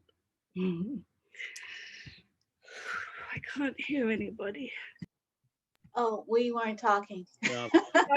We're just sort of like being in it right at the moment. You know, that was pretty, yeah, that was combustive. Yeah. What is this? Yeah. Beautiful. Yeah, thank you so much, Tanya. That was really lovely. Thank you for inviting me. I'm honored. Thank you. Forget the third fire. Yeah, it was beautiful. Mm. Yeah. Really powerful. Yeah. So Tongo Eisen-Martin, the current poet laureate for San Francisco, is working on a project on QR hand. I hope he tells us a little bit about it. Kim is another person who's working with him on it as well as, you know, share some of his lovely poetry and maybe a poem he has chosen of QR hands. So Tongo, thank you so much. You could fit us in your schedule. And yeah, tell us what you have planned for this sharing. Yeah, I'm gonna just read a poem by QR in a poem of mine. We have his last manuscript coming out on April 29th. We started a press called Black Freighter Press. And so his book is titled Out of Nothing. And we were blessed that he was able to finish the manuscript before he passed. Great. Yeah, you know, there's really nothing to add, and really nothing I could really, you know, even do justice to a soul like QR's, man. Just a cat that was really just in love with the universe, really, in love with people, with humanity. And you know, he was so kind of selfless when he was, you know, kind of getting close to the end. He wasn't even like mourning his situation. He just what he would say is he's just like, I feel like I'm letting you all down. That's what his concern was. As he was winding down, he was still just thinking about us, and all of the work that needs to be done. But so here's you know, I'll just go from him into me. I don't know no poem I can write that's legal. That'll get you a high call, love and stamina, more habit forming than ice and crack combined. There is no poem for this occasion anyway. Poetry is a lost language gone south. Don't bother to look into war colleges and attending CIA telegrams to and from the embassy's most private chambers, or so they think. These here killers ain't no metaphor, not a thriller deal. It's already on videotapes you can't buy or won't. The poetry that was here is on a night flight to hell, sent in a place of bodies to be converted like sounds into poetry, into medicines and machines, escape routes, a march of triumphs like the people did in Managua, enough to fill a vacuum the nation states created in lands like El Salvador. You won't have to smoke it or get a government stamp. It's my cousin eulogized now in literary history. Wasn't pretty, this effect on my eternal soul. And I tried to cry on the side facing the sink full of alcohol, fine flowers of struggle that color spectrum, the cousin who was dead if you brace yourself. It's hard to write without my friend. No Malcolm positions on East Coast warfare, my friend in the audience with the Earth's coming mood, mainland jazz, the organizing is all over me. And let me divine you the Lenox Avenue of the future. The river just keeps riding freights town to town. Violent revolution in this very year. Open your paper to us. Rulers of the night train, your humble dishwashers who live to hum the details to look into the future like a gentle person. 3/5 of a typewriter. Do some math with me here in the absence of confidence. The luxuries of paranoia that you can finish later. My friend died yesterday. Like belated parenting, we haunt each other in quick bursts now, sample the drug, wrestle the angel, no depth of setting, hiding behind the hordes because, you know, we in the train business. You don't need a ticket for a winter that only happened here. Behind this room is my mind, ashes runneth over. Throwing around this room is my mind, brim of an innocent soul. Which dollar deserves my neck? Thinking about you is like sharing a ghost with half the city's afterlife. Thinking about you centers us. I'm just a small man in a basement window, chronicling material conditions, boiling water next to change in the course of poor people's consciousness. I cannot impress you with the names of guns. We haunt each other with absolute pragmatism, with the truth of African transcendence. Another city ends, we hear the fire out. I never really did like the car they found me in. Imagine what defines a creature. Where remnants of concrete put none of the world down except slabs of a deadbeat nationalism or a bloodline making the news again. True, I have an absence of style, just a doorstep moving, dead body to dead body. Well, thank you. Wow, wow. Thank you, Tongo. Beautiful. Dead body to dead body. It's almost like ashes to ashes and dust to dust, huh? Yes, ma'am. Nube Brown, sister, join us. Hey, Wanda. Hey. Hey, Tongo. Hey, it's quite something to come in. I don't know, at the end of all of this. I mean, I am not a budding poet, but I just feel like I have been so gifted. Like I've gifted myself by being able to be here. So thank you so much for inviting me. But to be able to kind of be a part of this portal and shared humanity, to bring this, a piece of poetry from this beautiful sister from the inside is such an honor. And I feel so, I feel very humbled, but I'm also just I'm so full from everything that I've experienced here today, being in this space of expression through poetry is, I've never given this to myself before. I've never been involved in anything like this. So this is incredible. It's been an amazing experience. So again, I'm in such gratitude to be able to be in the space of to be able to be that portal to bring this piece of poetry from this woman. And I'm going to read it how she brought it. She wrote a letter to the San Francisco Bayview National Black newspaper. And so, and she wrote the poem after her first greeting. And so I'd like to read it from that point, because it says something about her and who I have never met. And yeah, so here we go. She wrote it on July 20th of 2020. Dear editors, peace and blessings I send to rest upon you. I am currently an inmate incarcerated and isolated inside a CIW cell. It's California Institute for Women. I am sending to your publication an original poem I've written dedicated to the memories of Armias Assegdon, Nipsey Hussle, and George Floyd. It is my hope that it be printed in the newspaper or anywhere that will inspire and encourage all, just as the Bayview has empowered myself to continue in the struggle for freedom, unity, solidarity, and consciousness of melanated African peoples the world over.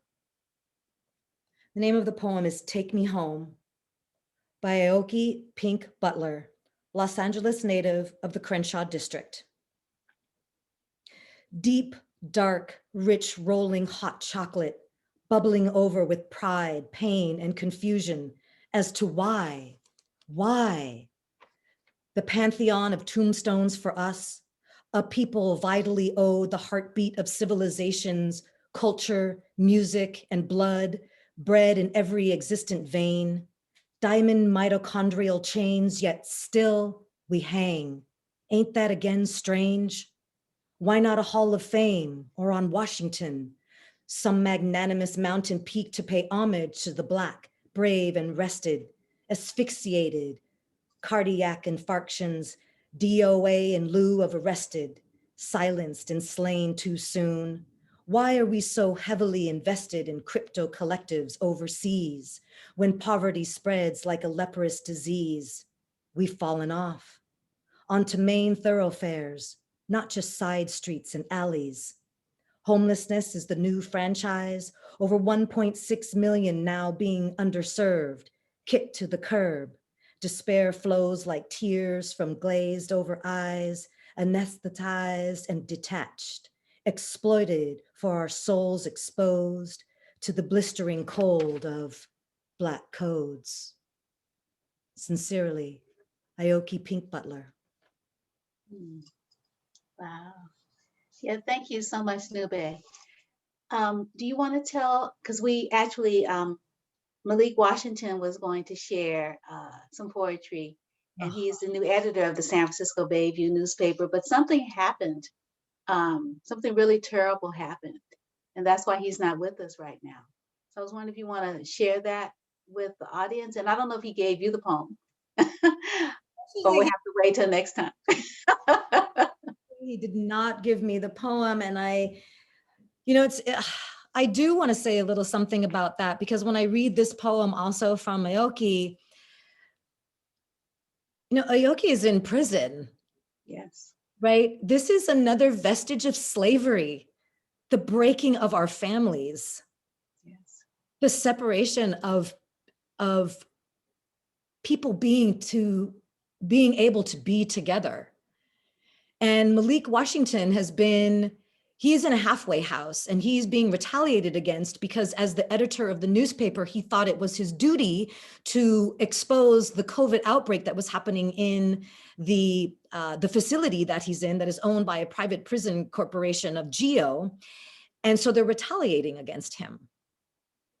And so that retaliation for being a human being, for being a person who we all want to be, responsible to each other, caring about each other's health and well-being, he is being retaliated against. And so we don't have the benefit of his poetry. We don't have the benefit of he and I working together, or all of us being able to hear from him, because this system is about keeping us apart. So this that we do together keeps us together.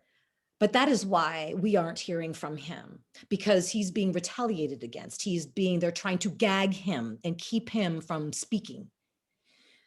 So, and it's not just about him. He's emblematic of something that is taking place in our prisons to thousands and millions of people. And that means it's affecting their families. It's affecting the people that love them. So yes, I am here. I get to be free to, again, be that portal of shared humanity, Ubuntu.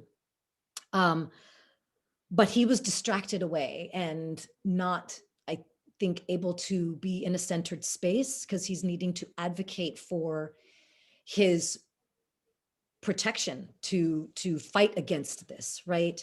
And so there wasn't the place for poetry. And that's something that we need to, I feel, understand. So again, it feels really important to be able to read this woman's poetry and also be able to tell this story about what's happening with Malik, to share this, because in just trying to fight for our human rights and dignity on a daily basis, and through a system that continually is assaulting your existence, to be free, to be free, to be your best self. the time to self-care and express what's going on, to express through poetry or art, or in Malik's case, to be able to speak as an editor, as a journalist, is wrong. And it is something, again, that is happening to millions of people every day. Not just the people inside, but the people that love them. Right, yeah. Thank you, Nube. Yes, we normally we invite to participate in the poetry celebration those who are not with us physically. So I get poetry from people who are incarcerated to share at our readings. So this is really wonderful. You know, the Nube had a poem, and we don't usually get women poets from inside, you know. So this was even, this was a great treat to have a woman's voice, you know, sharing some work. And I believe that the poets are the true revolutionaries. I say that all the time on my radio show, Wanda's Picks. And so I think, you know, there's always time for poetry.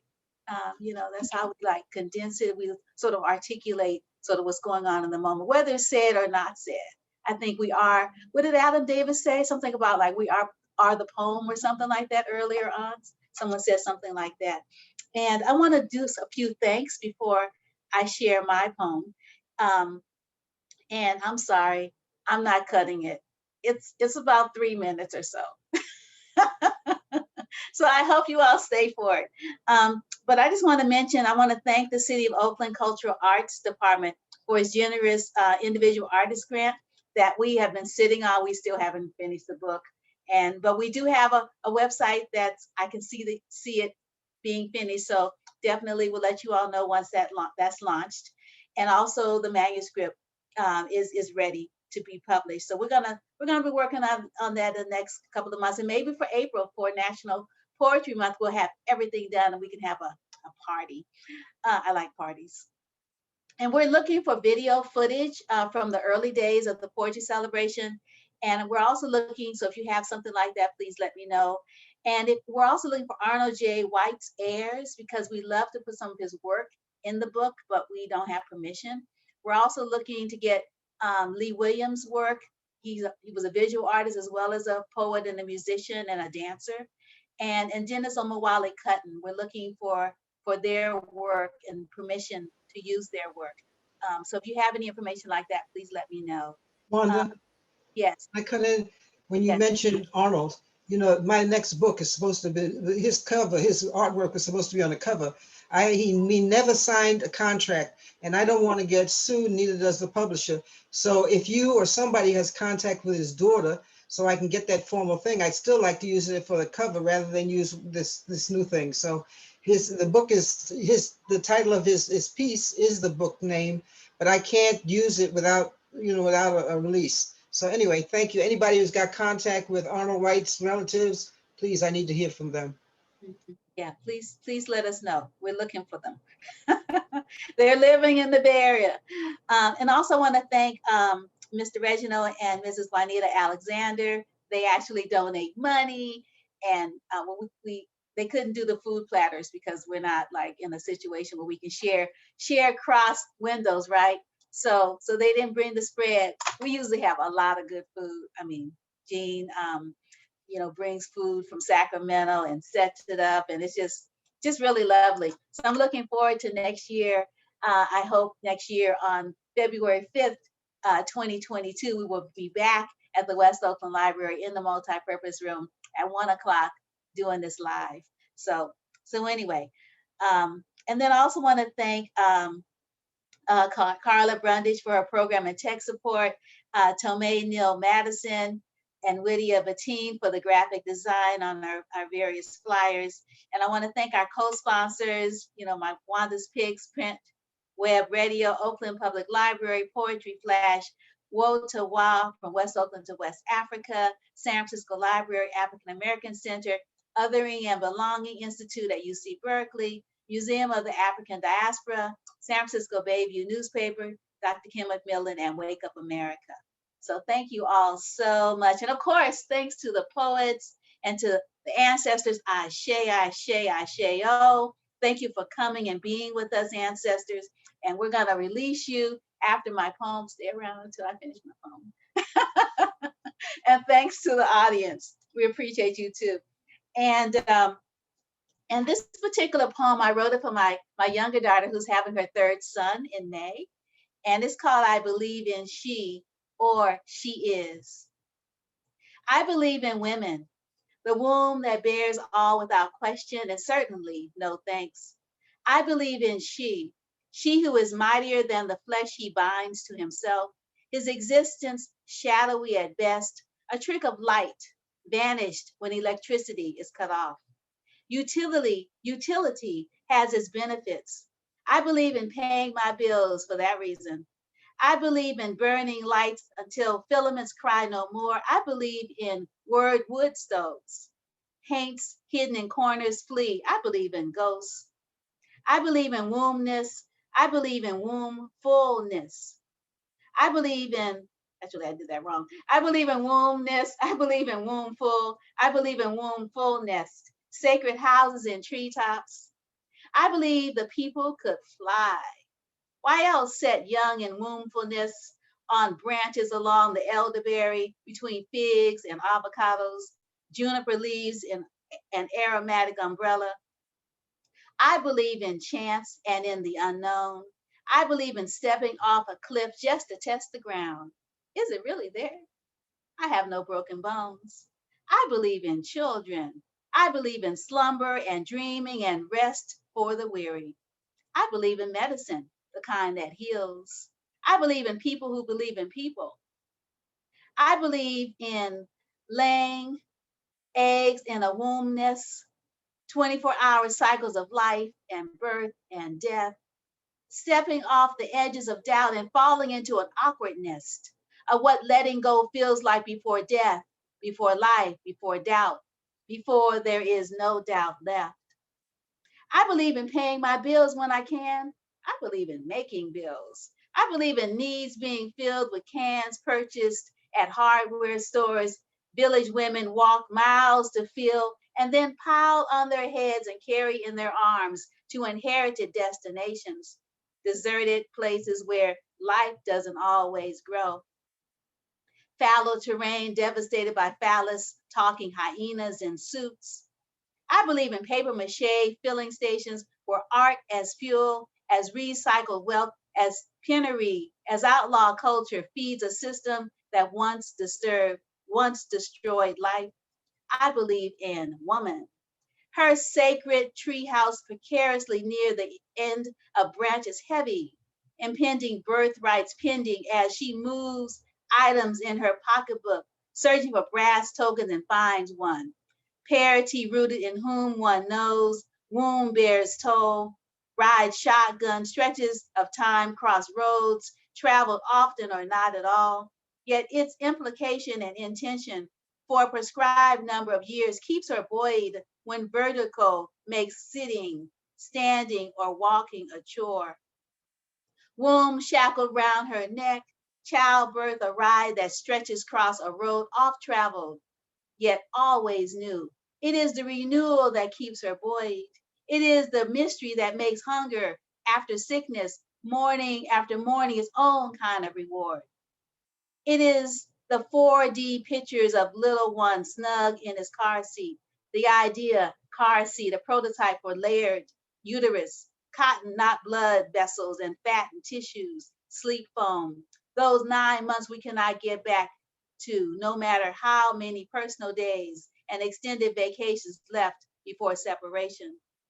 Menopause, womb magic exploding, estrogen gone. I believe in women. She is all. She orchestra. She music.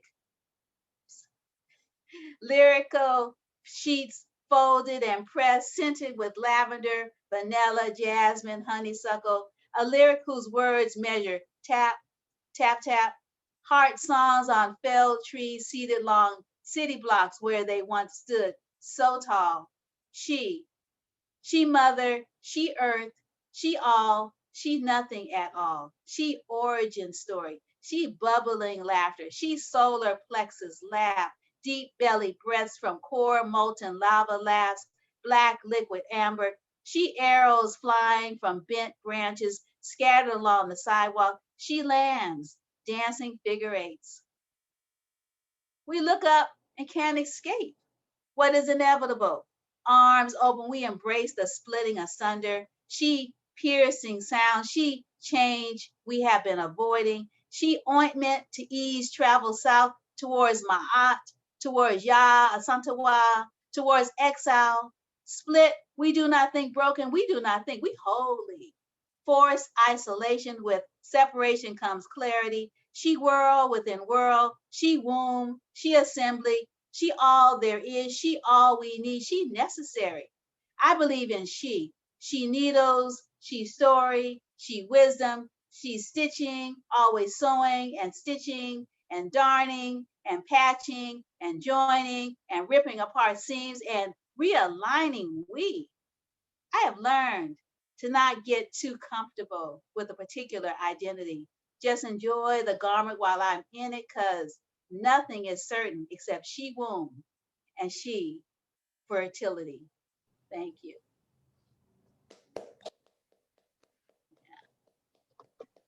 All righty. Woo! Woo! Woo! Thank you, Wanda. Yes. Thank you, Yes, Wanda. Woo! Thank you, Wanda. Woo! Wonderful. Wonderful. Yes, Wanda. So glad you read it. Yes. Oh, thank you. I'm glad you stayed. Everybody was wonderful. Right on, Wanda. Really great. Yeah. Yeah. Yeah. So yes, everybody can unmute and let's just like Thank you, celebrate. everyone.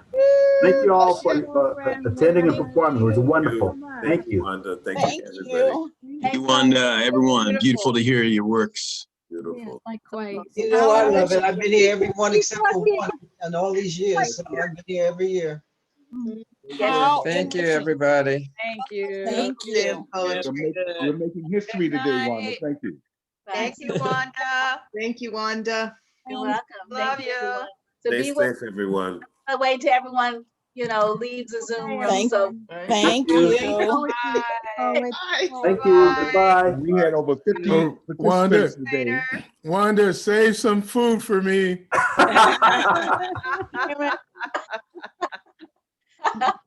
I don't want to hear about it. I mean, I want some of the food too, What can I say? If Jean is cooking, definitely want some. All right, I'm heading out then. Got a little one to go to. Okay, thank you. you're welcome. So I was Thank you. so you can post